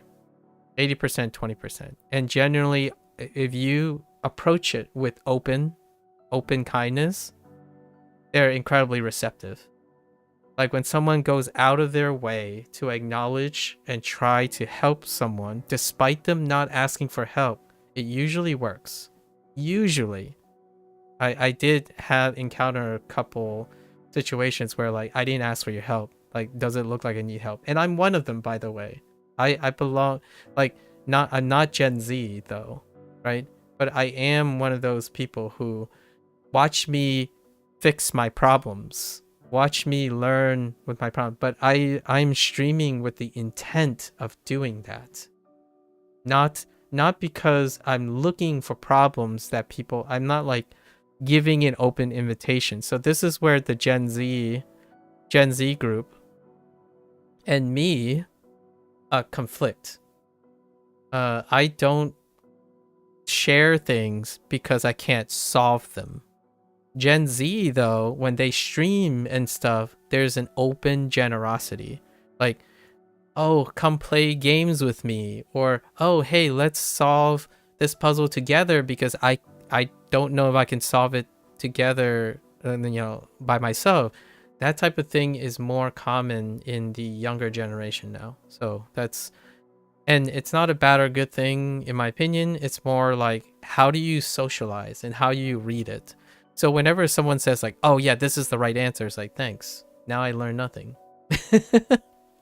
So it can come off as a little ungrateful, which is because I belong more to the permissions group when I'm streaming. I'm streaming for the intent of showing people how you can help yourself, not necessarily streaming because I need help. It's the other way around, in my opinion, like 80% of the time for Gen Z people, like chronically online Gen Z. Like if you find a Gen Z streamer, maybe like in their 18 or 19, they're looking for confirmation. They're looking for affirmation. So they want recognition for what they can do. And then when they can't do it, it's nice to have other people to support them. That's what they're doing when they're streaming. Like sometimes they're trying to curb their social anxiety, so they go online to speak to have opportunities to speak, but they need people to speak to. So how many times have you probably heard? I heard this way too many times. Like at least 50% of the people, what they're going to say is they want to become a content creator. And then why? Because they have social anxiety. And somehow being online, because they're in their comfort zone, can give them the opportunity to work on their social anxiety by communicating and talking through a mic, and then, you know, use a virtual avatar, whatever gets you to that. And then they would quit like 3 months later because no one talks to them. Right. This is a very habitual pattern. So this correlates with my observation that they're looking for affirmation and confirmation. I can keep doing this with no one ever talking to me. Like, I can keep doing this even if I'm posting videos and no one sees it. I'm doing it for myself. It's cathartic because I record keep. Maybe one day I will have a loved one who wanted to see what I did in my 40s. That's what I'm doing this for. And anything else beyond that, like you guys, Sing Sing, Drama, James, you're bonuses. And that doesn't mean you're not important. The idea is that I'm trying to tell you that you have no obligation to need to help me, or like do anything that would take time away from your life. I'm openly trying to give something that I have plenty of time to give. We are cheerleaders. So when you're down, so I'm streaming for the intent that I want to make other people's lives better. I'm not trying to make my life better. But if we both work together and we both win-win, that's great. So that's one of the biggest differences between, in my opinion, a Gen Z and a millennial. A millennial that you see, like the content creators, you know, the 1 mil content creators and stuff. They're doing it because they want to give something. They're not doing it because like they want to share something. But the newer Gen Zs, they have to make it first. So the Gen Zs have to make it before they can give back. So because they're younger, they're looking for identity. They're looking to build their reputation so that they can feel good enough. You know, the whole like heart fill thing. They're trying to fill their hearts so that they can share it again. And I don't require that. So it's nice to have people, like, I'm not saying that I'm like, oh, don't help me. Like, if you want to help me, feel free, but you don't have to. You can leave at any time. You can enjoy your life, take what you need, because I'm not here to be someone that needs support. I'm here to support others. And that's kind of one of the bigger differences here. You are very honest people that don't care about other people's feeling most of the time. Like, if we don't like you, we just say it to your face. That's fair. Germany is the same as the Netherlands in that way. Efficient, direct communication. I can see that. That's like kind of the opposite of Chinese and Japanese culture.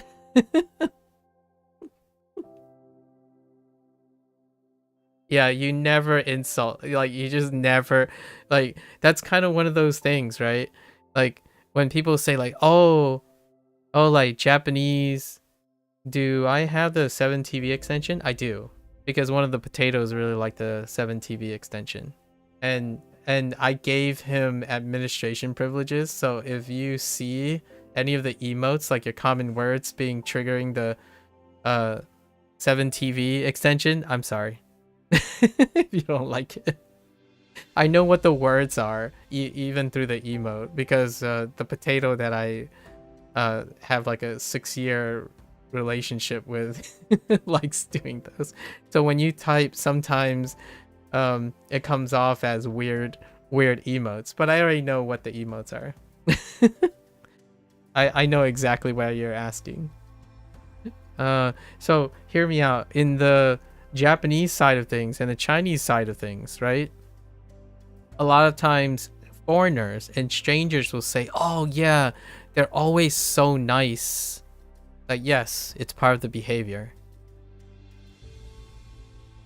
It's not a bad or good thing. Cultural differences. I am going to be 90% of the time, I've embraced what I inherited from my parents' thing is I am always nice. Like when I'm a stranger, even if the stranger spits in my face, I'm nice. It must have been a misunderstanding. That's face culture. So when you guys were talking about like Netherlands and Germans having direct communication, yeah, indirect communication. Indirect communication is king in at least Chinese and Japanese culture. You have to maintain face all the time. And it's an expectation mutually. So it doesn't really work if I go to like, I'm not saying go to Germany. Like if I go to Germany, I'm not going to act like that. If you know what I mean. Like we're not talking about appropriateness, right? We're not talking about appropriateness. So like if you go to Rome, if you're in Rome, do as the Romans do. That's my opinion because I'm usually in between. But when you're in Japan, or if you're like my parents, they're gonna do something like they're in China. So oftentimes that can come off as like a little bit mistranslation in the United States, depending on who they interact with. But for myself, I code swap. If I know I'm talking to someone who's particularly in a specific culture that I'm aware of, I would act appropriately in that nature. So the face culture is, yes, you are nice. If there is a problem, it's both of your problems. Both individuals would assume that they did something wrong, and what they would immediately do is apologize to each other. It works because everyone's on the same page. But if I'm like in Germany, according to you guys, and Netherlands, I would be more direct. Like, I'll be like, I'm sorry, this sucks. Like, do you have a better one? If you don't, I'm just gonna go and buy it from a better place. Instead of, oh, that's okay, like, you know, this is lovely, even though it sucks. I was like, oh, that's really nice. Oh, your child is very excitable, even though the child is really annoying and really loud, right? That's the difference, one of the biggest differences. And I can't wait to hear what you think, Drama, when you go to Japan again. Or like Japan is this the first time or the second time? I don't remember if you went. I kind of remember you saying you went before. 7TV, you love emails. You're nice, but in your head you're totally. That's gonna be interesting how you're gonna handle that. Oh, second time. Okay. If someone spits in your face, 100% you're getting in your face. But you meant when you're eventually living there. Oh yeah, when you're living there, vacation is whatever. Okay, yeah.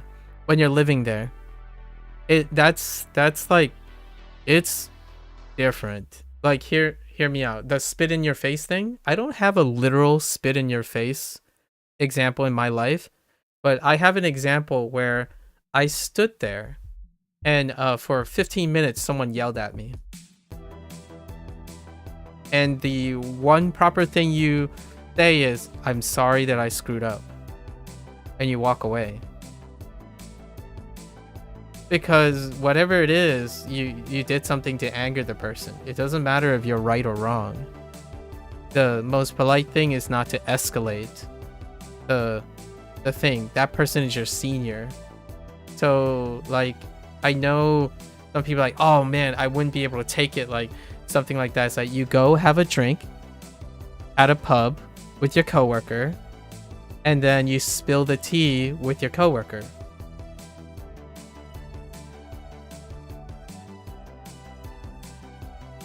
Right? Like, if you're looking at the signs of Japanese culture and like even Chinese culture, you basically go and spill the tea and find camaraderie with your closest coworker at like a izakaya. Like go to a izakaya in the evening and chill with your coworkers and you complain about your boss. That's kind of what it's like.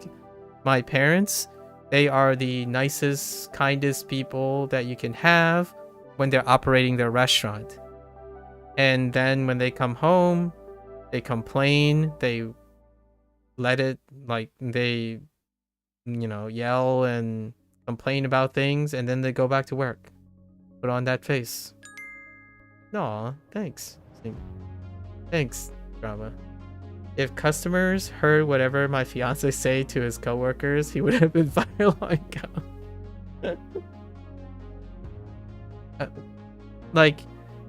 And hear me out. Hear me out, drama and Sing Sing. This is how humans find ways to negotiate these things. That's how you preserve harmony. I know I'm starting to sound like a cheesy Chinese person, which I'm not a Chinese person, right? I'm American. Or like a foreigner who's trying to project Japanese culture. Humans find harmony in different ways. And in Japanese and Chinese culture, you suck it up. Like you suck it up. You have seniorities and you have juniors. So you keep it at home and you find ways to manage it. You balance the bad with the good. That's the whole like yin yang, right? Situation and like Shintoism and whatnot. You keep certain things and you balance your life that way. And then there's like the individualistic approach where you get it all out and it's always like direct. You confront things immediately. You burn bridges immediately. That happens too. It's an interesting, I mean, at least in my opinion, I think about these things all the time because it's always back and forth.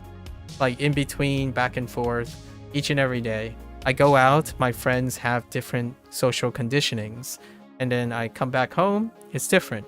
If my mother nags at me and say that I'm not taking care of myself, I'm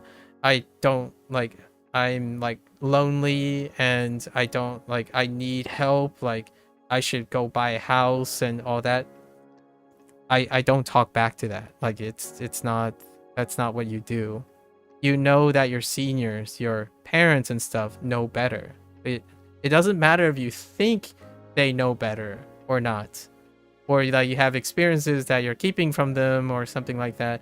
You don't burden them with your own problems. So these are things that, like, even in the household, whenever people talk about their family situation and like how withdrawn they are or what they share with their parents, it's a different dynamic. Like my parents and I, we don't ever burden. Like my father could have 3 heart attacks before he even tells me he had a heart attack. That's kind of like the nature of what it's like when face culture takes to the max. Learning to deal and handle everything by yourself is what makes you a contributor to society. You do not burden society with your problems. And then in public, you don't ever do that. It's the biggest fear. If you escalate a problem despite being righteously correct or expressing honesty, that's a hit on the community. But the idea is in that country, like in Japan and stuff, everyone is doing that. Like most people are expected to do that. So it's a win-win. It usually is everyone's kind of looking out for each other in a way, in a different way. And then, I grew up in the United States, so the majority of my interactions are not with other Chinese people. And the world works quite differently there. He is like, if this person wants this, I go, oh. We want to be careful. Oh no. I have a high school friend that's like that.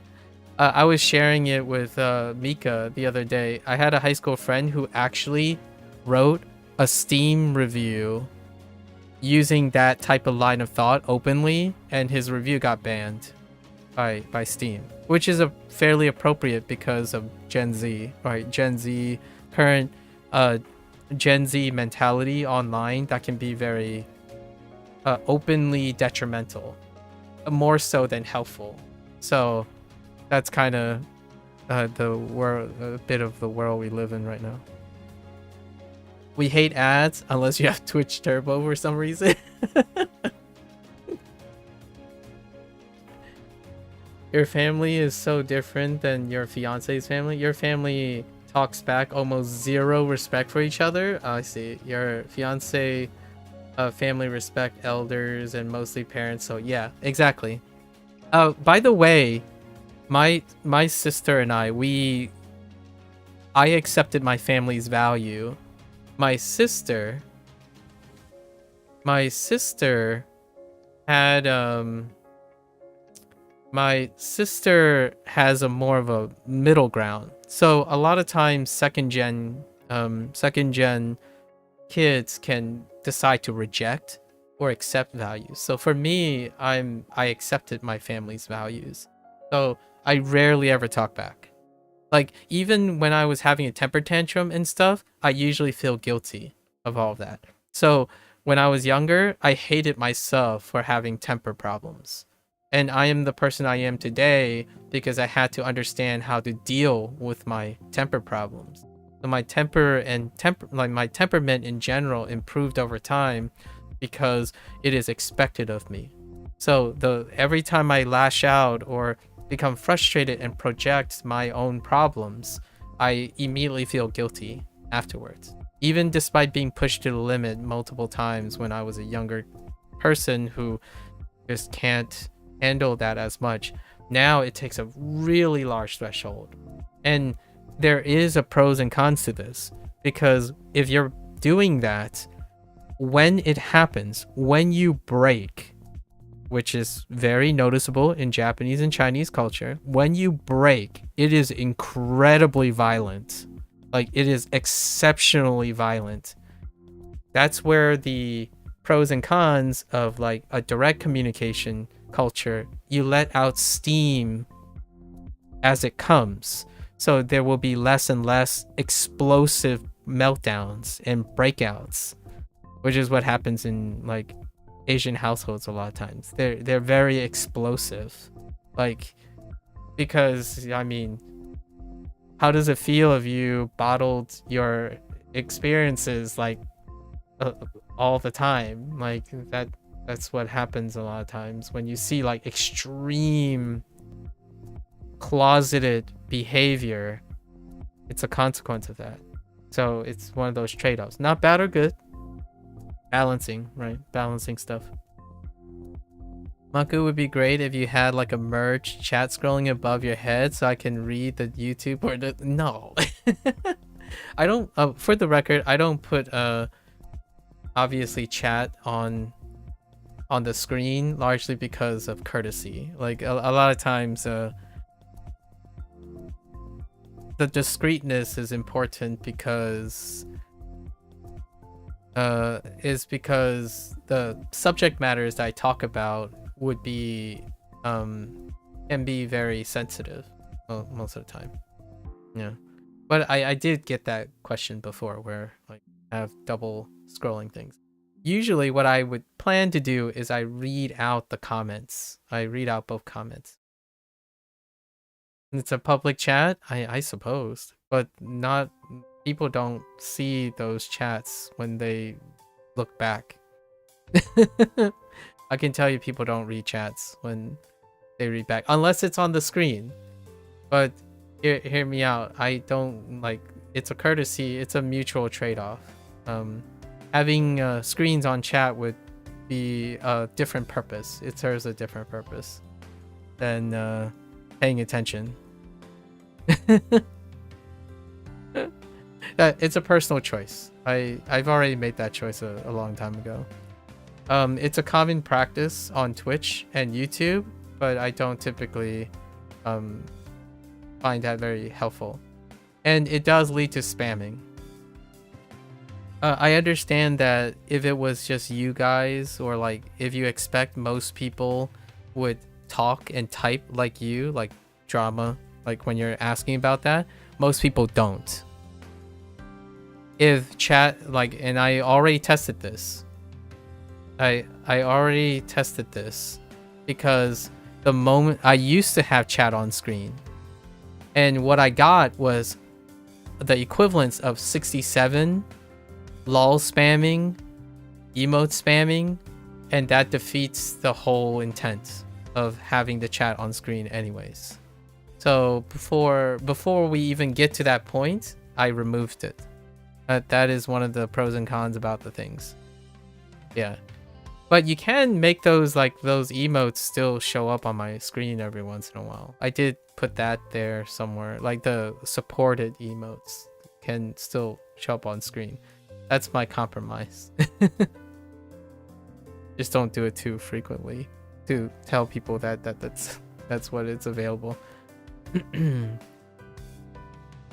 After your fiance's dad passed away, the family kind of broke. Oh, I'm sorry to hear. They are more housemates than family since his mom moved on already and possibly engaged to this new guy, which nobody here agrees with. Oh. Wow. That's not very wow. That's unexpected. Yeah, most of the time. So I usually don't hear that too much. My family, they're like, my extended family, they're incredibly traditional family members. So a partner is partner for life. Like, there's no thing about moving on. I know how that sounds, and it sounds like not even a year. You kind of understand why. Yeah. Oh, yeah, true. Yeah, like, it's a taboo. It's not like a strictly forbidden law or something. It's like a spiritual and morality, somewhat spiritual and morality or superstition based practice, but most people marry for life. And then when they lose their partner, they know how to move on in the sense of finding solace of, like, knowing that that's going to happen. Like, for example, I have family members who, on the super rare occasion, like, we're talking about really super rare occasion, there was a divorce. Or there was a divorce between them, but they don't remarry. They learn that the families that they have around them produces that support system. So I can kind of see how that would break the family and be like exchange if there was a family member that did that immediately. If I'm trying to read it properly. It is unexpected. Like, my parents at the peak, they hated each other. Like, what I mean is, they didn't hate each other because they didn't fall in love or wanted to start a family. It's like there was so much pressure, so many things was getting ready to tear them apart. Actually, now they do this really weird thing where they argue every single day to get it out of the way and then repeat the same process every single day. Literally every single day. I can't tell you how many times they would say something like, well, I could leave just now, and it never happens, right? So the idea is like, at least traditionally, Chinese families, it's like a marriage for life. Despite even having a history of polygamy and all that stuff, like dynastic periods, you know, that practice patriarchal society. Nowadays, monogamy is like for life. Just whether it's post-death or not, it is very, very difficult for a widow or a widower to, like, find solace in seeking someone else after the initial marriage and after the initial divorce, if that ever happens. Divorces are extreme situations where literally someone is harming someone else. So even then, they try to make it work. So if something turned around that quickly, it basically breaks the family, in my opinion. If we're talking about an Eastern culture situation. I'm not saying everyone does. It's just a really high frequency. It's one of the like sacred things. It's kind of interesting because American culture used to have that. If I was born in my parents' generation in the United States, that used to be the thing. That used to be the patriarchal, stronger, conservative thing where holy matrimony is permanent. It's like shameful and incredibly deleterious to ever consider divorce as a thing. It's sacrilegious, right? And that's where my parents' generation lines up, actually, when it comes to Chinese practices. But the Chinese practices continue to be held true. Meanwhile, I'm a millennial, and then now we're getting to Gen Z. And if you're talking about the westernized culture, especially the American culture, divorces happen all the time. People have to keep trying.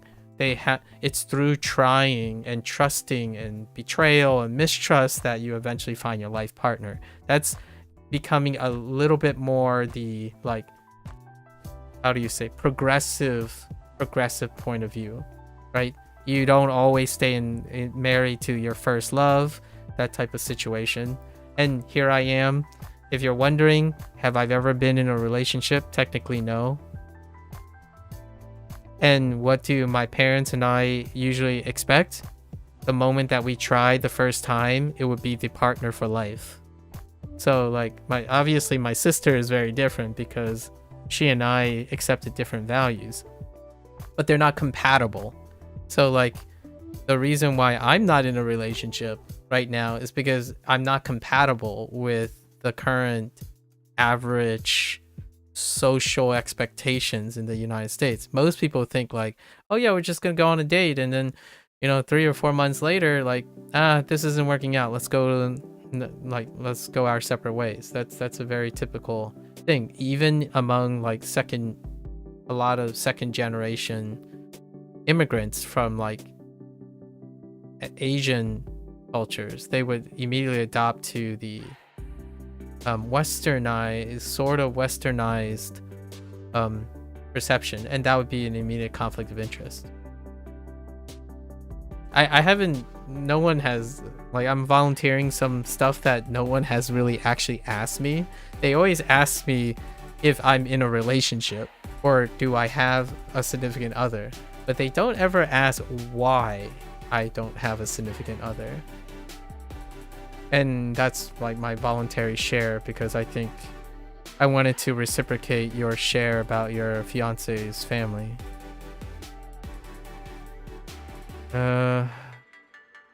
Marrying for financial benefits. Before universe brand.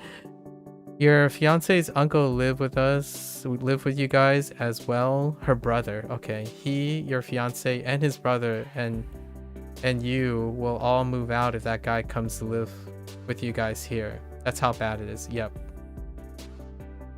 You get disowned. That's disownership. Breaking the family unit, at least in my opinion. I know I'm projecting a little bit about your fiance's background, but when you break up a household, if my father said, oh yeah, I'm just gonna leave the family because there's a better opportunity somewhere else, the other expecting that he would be respected in the other family is non-existent either. If you were trying to surround yourself with the same thoughts, the same monocultural experience like Chinese, when someone gets divorced, you are unwanted. If you abandon your fealty, fidelity to your original family unit, then no other family unit is going to even trust you in the first place. So it's kind of you have to be extremely case in order to ever think that what you're doing by betraying the trust of the family unit would yield another family embracing you, right? However, it is possible when you're in a multicultural situation, because then you have other people who have different perspectives. People have second chances. Maybe the family was doing a disservice to So there are other ways to argue. However, in this situation, like for my parents, they do not see remarrying or being a part of another family as an option, or starting another family. That is not an option. You marry for the sake of like your morality, your soul, and your integrity. So you do whatever possible it is to keep the family unit together, even suffering for the rest of your lifetime. That's kind of like one of the things that kind of makes me if someone asks me like, what do you think hardship is? Like, I suck it up. I'm not gonna burden you with my suffering, obviously. I wouldn't even burden my parents with my suffering when I was younger. I was already in that state of mind. If you are suffering, you suffer for your family. So oftentimes, the moment you betray your family, you're disowned. You get disowned. And we're not talking about like legalities and paperwork. You legitimately get, like, the whole family unit will turn against you. And that is because your commitment to the family unit was a sacrilegious act. And that's kind of why I found like the 70s, like the 70s and 80s, or like the early 60s, like late 60s of the United States when it comes to like marriage and a family unit, to be very wholesome. It's like one of the things that kind of resonated like in a coincidental way with Chinese values. Family, yes, disownership happens a lot. It doesn't have to be on paper. When you betray the family unit, you are effectively disowning yourself, and you should know the consequences of being disowned. Like, you know, that common over-exaggerating thing, like, I don't have a father anymore. For example, it happens, like, I don't have a son anymore, right? When the oldest son betrays the expectation of the family and they put something else ahead of the family, you're disowned. You're no longer the son of the family. And that's very real. And that fear and that like obligation is one of the core principles, in my opinion, that leads to such stringent, strong-willed Asian culture stereotypes. So like maybe in a weird humble bragging way, I deal with hardship like I deal with my family dynamics. I don't give up. I do everything. I would suffer as much as I can ever bear for people of my family, like members of my family. So if I can do that, I can also do things for myself. You're fine with divorce and finding a new person, which is your mom's situation. Fair enough. She was by herself for 12 years after your dad left. But still living so long with someone and then move on within a year goes a bit too far, yeah. Communication is very important within the family as well, and not just hiding major stuff from others. It's both. The answer is both. You gotta know who you're talking with. So while you say hiding major stuff from others can be very beneficial, sharing them can be very deleterious. That's, you know, it's different cultures, different perspectives. One of the social norms of Asian culture is to hide major stuff so that you can spare your family of the burden. And we're not talking like, when you're thinking about hiding major stuff, the culture that don't believe not just hiding major stuff, and well, this also is inferring that the culture has a heightened awareness of hiding bad stuff, like secrecy and stuff. Generally speaking, major stuff, like you're about to say like infidelity and stuff. Major stuff like, oh, I have a new partner and oh, I'm engaged. Yes. So that is exactly why you said that, because you live in a culture that permits that. Like, what I mean is it encourages that. And I'm not saying that someone is going out to do this. It's that when you said it, not just hiding major stuff from others, you're immediately thinking of the person hiding something out of misdeeds because they lack the integrity to share those things. The major stuff that I'm talking about in a face culture is you hide stuff that when it is hidden, you have the trust that they hide the stuff because they have your best interest in mind. That's how the other culture balances it out. The expectation is if they're not willing to tell you something, it's probably something that will harm you, and you trust that they have your interest, your best interest in mind. So when you're thinking about not just hiding stuff from others, it is good to have important communication. You are referring specifically to bad things that are hidden, not good things. And what I mean by good things are good things in a form of that they're bad if being told. And that's kind of like one of the biggest mistranslations, like miscommunications that happen a lot of times between someone who's hiding something, because they can both be bad and good things that they hide. And they're both inherently bad, but telling, the act of telling, can be both bad and good. I can give you an example. Having a terminal disease. This is something that splits Western and Eastern culture a lot. When someone has a terminal disease, and there's no right or wrong answer to this. You, as someone who's like multicultural, there's so many answers and problems with this. And I honestly have no idea how I'm going to approach this in the future, because I will have to approach this in the future. There's actually a lot of movies built around this concept of having terminal disease. Do you tell your loved ones that you have a terminal disease? Or do you hide it? Is it a betrayal? It would be a betrayal, sort of, in a Western culture. It would be the expected in an Eastern culture. And it gets a little even more complicated. What if a member knows, but the person themselves don't, that they have a terminal disease? Yeah, so it's really tough.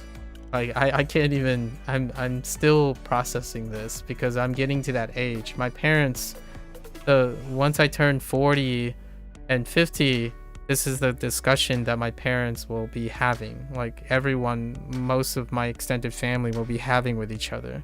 What happens with these things that you hide? And they're major stuff. They're major negative stuff. And a part of me in American culture is that we tell that stuff. Like we share the burden. But if you ask my father and mother, they wouldn't share it. They would not tell you these things, because they don't want you to be unhappy for them. Like it's their burden to carry, but they don't want to share it with the family.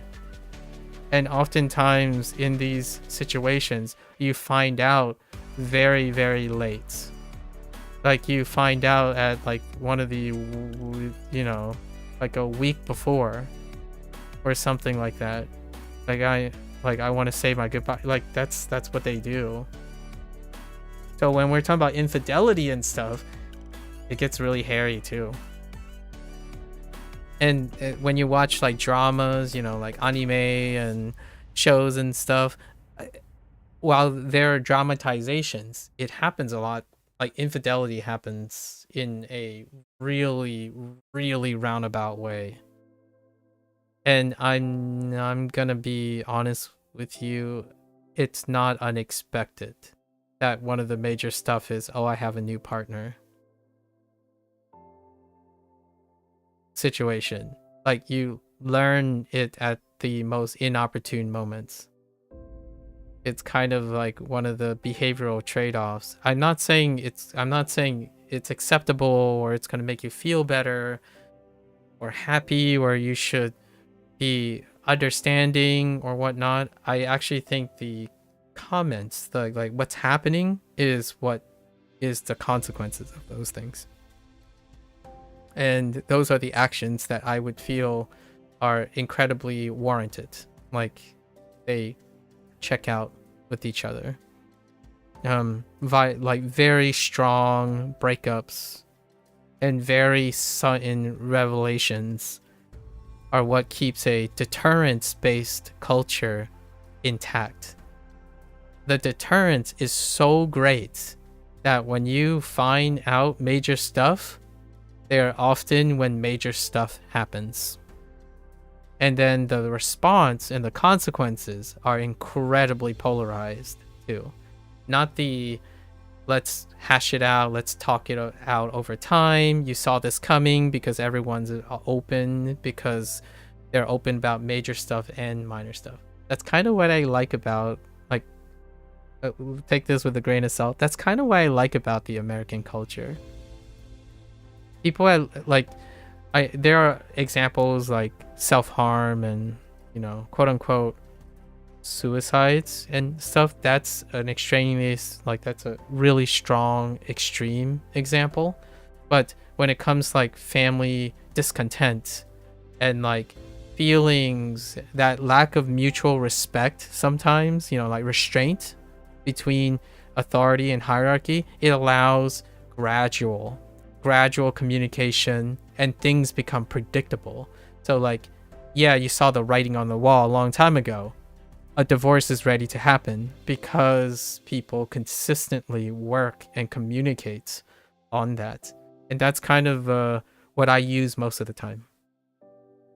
I use what you're saying most of the time. The communication is very important within a family as well, and not just hiding major stuff from others. It same applies to the family unit. I use Americanized and Westernized approaches to communication. Like right now, the way we're talking and how I'm like relating to other people's problems and whatnot, I'm using a Westernized approach most of the time. Talking, highlighting, pointing out things as we go. Alternatively, you have drama is familiar, like you have Churn, who is like kind of interacting in between, and usually you suck it up. You suck it up until you can't handle it anymore, and then you have a massive breakdown, or you create a massive betrayal, and that who else do you have to blame but yourself? And then everyone will blame you because you're the person who failed to hold up. That's, yeah, it sounds like some people might say that's a terrible way to live, and others say that's the normal thing that happens. And I kind of have a little bit of both. I hope this isn't like striking anyone's nerve or whatnot. I'm trying to sound like quite as neutral as I can because I live both. I live both of those circumstances, and it makes life very interesting to navigate that. And I imagine you have ambivalence with that too, seeing that your fiance is of a different culture. Startling different country. You're fine with hiding stuff if it doesn't affect the family for a while, but in your family, fiance's family, it's happening right now. Like she's actively working on his visa and getting him here. I see. Like his brother doesn't tell his relationship to you guys, which are totally fine. Yeah, that's what. And then you're handling that, I suppose. There's no conditions. In a, like, to me, there's less conditions. Like there's no if, buts, whats when it comes to monoculture. So whenever you're talking about like you're fine with hiding stuff if it doesn't affect the family for a while, that's pretty much not how monocultures think.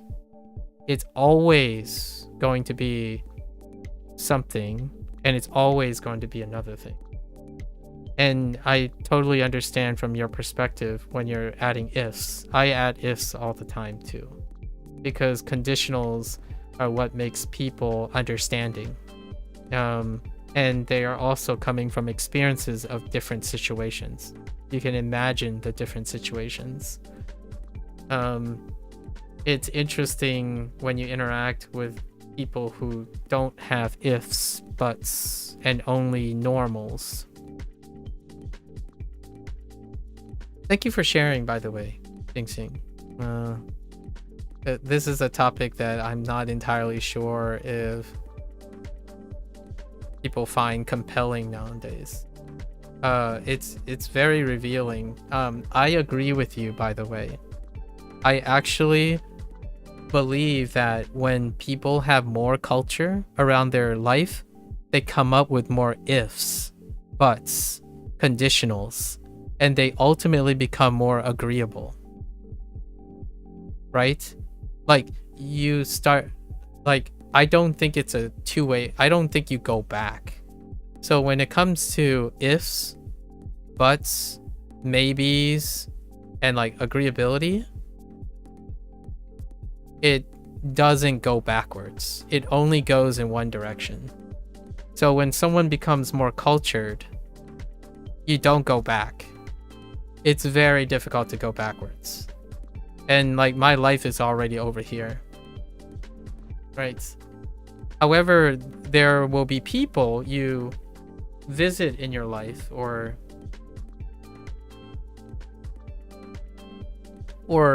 you're going to encounter in your life where they're still heavily of one thought. Right? Of one thought. And I truly believe that humans, and this is my like mantra, like the more you know, right? The more you understand in life, the more you think about how, what, why, if, buts, just in case, and whatnot. And hear me out, it's not actually really fair, because that also means you have more strife, ambivalence, imposter syndrome, conflicts, and you can't go backwards. Like, humans don't go backwards on this, unless like maybe dementia or like amnesia. Like, I can't think of a human being who wish that they would. There are human beings, by the way, that in their time of desperation, they wish they can forget things. They wish they can go backwards, like to a better time, right? Nostalgia is a great example, right?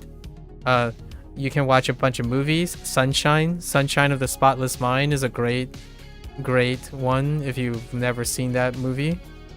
Jim Carrey, Sunshine of the Spotless Mind, where what if you can erase it? I mean, Neuralink isn't that far apart, you know?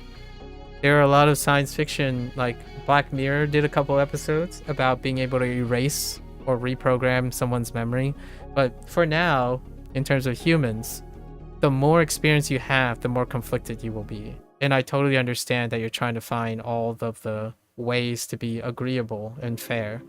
And that's kind of what makes multiculturalism like almost speak a different language. Like, the way you're writing and talking about the things you're saying, that's exactly why I enjoy finding the minority. Multiculturalism is still the minority because humans are a creature of habit, right? So here, I totally understand. I think about this all the time, actually. I'm not married, right? And I don't have children. So I have to answer this question all the time. Like, not on stream. People don't ask me about like what are my conditions for marriage or something like that. Someone asked me like, what's my type? Like, I do get that question. What's my type? I don't know. Someone asked me, that was German too, but I don't think it was drama. Asked me like, what's my type, right? Or what is the quality? And often my life has taught me agreeability. Oh yeah, and human. Yes. Agreeability is number one. And what is agreeability? The reason why I chose agreeability because it's inferred that there's communication. And it's also inferred that there's compassion.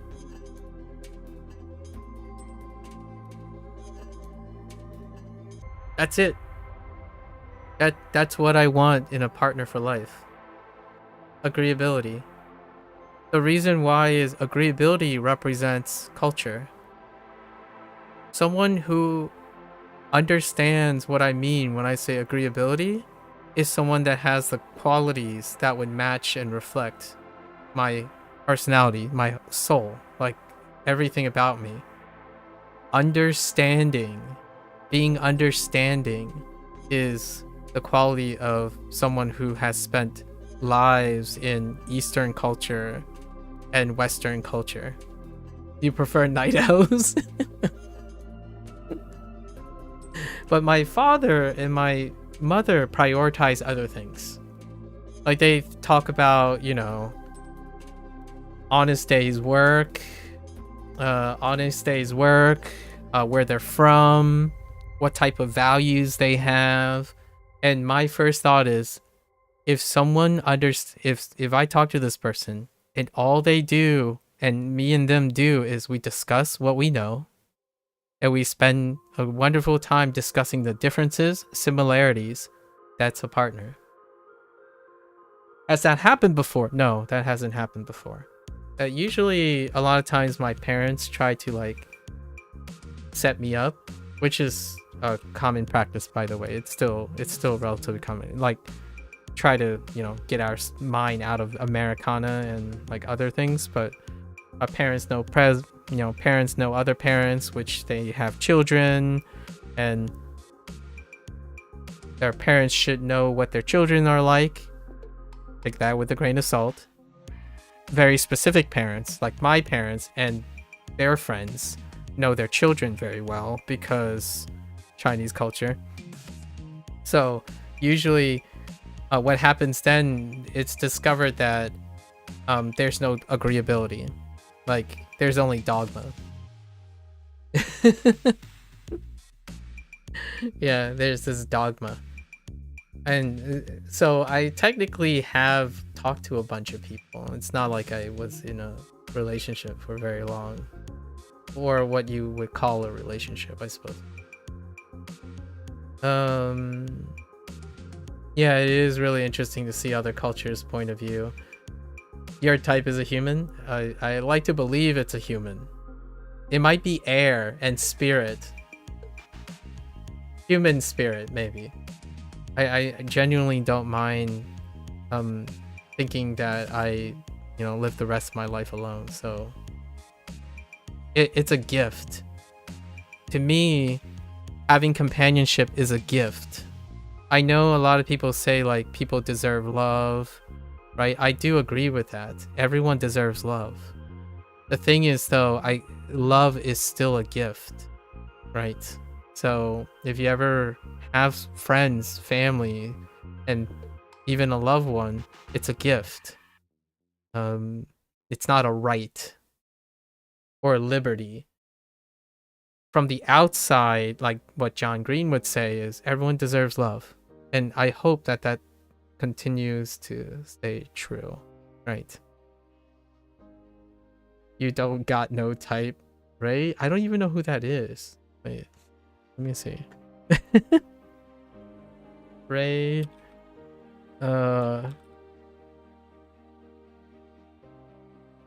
really? Drama? I'm really not that cultured. I'm really not that cultured about these things. Okay. American hip-hop duo, huh? It's a rapper. Yeah, I just noticed. Some people are built different. Oh, this daughter of this doctor I go to kind of stuff. Yes. Or your older uncle works with someone who's very cute and successful and have a good name, and their family is doing well. There's no strife in their family. That type of thing.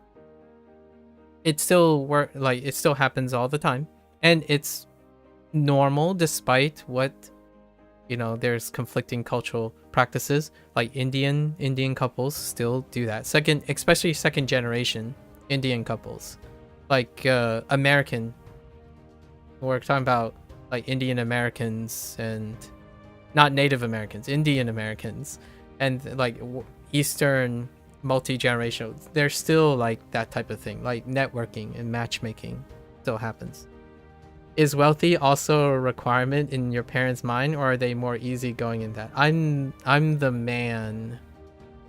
So if you like, I know someone's gonna say, "Oh, that sounds so misogynistic or patriarchal." It's like, we have to keep in mind cultural sensitivity goes both ways. I'm financially secure, so there's no necessarily need for my partner to be wealthy. So we have to take into account gender roles. But for me, if you're asking like my Western side, it's like I'd rather be a house husband. I joke about this all the time, but I'd rather be the person taking care of the children. So like if somehow like the second gen or like the 1.5 gen female that like through that network, I'd rather be a house husband.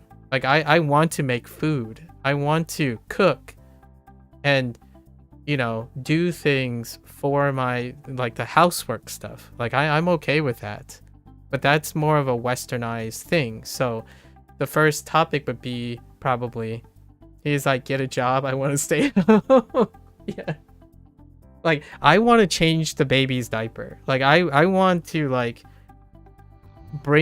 be the person who like follows my wife around, if I had a wife, around at her work, but I would be taking care of the child and then showing how cool my spouse is. That's fine, but that's westernized. That's like that's the millennial generation in the United States. Like it's okay to do different things and progressively change and adapt to the differences. However, my parents don't typically network like that.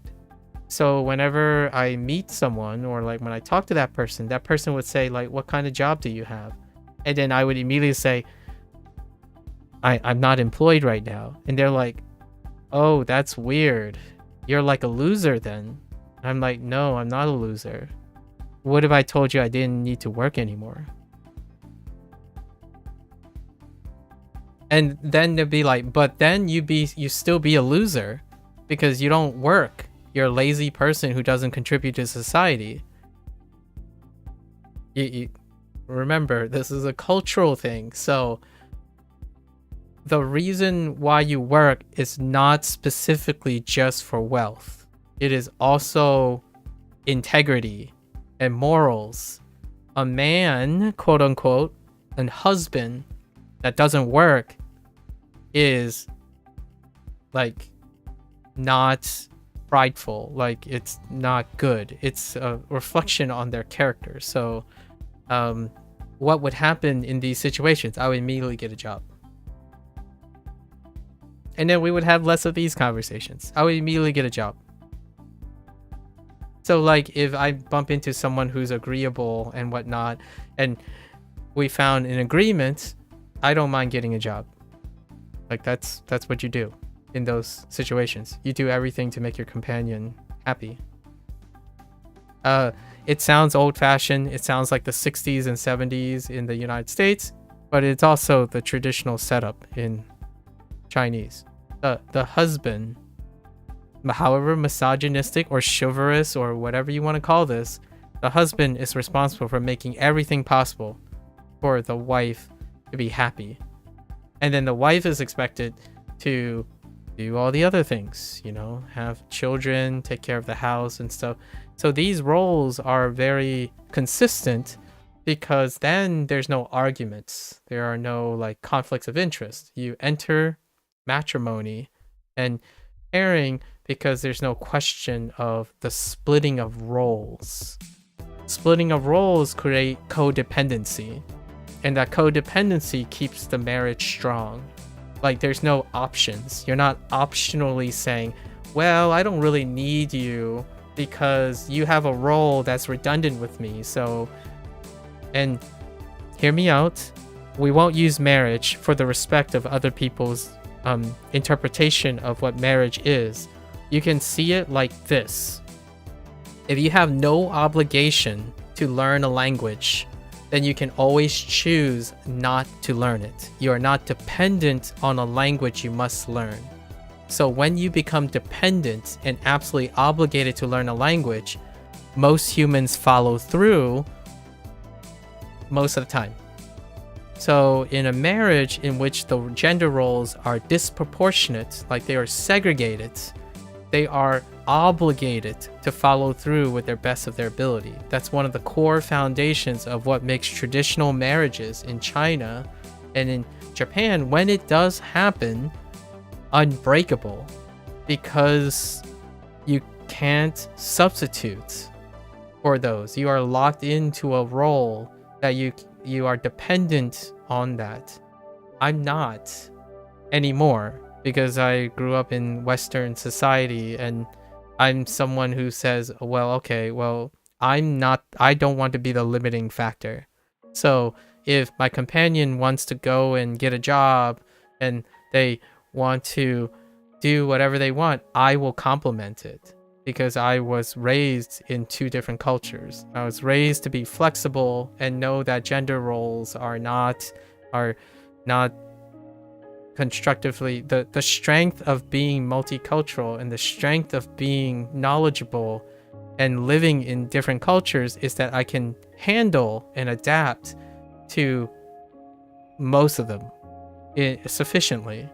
So if I didn't, I would be unsuccessful. Either my parents would disown me, or I run away from home, or I get adopted by another family that belongs to a different culture.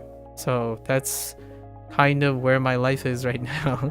If you wanted to hear from a person in my perspective, right? Being successful in two different cultures or more than one culture also means that it doesn't matter which one it is. It doesn't matter what the other person does. I can be agreeable in it. I can find happiness being a house husband. I can find happiness being the breadwinner. It's either or. Oftentimes, people reject one of them so that it becomes easier, right? When you're a multicultural person, you can choose to reject one, and it becomes easier because all the things don't conflict anymore. Like I could ham my way and just reject everything about what American culture has taught me and embrace it as though it's a traditional Chinese culture, right? Then I'll always have an uphill battle against people who keep calling me American, even though I want to be Chinese. That's not the life that I ended up embracing. I ended up embracing, if you call me an American, I'll behave like an American. If you call me a Chinese person, I'll try to behave like a Chinese person. That's being agreeable. It's kind of like halfway meeting being like what Chinese people do in a face culture, and then so on. Like if a Chinese person calls me American, I'm not out there to correct them. That would embarrass them, right? It's a face culture. If a Chinese person calls me American, I'm like, that is correct. I was born in the United States. Tell me about Chinese. Tell me about Chinese people. When an American calls me Chinese, I have the option to tell them, oh yeah, I'm from New York, by the way. Like, oh, hey, how's New York? Then we talk about New York. And then I'll tell them about what makes me Chinese still, right? From my heritage. Those are the two different things. An American understands that despite assuming something, and then someone can kindly, interject and contrast to them, they're not like intentionally, like it's not irreversible disagreement or embarrassment. It's something that's normal part of American lifestyle. You talk about people's heritages. You focus on that. But that doesn't mean you can't be wrong about it. And it's a normal act. When a Chinese person comes up to me and say I'm American and I'm like, oh no, I'm actually Chinese, that is embarrassing. That is something that you do not fight back on. You try to either demonstrate it indirectly or have the person realize it themselves. So you don't go and say, oh no, but I'm actually Chinese. It's kind of like the same thing as you might be thinking, okay, well, we keep using Eastern culture. What was another example? Calling American pizza Italian. There are other monocultural places in the world that has the same double standard. Derivative stuff is often never called the place of its heritage. It's one of the biggest frictions between the normalized behavior of Americans versus like the immigration origins of monocultural places. Italy is a very, very prominent one. The only reason I use Italy is not like I have a beef with Italy. I just happen to have one of the most exposures with other Italians and Italian internationals that interact with Italian immigrants, Italian Americans, because I grew up in New York. So New York has a lot of Italian immigrants, and they often talk about these same stories, and because they're multicultural and not Italian. And then you can find all of these examples when you're learning a language, right? Learning a language, making food, it comes up. When you're an American, you will engage in these conversations if you happen to be multinational. If you're multi-generational, then you're having like the Italian versus American arguments, or the British versus American argument. I'm not part of that argument. I'm neither most of the time. Like, I'm whatever they think I am. An American usually think I'm Chinese. A British person probably think I'm American. Like, more British people think I'm American than I am Chinese. So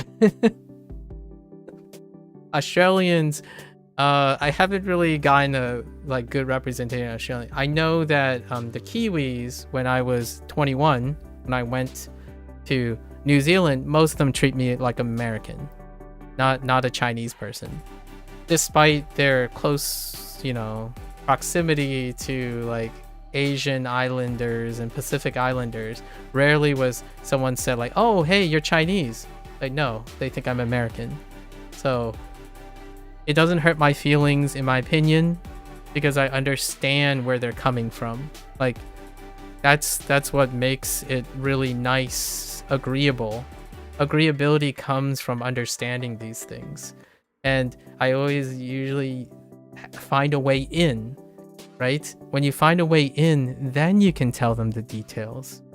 And this is what I'm doing here. Like, we can talk about these details because we've already discussed far enough, so I'm not like trying to overtly offend you or in any way. At least I hope I'm not offending anyone here that already has discussed it. He changed his mind with the recent news in Australia. He is now like, stay at home and be safe. Yeah. Like, there are things that I still do, Xing Xing, and he did the exact thing that I would do too. The moment I find that one of my family members or my significant other or someone attached to me that would have like safety issues or like something, I would put them first. That's traditional, like, that's traditional values no matter what. I always put my family and the people I care about most before me. That's hands down. So whatever, like, all like that other flexibility, I would probably argue and put my foot down if the safety of anyone and like the health, right? The health as well, right?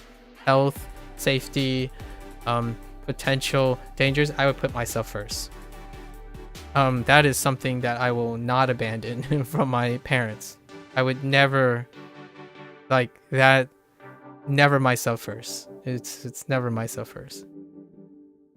That's something that was very hard for me to learn in certain cases.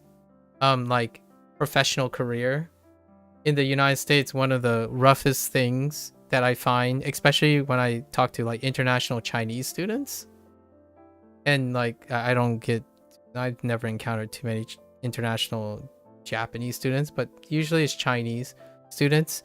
It's very difficult for them to adapt to the idea that they have to shine. You have to stick out, draw attention to yourself. And that also means caring about yourself and not how others, like caring about yourself, but not how your colleagues feel about you showing off.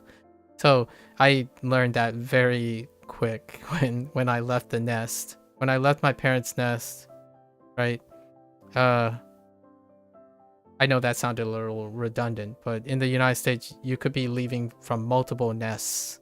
It's not assumed that it's always from your biological parents' nest. It could be a step parent and whatnot. So that's my habit of saying parents' nest. You have to stick out. So I learned that very, very early on. And that does promote that sensibility of it's my happiness that I care about, not my family's happiness. So like when you think of infidelity and you think of other opportunities, it enables that. And I'm incredibly biased towards putting other people first, largely because it's inherited from my parents' sacrifice. So I typically choose sacrifice at all times. This is why streaming is a constant conflict of interest with other people. Like I don't stream because streaming doesn't make me feel good because I'm getting clout. Streaming feels good because I'm making a sacrifice. It sounds almost masochistic, but the sacrifice is what makes it rewarding. Bleeding hearts is rewarding. It's what you do for your community. It's what you do for the society that you live in. I still live in a society that could care less, honestly. Like, it's just far blunted. I understand that, like online is just people who are suffering and they're trying to help themselves, right? It's about narcissism, so trying to get some self-love and affirmation and stuff. I totally understand that. You don't have to pity me about that. People can take whatever they can take. Sacrifice is what makes it feel good. That's what my parents find rewarding. They sacrificed everything for their family, and that's why they can live happily and find like they've done a lot. And so can I. That's what I do. So oftentimes people are like, oh, but aren't you afraid that, like, aren't you worried that people will take advantage of you, or like no one cares about you and stuff? Like, no, because that's the whole point. I'm giving it freely. And the harder I try giving freely makes me feel good until, someone else more important comes into my life, right? If I have a significant other, there's no guarantee I could just stop streaming, period. Because I need to do something. I always, one of the things, in fact, a Western person said this. They're like a Catholic, like, psychologist person. One of the 3 qualities of a very successful and happy person, the number 3 one is finding what your meaning in life is. And one of the meaning in life is doing something with your life, as in you do something that contributes to the development of other things. That's one thing that is probably number 1 in Chinese values and in Japanese values. You make yourself useful to everyone else. You can suffer and work really hard, but the thing is, the suffering comes with the reward.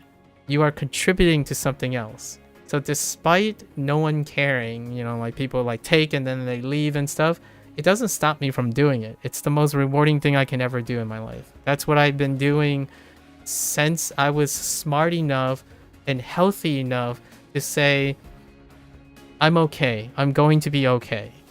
That was when I was like 16 or 17 years old. I was kind of okay then. When I went to college, I was so okay. I started being really okay. So I just took everything in. And now I'm super okay. So now I spend most of my time, like, I'm finally realizing what I can do.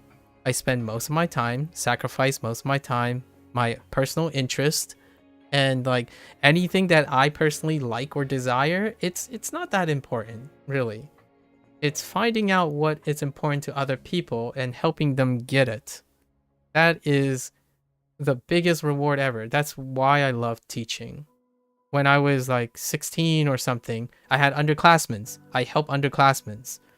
When I was in college, I find other ways to help anyone who's below me, like people who have less opportunities. That's kind of the greatest blend between like the Chinese values I have and the American values I have. The United States is a welfare state. Like, it goes without saying, it's kind of, the United States have like it makes fun of itself, like those who know finances and stuff, and foreigners who look in on the United States. The United States is a welfare state. And that means that in the like for me, I like to coddle. I'm a nurturing person, right? Because American values.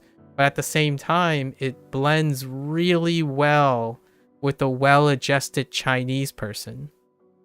Now, I'm not talking about people who take advantage of me. Like, that's their own prerogative. They can be as scummy and like scammery as they want. But for myself, my personal integrity is what makes me happy.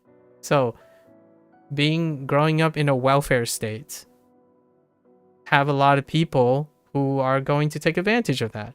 But it still makes me feel good to do it anyways. And that's kind of where my parents kind of have that issue too. Like, for example, the same people would like steal from my parents' restaurant again and again, but they would do their best to continue working. Like, because it's the sacrifice, the vision that they're working on. They don't let someone like, oh, great, we should shut down, our world is going to end because some desperate kids decide, oh, it's an easy target because my parents are nice, and they just steal stuff. It's like, well, it happened. So you continue, you go on, you keep doing the things. And that's very much like this, which is like, the last 3 days we were talking about that guy who thinks that I self-pity myself and I don't do anything about it, and I'm unhappy to fill a hole in my heart. That's the same reason. I don't pity that guy. I'm concerned about what I could have done for that guy or something like that, but I don't pity him. Just like I don't pity myself. That guy is angry. He wanted some way to vent his frustration. That's perfectly all right. It's part of life. There are people who suffer, who project, who work on different things. Personally, I don't mind being a punching bag for someone else's well-being. Until someone more important comes along, or something more important comes along, it's indiscriminate. So, as a personal disclaimer, if I just suddenly disappear one day, it's probably because someone who loves me or someone who wants me also wants my attention. And that's one of those things that are priceless.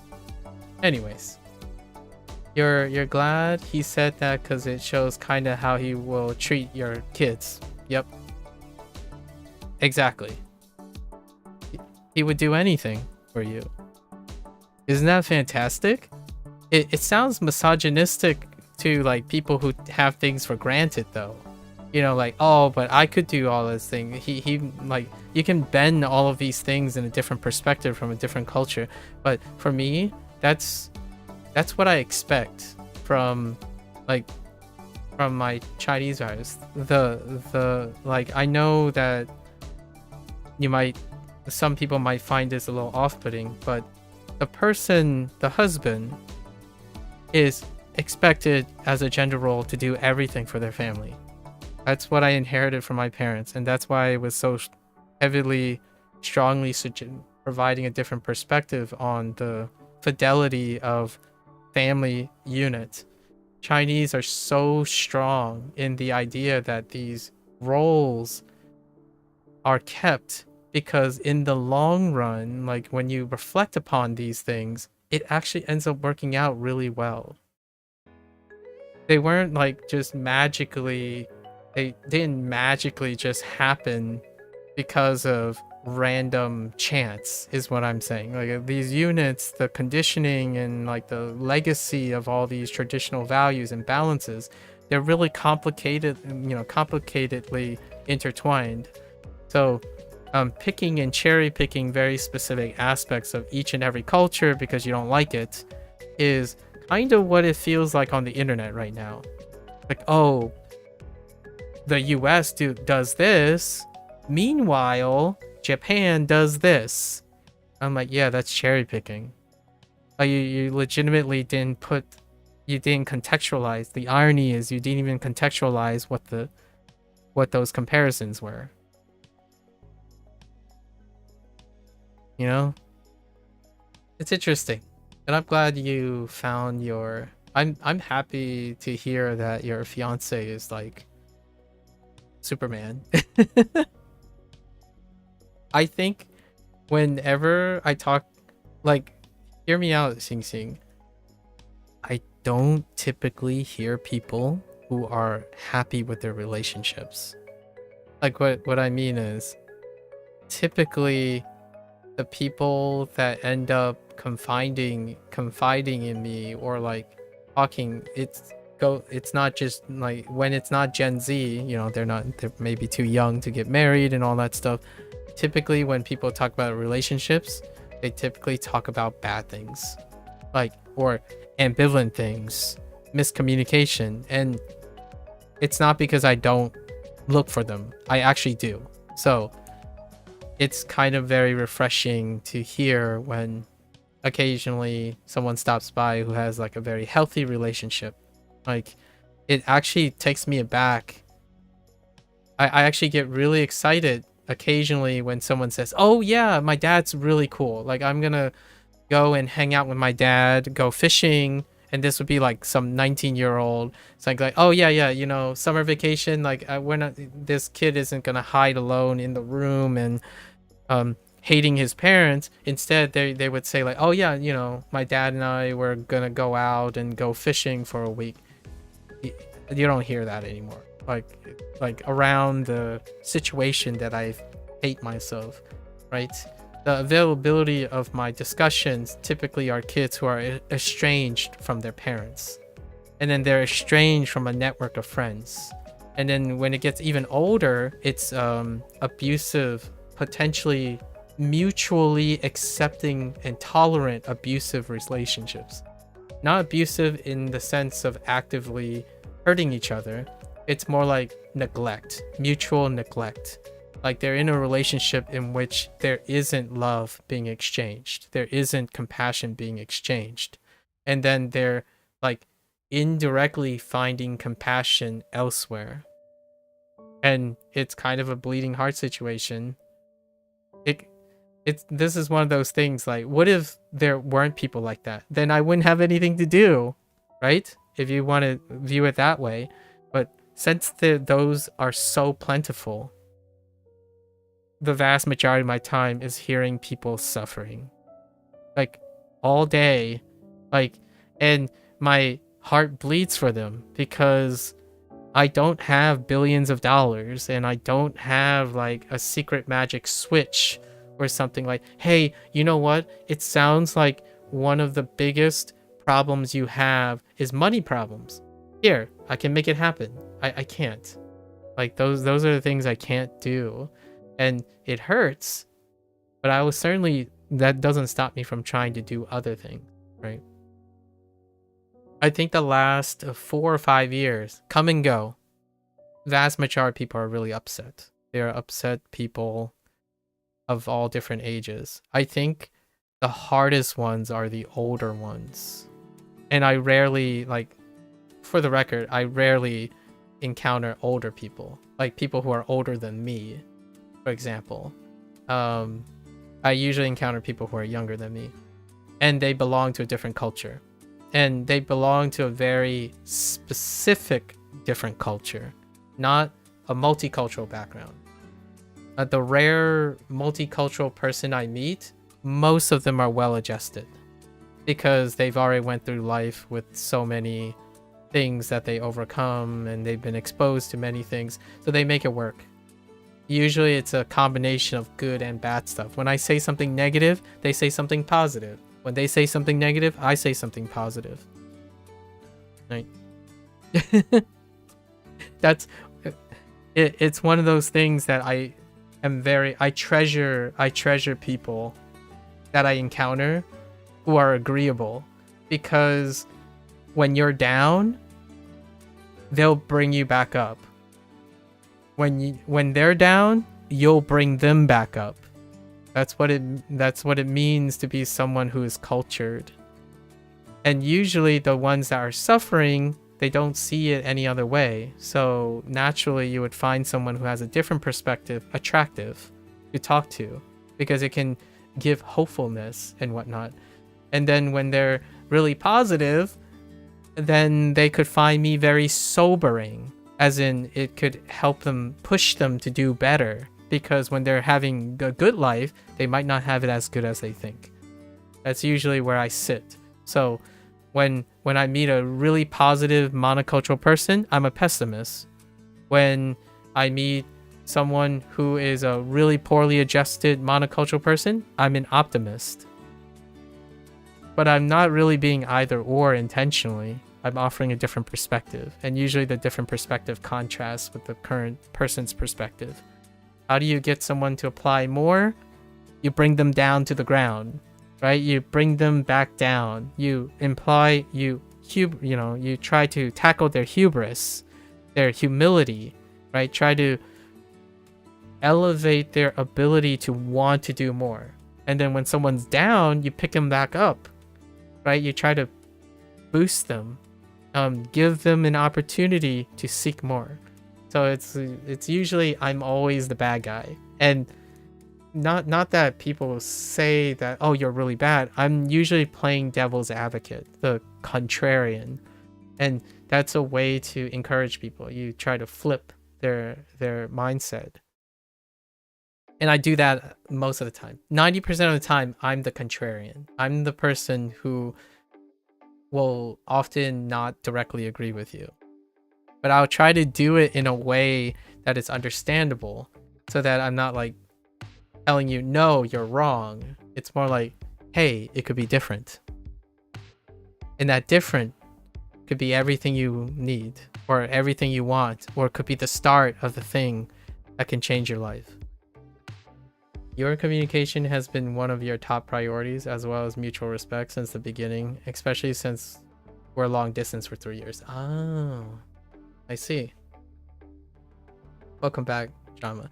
Anyways, it was nice. Today was supposed to be a short session, so we got some good discussions in. I was going to try to finish. I'm almost done here.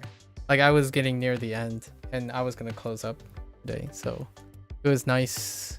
I think this time is a really excellent time to like chit chat about these things.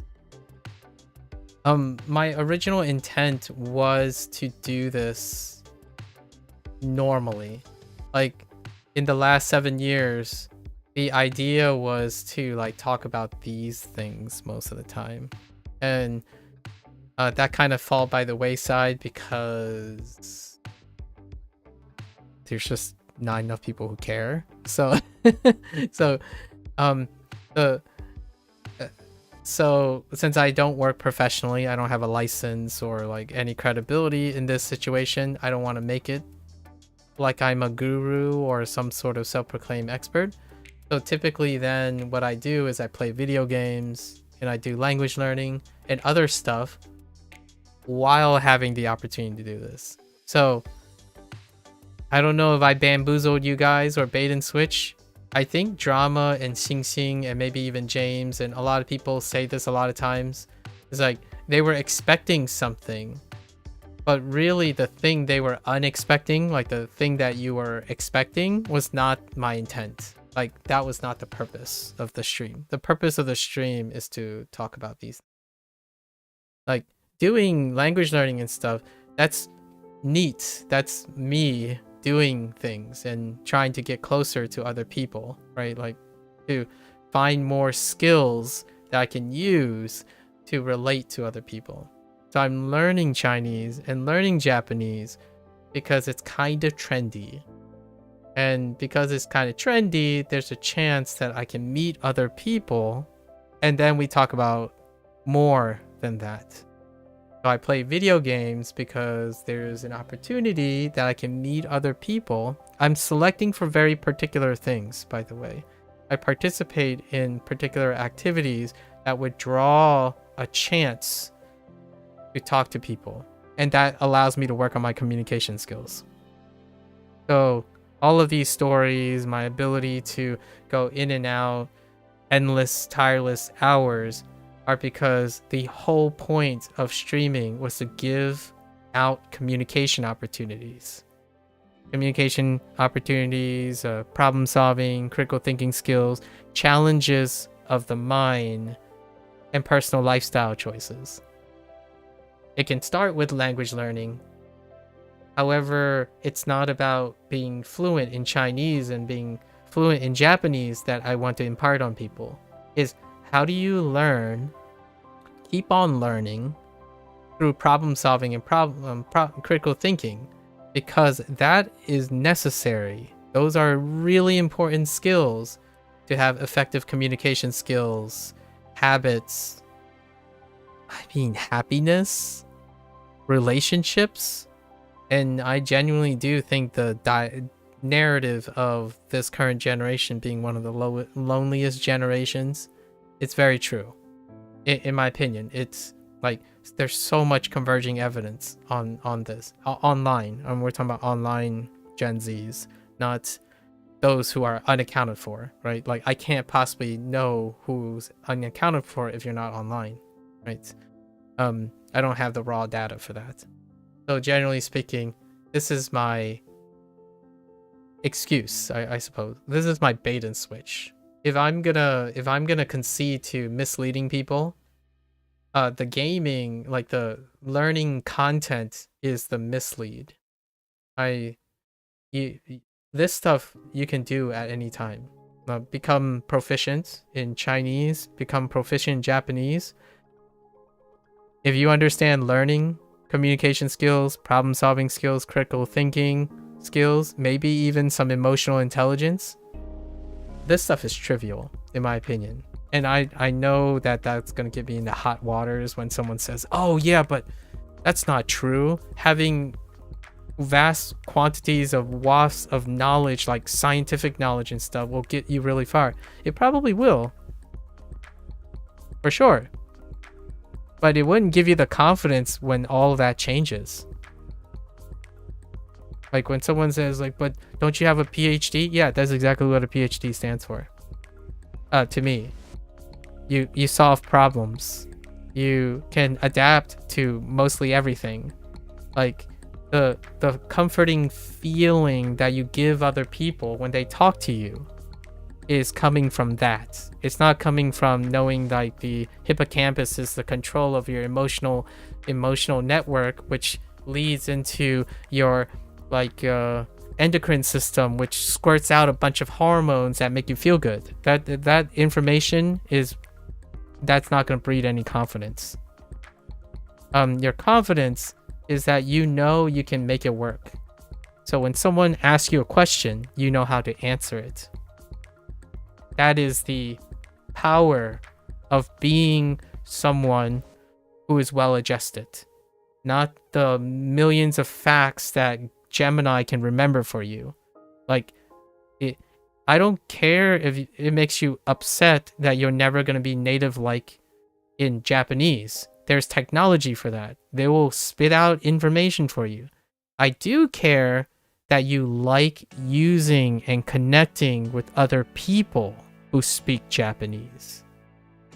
And that you like to do that. Because that's the human component It's not the semantics of things, that those things are tenuous. They're like, if Gemini can do it, it's not humanistic. Like, it has very few value.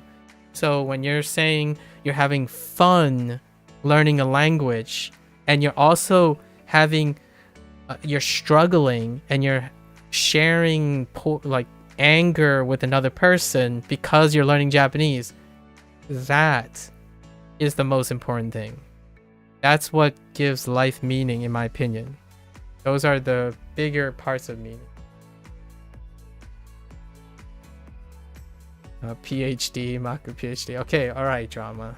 Listen, that's our inside joke, all right? You like talks like this? It's interesting to see other humans, their POV on things. Me too. That's why I ask each day. Like, hey, how are you? How do you feel today? Like, oh, what are your thoughts about your vacation coming up soon? You gather enough POVs, you can feel confident in far more things. Like, when someone, like, I'll concede some stuff. What are things I'm not confident in? Like, if someone is gonna ask me, like, what about someone who gave up on life? I don't know what to do about that yet. I still, like, there are very different situations that I don't think any human is very well equipped to do, and that's one of them. So whenever someone comes up to me and say they gave up, I'm like, what do I do now? I would try to find a lot of people who can do something about it, right? Or at least that's the least I can do. But for now, I think 90% of the time, I can probably convince you to try something. If you give, like, it's not professional. Like, I don't want to say I can do this professionally or give you a guarantee. But I would say, if someone is feeling really bad and I got like 4 or 5 hours, I could at least make them feel less bad. And I want that to be better. So nowadays, like, every single day I stream and I meet a new stranger, it's like, all right, let's go and work on this. How could I get better and better and faster at making people feel less bad by knowing more and more types of people, so then I can get right to the chase without them knowing. So that's the ultimate goal for, like, the rest of my life, really. It's teaching. That's part of teaching. The first thing a person comes up to a teacher, what are they trying to expect? They're trying to make them feel less stupid, right? Like, if someone comes up to you and says, oh, I'm sorry, but I don't understand this. It's like they're feeling stupid. Like, they're feeling like they're lost. A teacher is responsible for trying to set them, move them in a direction that they can then flourish on their own. So it's not too far from teaching in all of this.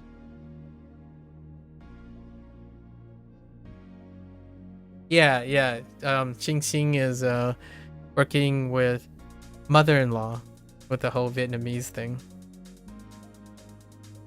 A drama might be interested in all the other languages, Xing. And then I'm gonna finish this and then we're gonna wrap it up. Alright, so yeah, I think drama might be interested in wondering if you have other languages, which you shared with me already. Let me get the list. Drama is multilingual too, so drama has multiple languages. Just list ones you don't know. Gotta be easier. Xing has a interesting background, like lots of like language background, so then no list.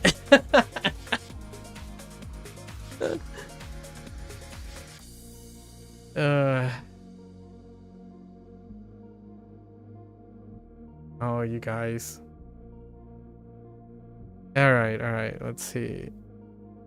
Bush, Costanza, bathroom. No, James Bond, bathroom. Pawn shop. Oh, this is where he got a bunch of stuff, right? So he was got a bunch of stuff that he made a bottle of like a new toxin in with a burner he got in order to dip the turkey food that he's gonna bring, and some flowers that he's gonna bring to a banquet later for his mission. Yeah, all those languages. You guys can speak German together. I mean, drama is German. We can also Japanese. Drama is Japanesing it up too. You refuse?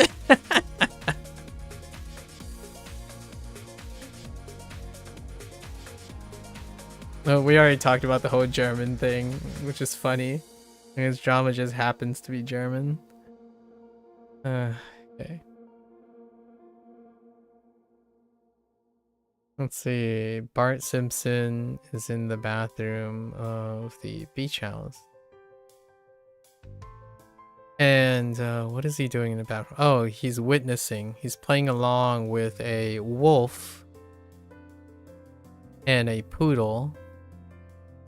And he threw in the bathtub, and he threw in a shellfish to watch them fight over it. Then the wolf started chasing him around in an act of confusion, right? Or panic, and Bart panically ran away. Right. We need both of them. Then we have the Hulk, who's in the auditorium. Oh, this is where he's crafty, because he's cleaning up. He's helping cleaning up the auditorium for an Avenger premiere, and then he thought bringing a poodle around to have the poodle, a super poodle,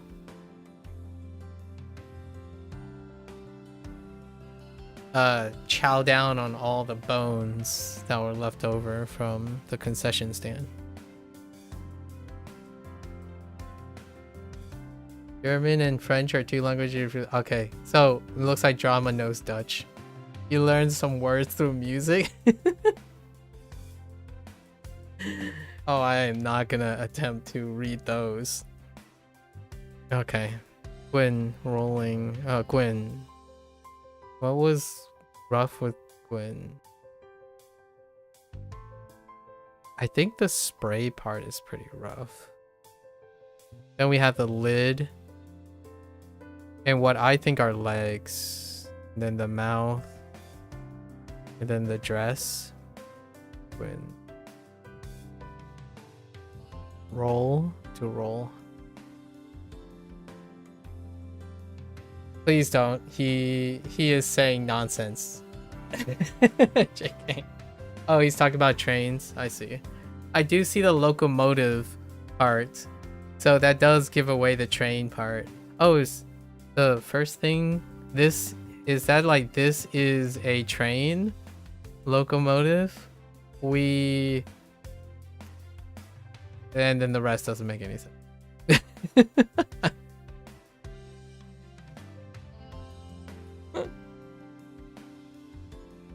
All right.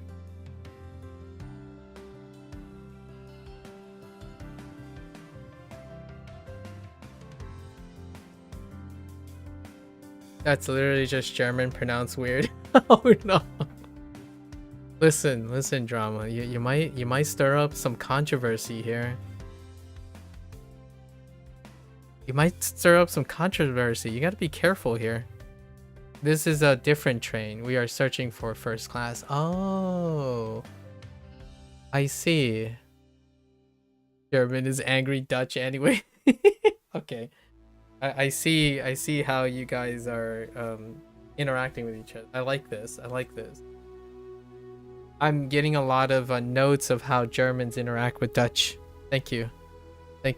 This is very culturally informative. I know that sounded a little neutral, but I kind of always wondered. Now we just gotta throw in like, who needs to be part of this like trifecta? Do we throw in a French person? Wait, do I know a French person? Oh, I don't at the moment. If Gecko is around, we could throw in we can throw in a Belgian. French Belgium. What about a French Belgium? Belgian. Well, how about that? Gecko is like a family man though. Like he doesn't show up very often in around this time frame. He's usually like normal hour person. Oh, traitors. Oh no. Yeah, he's on the French side. French side Belgian. At least that's the way he described it to me. But he has a particular interest in the US culture, so that we were really brought together with that. And he does Japanese. May work on Chinese moving forward. What is that?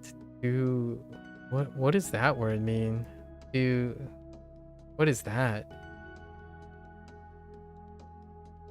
Dutch Belgium is our best friend. Dutch Belgium. I see. All right, we gotta work on this. Luxembourg people are cool too. I at least I know my geography to know what you're talking about. It's another musician. I see. Dutch? French, get out. No, you can't say that. Bree's into French. And we might learn French sometime. Then we can speak French together. No? Oh, a Dutch musician? I see. Sorry, I'm not cultured enough to know who that is. It's okay, they are cool. Okay. I know more French people, like in like from the United States, like across my life in the United States, than I know Dutch.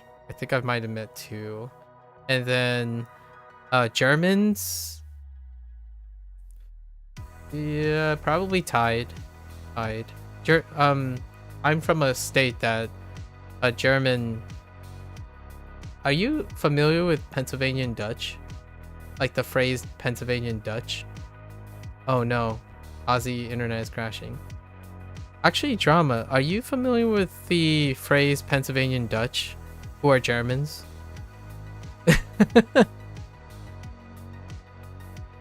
It's kind of humorous that you two are talking about Dutch and German, but in the state of Pennsylvania, right? In the state of Pennsylvania, there's this thing called Pennsylvanian Dutch. And I can't tell you why anymore. I would have to look it up again. Why they're like Pennsylvanian Dutch. But Pennsylvanian Dutch is referring to people of German descent.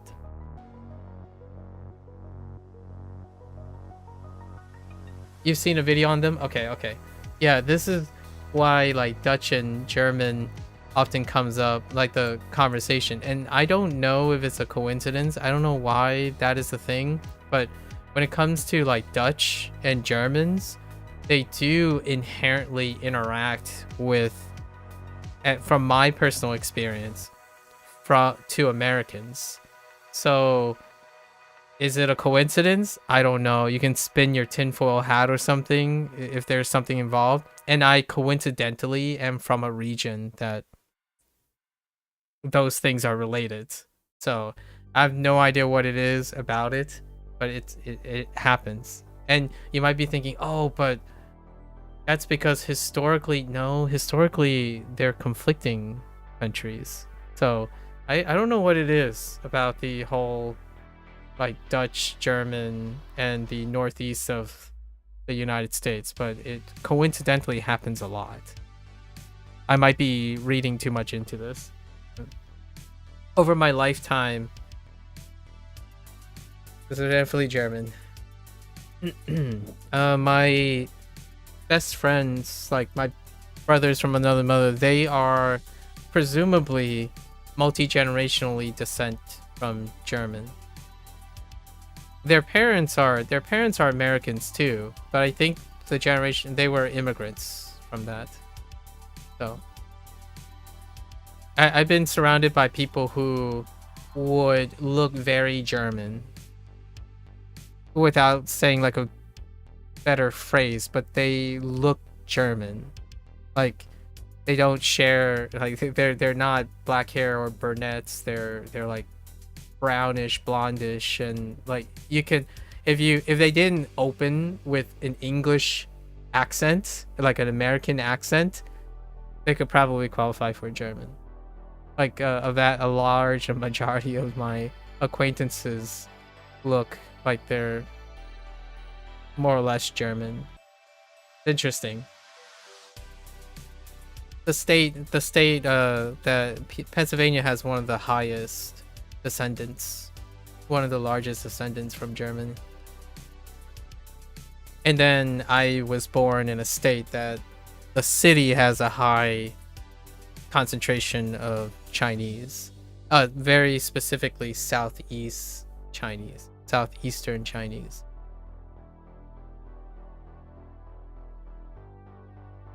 Yeah, fun times. Oh, welcome back, Xing Xing. We were just talking poorly about Australians the whole time. It's okay, it's not worth repeating. Sorry that you missed it. I'm kidding. You know. You know. Alright. I don't like this. This thing doesn't work. Wait. As expected.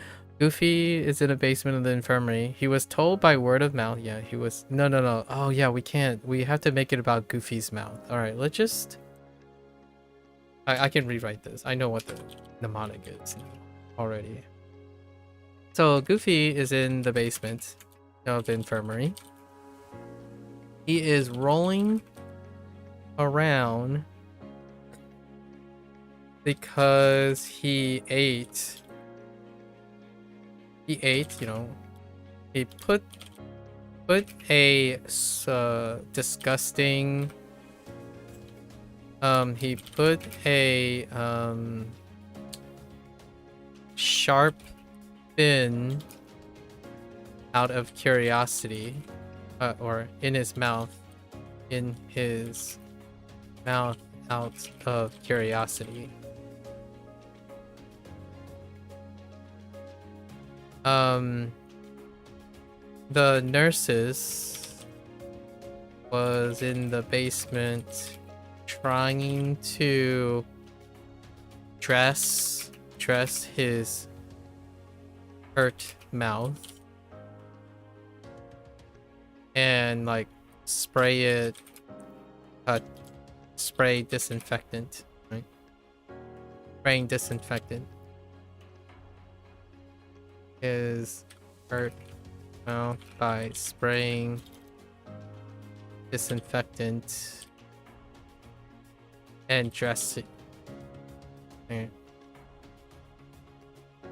Trying to treat his hurt mouth by spraying disinfectant and dressing it with bandages. But he keeps rolling around like a goofball. Okay, that's a little bit better. Okay.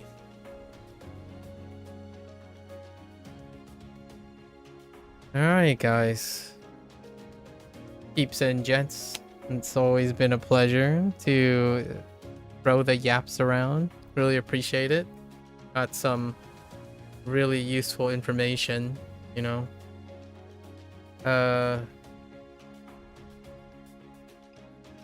I was gonna say something and I completely lost the train of thought. Probably come up another time. It was nice. It was nice. It definitely won't be the last time we talk about these topics, especially when we're playing games that are multicultural, right? I do have a very big predilection for yapping about video games. And once December, like, I only have another month or two before we go into video game mode again. And most of the video games that I play definitely deals with talking about cultural stuff, like cultural portrayals. It would be kind of fun to, wishful thinking, have more mainstay. This stuff is not really that interesting. People don't like resonating with cultures that vicariously. Typically, kind of like when you're watching Disney films and all that stuff, people really genuinely prefer it that it's something they already resonate with, as opposed to trying to resonate with other things. I typically do the opposite. I think it's incredibly interesting to play video games, learn another language, talk to other people, because the struggle to try to learn and understand the other person's perspective is incredibly rewarding to me. I think it's very, quote unquote, personally, very boring to spend my free time confirming all the things I already know about myself and of the things I do. Like, science is what kept that thirst for curiosity intact. Since I don't work in science anymore, and I don't have like a significant other or someone to like spend all my time trying to learn more things, this is it. This is what we do. I spiel and yap and try to wring out some interesting things from other people, or participate in other things. I had a new show that I might look at. Shirokuma Cafe. Apparently, it's really cute. It looks really cute. James said they started watching that yesterday. Might give it a go. It's a polar bear. I like polar bears. And there's a panda in it and a penguin. What more can you what more can you ask for? Maybe a kangaroo, maybe? Sorry. Ozzy, low hanging fruit Ozzy joke. Yeah, slice of life anime. Animals, yeah. Aminos. It's a slice of life things. So you guys could also watch it if you want to practice your Japanese and all that, but it looks interesting. It's cute. It's a slice of life slapstick thing.